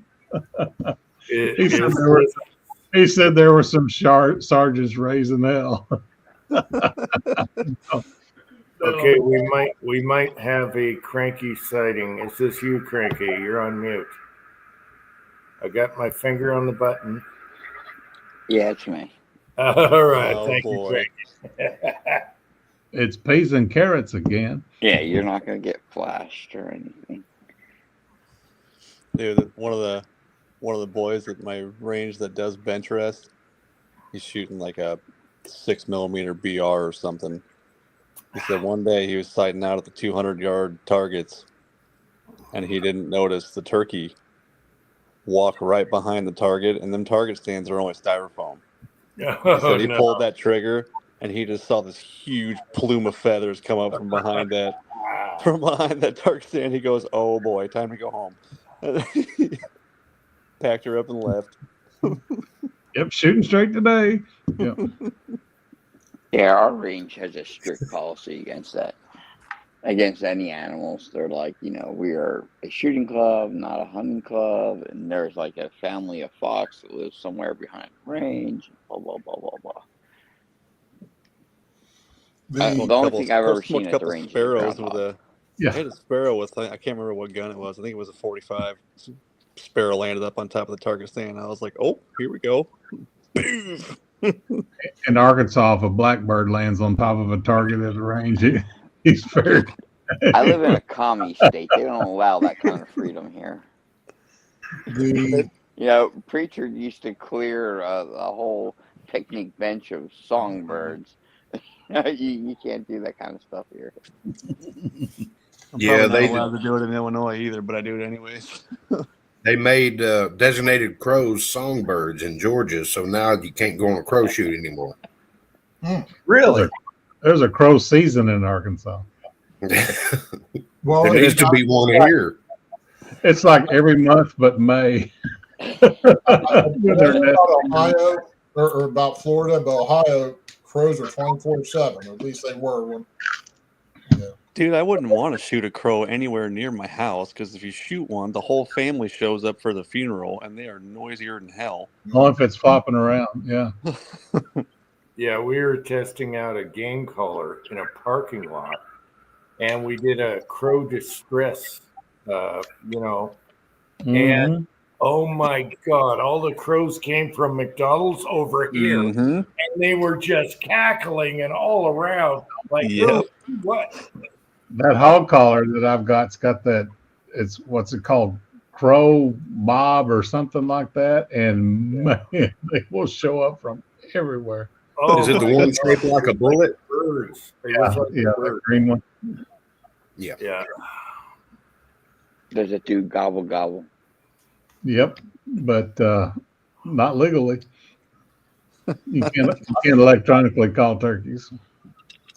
I have about a half dozen crows that live right around here. Every morning they're in the front yard looking for whatever I might throw out for them. Occasionally, I'll throw about every 2 or 3 days, I'll throw a little bit of dog food out for them.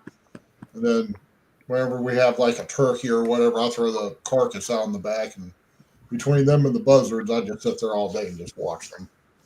And just my crow shooting days are well beyond, or well, yeah. Yeah, we don't have very many crows around here. The only time I see crows is they're chasing an eagle or a falcon or something. You know, they're but I don't see them around here. They're up there somewhere. We've got those crows. They're about a foot long. You've got those ravens that are about 2 foot long up there. Yeah, we get a lot too. We get a lot of various sizes. I only see them far away. They're never in the yard. We have those blue birds that look like crows with the long tail. They're scavengers, same thing. Crackles or whatever. Yeah, those were all over down here too. But yeah, they just amuse me to watch them. Yeah, between them and the owls. I never saw an owl until I came down here. Oh, owls are awesome. Yeah, yeah, we have owls. Owls taste like chicken, but they're more greasy like turkey. Really? There can't be much meat on them, dude. They're all feather. So you ate an owl before? Wow. Kind of a cross between a bald eagle and a great blue heron. Oh, gee. In terms of the trouble you get in for shooting one, or what? Not as stringy as a red tail, right? Hey, we have them up here. Isn't it? We got a bunch of red tails up here. Yeah. I just find it weird. I never see a crow in the yard unless it's chasing a falcon or an eagle. See, we get all of them. We get the blackbirds, we get the crows, and we get the ravens. So you just see like big blackbirds in varying sizes, from like something small and many to something like big to something. God damn, that's really big. What the hell is that? Yeah, I'd love if Jim had crows, because they would ruin every one of your videos, man. They never shut up. They must live in the hills because they're never ever in the yard. They like corn. I would never shoot a raven. They're too smart. They are super smart animals. I would never shoot a raven. And I like birds in general anyway. right. It's when the cats get a bird. Well, like I said, we got a couple owls here. You can hear them going back and forth with each other. And oh yeah, they're good to have around too. They'll eat all the rodents. They seem to do pretty good. The squirrels seem. We put food out for the birds, and the squirrels, of course, immediately take over. But it's funny. I'll sit there and watch the crows and the squirrels fight over the birds out there. And hey, 300 blackout suppressor and some turtle poppers. You can do some business on some squirrels. Not here. I wish I could. They're just Don't rats. get caught. They're just You got a pellet gun with a moderator, don't you, Cranky? Yeah, but even with that, I gotta do it from indoors, open window, like super Like stealth. with a curtain. I gotta do it Like Cranky Harvey Oswald. Basically, that's what it is around here. What do they call it? Like urban. That's what you had to do with that groundhog sniper or something like that. Cranky Harvey Oswald. That's how you finally got that groundhog, wasn't it? With your sniper hide and curtain. Dude, that asshole deserved it. He was eating all your peas and carrots. No, he did. Oh my god, it was all the stuff you do early. We had spent probably $70 on a bunch of starter plants for cauliflower and broccoli and shit like that. You put it in March. He said, And tasty, he kept tasty. mowing it down and mowing it down and mowing it. Every time it got about 6 inches high, he'd come in and mow it down. So it was like a waste. It pissed me off. So yeah, I bought about a $450 rifle to eliminate his ass. Yeah. Yeah, I wouldn't mind having one of those 40 or 50 caliber air rifles. We can actually deer hunt. We can deer hunt with them in Missouri with a 40 cal and up. And ever since I saw that dude on YouTube that does the hunting in his backyard with the 22 caliber exploding pellets on squirrels' heads, I kind of want one too. The little tannerite pellets. Yeah. Yeah. Tannerite pellets? He turned the squirrel's head into a canoe. Oh my god! They're pellets that are hollow points, but they fill the hollow points with that low velocity tannerite. Yeah, explosive. You'll shoot a chipmunk and they'll just freaking explode. Oh my god! Where do I have to move to buy that? Like, because I know that America here. You got to go to America, Cranky. It's at the store. What is that guy's name? It's like Leshy or something. It's the brand of air gun that he shoots. It's like ED gun Leshy or something. Yeah, check it out. It's like peanuts in a little cup, and he's got phone books wrapped in AstroTurf as his back catch. Yep, he baits the hell out of them, makes it look like a little squirrel paradise, and he just murders them. Oh my god, I need more of that. Yeah, he uses thermals and everything with them. That's what I keep telling my dad, because they have fox and crap like that to keep coming in for the chicken. And I'm like, dude, get a thermal. He won't do it, but yeah. I want to do a pellet gun and a thermal and go to Preacher's hay barn. That's where the rats are going to be. Yeah, that's another thing, Cranky. I can't shoot as a fox. They are so cool looking.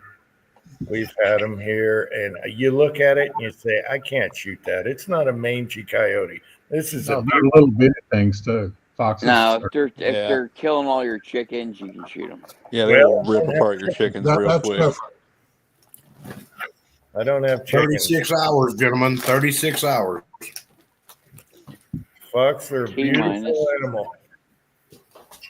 I remember when I shot that bobcat, you were pissed at me for months. Yeah, you shot a cat. That's a cat. That's different.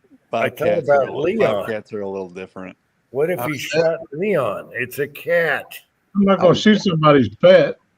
I've said it before, and I'll say it again. People that don't like cats have never had them cooked properly. Right. Yeah, I can't. Okay, I can't shoot You've been a cat. hanging out with crazy Scotsmen. We've all had properly cooked cat if we've eaten at a Chinese food restaurant. Just saying. Yeah. He's watching over me right now, Jim. He's got a quail in his mouth. It's a pretty cat, man. No, Pretty I cat. look like you're ready to take a shit on you. He was 26 pounds. He was a big cat. Heck yeah. I'm sorry. I can't shoot a cat. I can't shoot a raven, and I can't shoot a fox. They're all beautiful, smart animals. I can't do it. And you wonder why you can't find good Chinese where you live. Oh my God, we got a MiG sighting. What's up, Mick? Mick, are you really buying a sawmill? He's going to be a sawmiller guy now. Dude, I'm so jealous. I am so jealous. I want that. This is one of my dreams, is like to move to America and buy land that has trees on it and get a sawmill. And turn Dude, it I've got 18 walnut logs you can come saw right now. I'm saying, Preacher, there's your guy right there. He bought a sawmill and he bought a trailer for it. My back would never go along with it. The whole plan would fail. But it's a dream. And oh my God, it killed me. He posted that order. I was like, oh my God. And Cranky, you got to finish the American story. Then you're going to make a cabin with what you sawed. All right. And then you're going to get your high capacity suppressed guns, and you're good. I just hope Mick, I'll need help on the labor at this point. I hope Mick's water system survives this freeze. Mm-hmm. You know, I'd love to shoot a turkey with a shotgun slug right in the middle, but YouTube will not. No, bad. Hey, Twine shoots him with a 243. What's YouTube going to do? You got that 22 like suppressed. You could YouTube's- just headshot them. YouTube's No, not going to care. I want it to explode when I hit it. So yeah. Well, I watched those Russian- Ozark shoot a hog with 15 pounds of tannerite and blew it to bits, and it was fine. That video's got like 500,000 views, man. What I never understood is hunting season for turkey is not around Thanksgiving. What the hell? Oh, there goes my battery. I might be out of here. Yeah, it's like spring or something. In Missouri, we have an October turkey season for archery.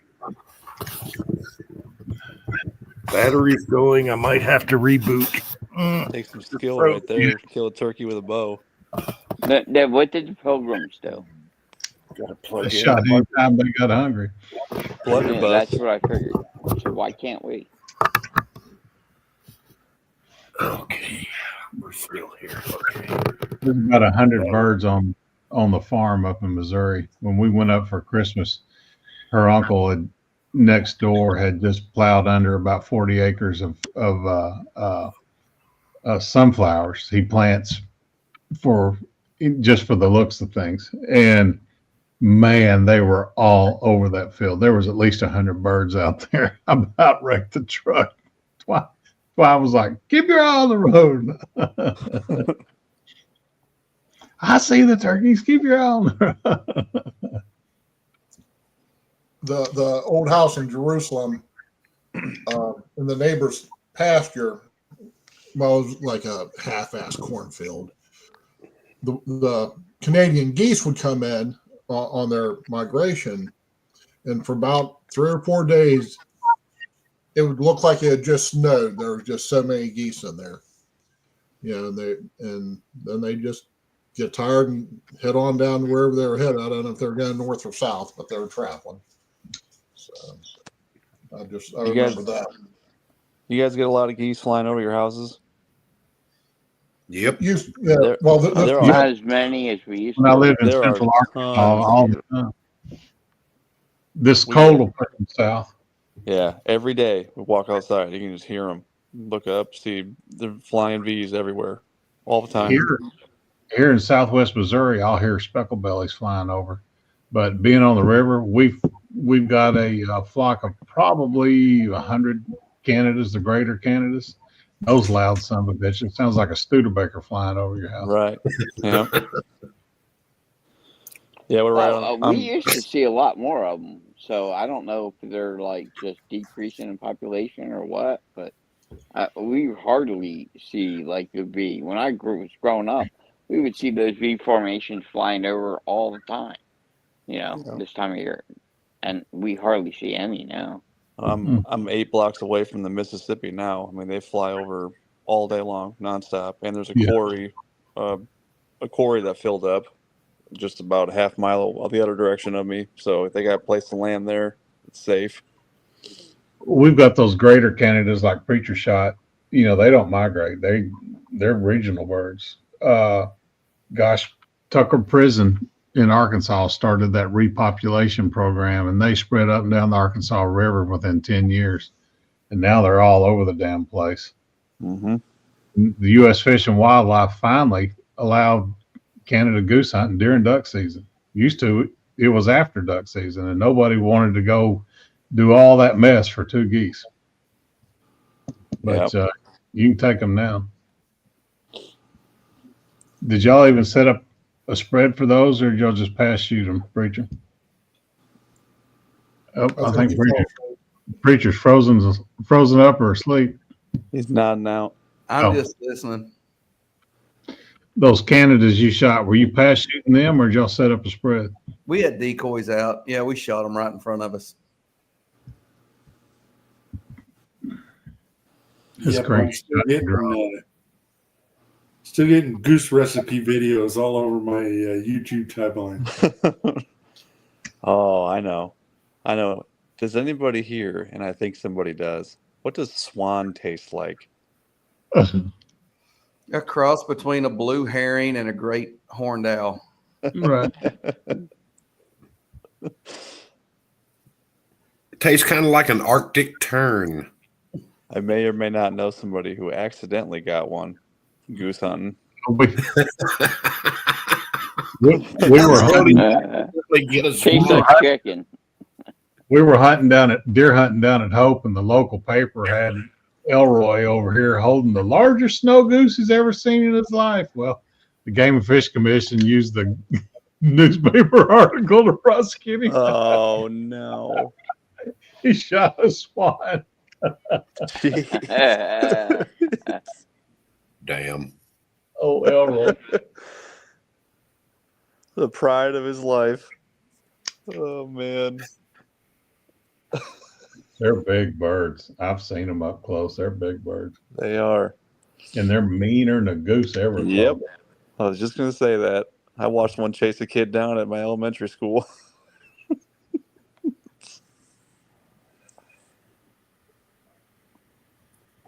I've shot one of those old gray goose before because it kept getting after a bunch of dogs. So kind of like Preacher Rooster. I'll be right back.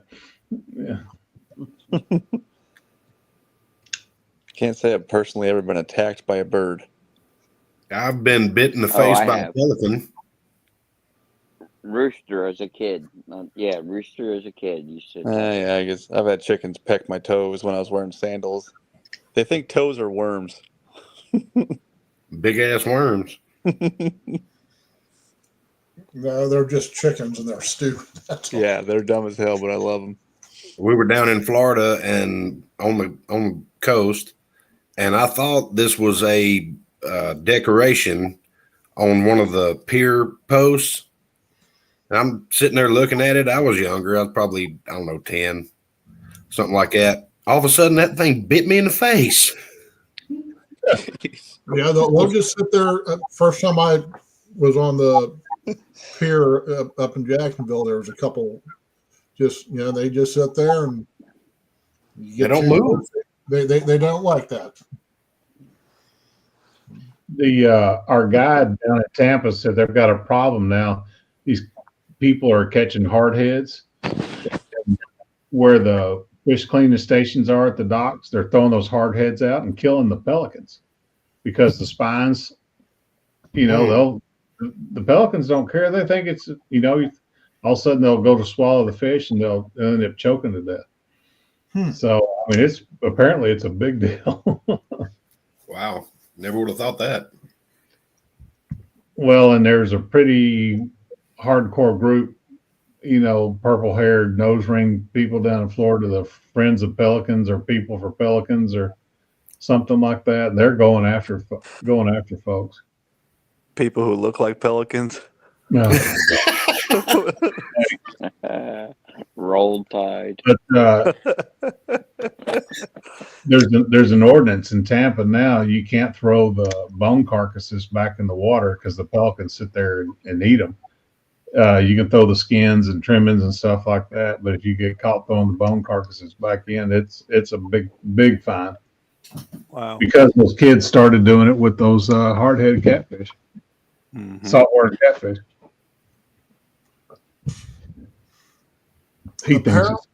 Apparently, somewhere along the coast, there's been a small monkey population for decades. What? They're starting to get they're starting to creep further in, closer in, coming further inland. Did you say monkeys? Yeah, like circus monkeys and stuff, not gorillas or Are they from the zoo? Escaped zoo animals? What? From what I understand, they're like escaped circus animals, and this goes back to Repopulated. Yeah, so they're escaped Uncle Jim's. Well, it's like all the snakes in the Everglades when Hurricane Andrew tore things up in South Florida. And I'm looking forward to seeing my first set of monkeys here eventually someday. Yeah, there's nothing more interesting than escaped monkeys running. They're carny monkeys. They'll steal your wallet and run away. I would love that. That would be awesome. Yes. What are those little terriers called that they're so smart? They're the Jack Russell. Jack Russell. Yeah, Jack Russell Terrier. And people, it's like an occupation now in Florida. People are taking these Jack Russells and teaching them to get the iguanas. Yeah. And so when there's an iguana population problem, this people come out. They got like 4 of them, and man, those little shits go to town on those. Oh, they are hyper tenacious little dogs. Yeah. Oh yeah. Well, they just, they get hold of one, they'll sling, kind of like preachers dachshunds after a snake.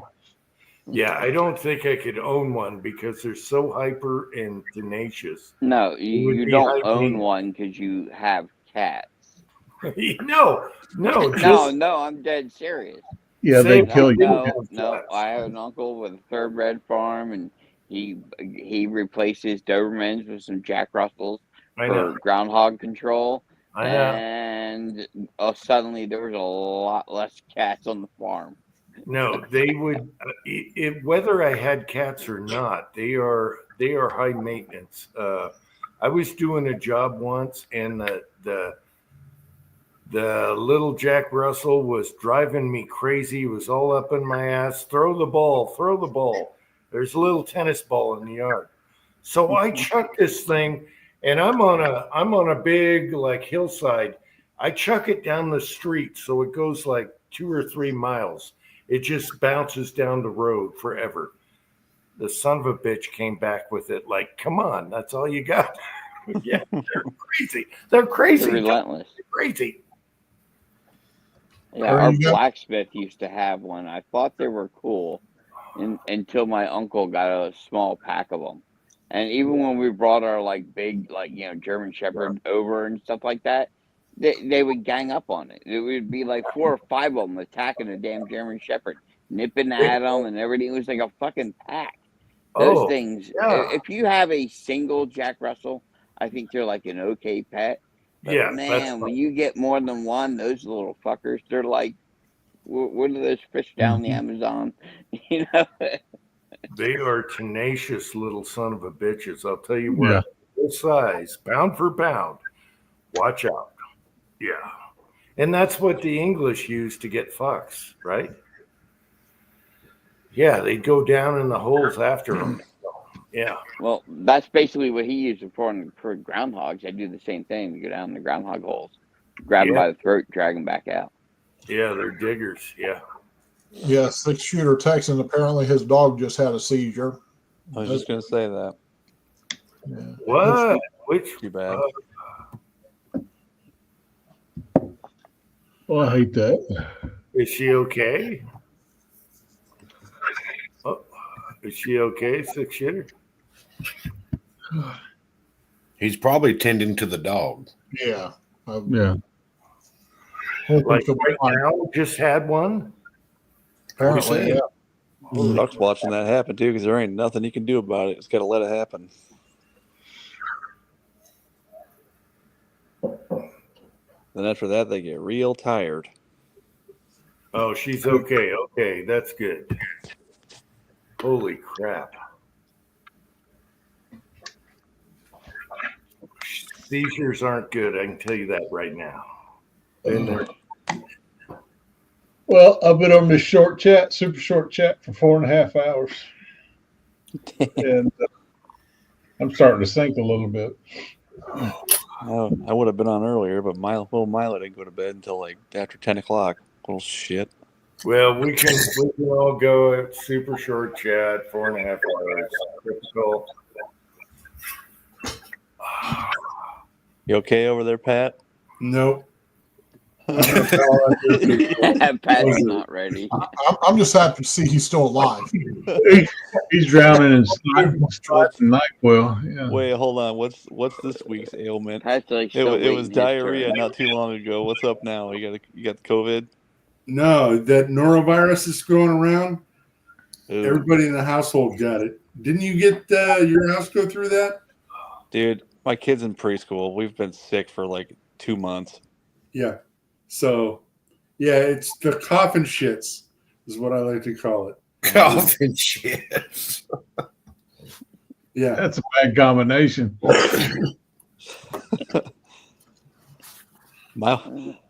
Milo just puked on the floor last night and again today. Yeah, it's always a good time around here. Yeah. We got cats.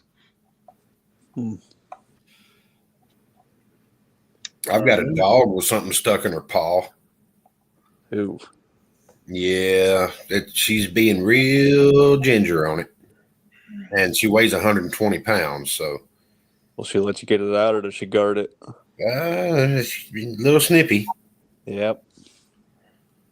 You know my dog, my brown shepherd, not the black one, the brown one. Mm-hmm.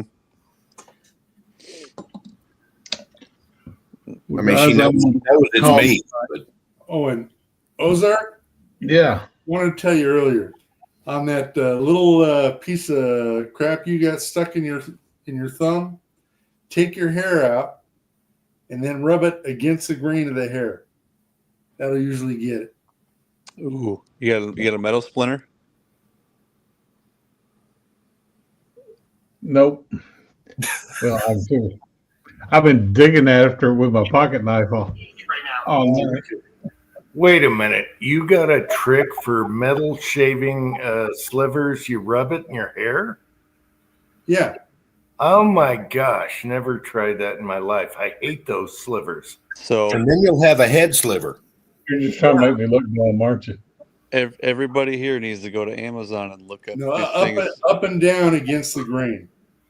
And then you look down and you have a stripe down your side. I'm giving myself a tease. Yeah. Giving myself a tease. Okay, Ricky should know. He's a machinist. He probably gets them all the time. He beat me to it. I was just going to say, go to Amazon and get you. They're called splinter outs. They are awesome. The little metal things Oh, with the points on them. those little sticks. Yeah, they're like the sticks with a really sharp point that are sterile. Yes. Yeah. Okay, I got you. Absolutely get those. Those are incredible. Okay. Yes, they are. They put them in all the first aid kits around the shop, and if I see a pack of them in there, I steal them. I use them a lot. Yeah, and Fuzz is right. Everybody needs to pray for Trump. 36 more hours. You see, they moved the inauguration indoors for fear of the quote unquote cold. Yeah, I'm sure that's what it is. I'm sure too. This was the first I heard about, but I would not be surprised. Yeah, and if you watch the Tucker Carlson thing from last night, yeah, I'd be moving that stuff indoors too. Yep. They still don't have any answers for what happened over the summer. No. Yeah, because it was the friggin' Secret Service who did it. So It's pure evil, pure evil. But I don't think, remember right after President Trump was reelected, all the videos of people screaming and yelling and stuff. Probably 90% of those people are trying to become the new, screaming girl in the orange or in the yellow jacket that we all seen for, which 16. Yeah, they're trying to become the new one. Yeah, the Hillary meltdown chick. Yeah, exactly. So, that's what most of that is. The protest, there'll be protest, of course. But it's all just going to be staged, just people trying to be the next sensation, and it's not going to happen. I mean, it's run its course. I mean, the news will go find some freak who's sitting there crying and bitching and. Well, they won't have TikTok. What do we have? So they can't go viral. Don't bring up TikTok again. Oh, Mrs. Tin Man will get pissed. I'm going to say for the last time. Good night, everybody. Good night, Marvin. Get some splinter outs. Good night, Marvin. Thanks for coming on. We should all go. We should all go. It's a short. Yeah, we should all go. Okay. I got cats I got to take And care I'll of. hang on for another minute or two. Yeah. Okay, everyone in the side chat, we love you all for sticking around. I hope your dog's okay, 6-shooter Texan. And Cranky, thanks for coming on. I know you're in a lot of pain and everything. West Covina Dodge, Kyle, Tin Man, and Rullis and Ozark is gone, or is he? No, he's still. No, he's here. Don't forget Pat. No, I did say Pat, and Pat. You got to say it twice. We love Pat. Okay, Pat. twice. Feel Pat, better.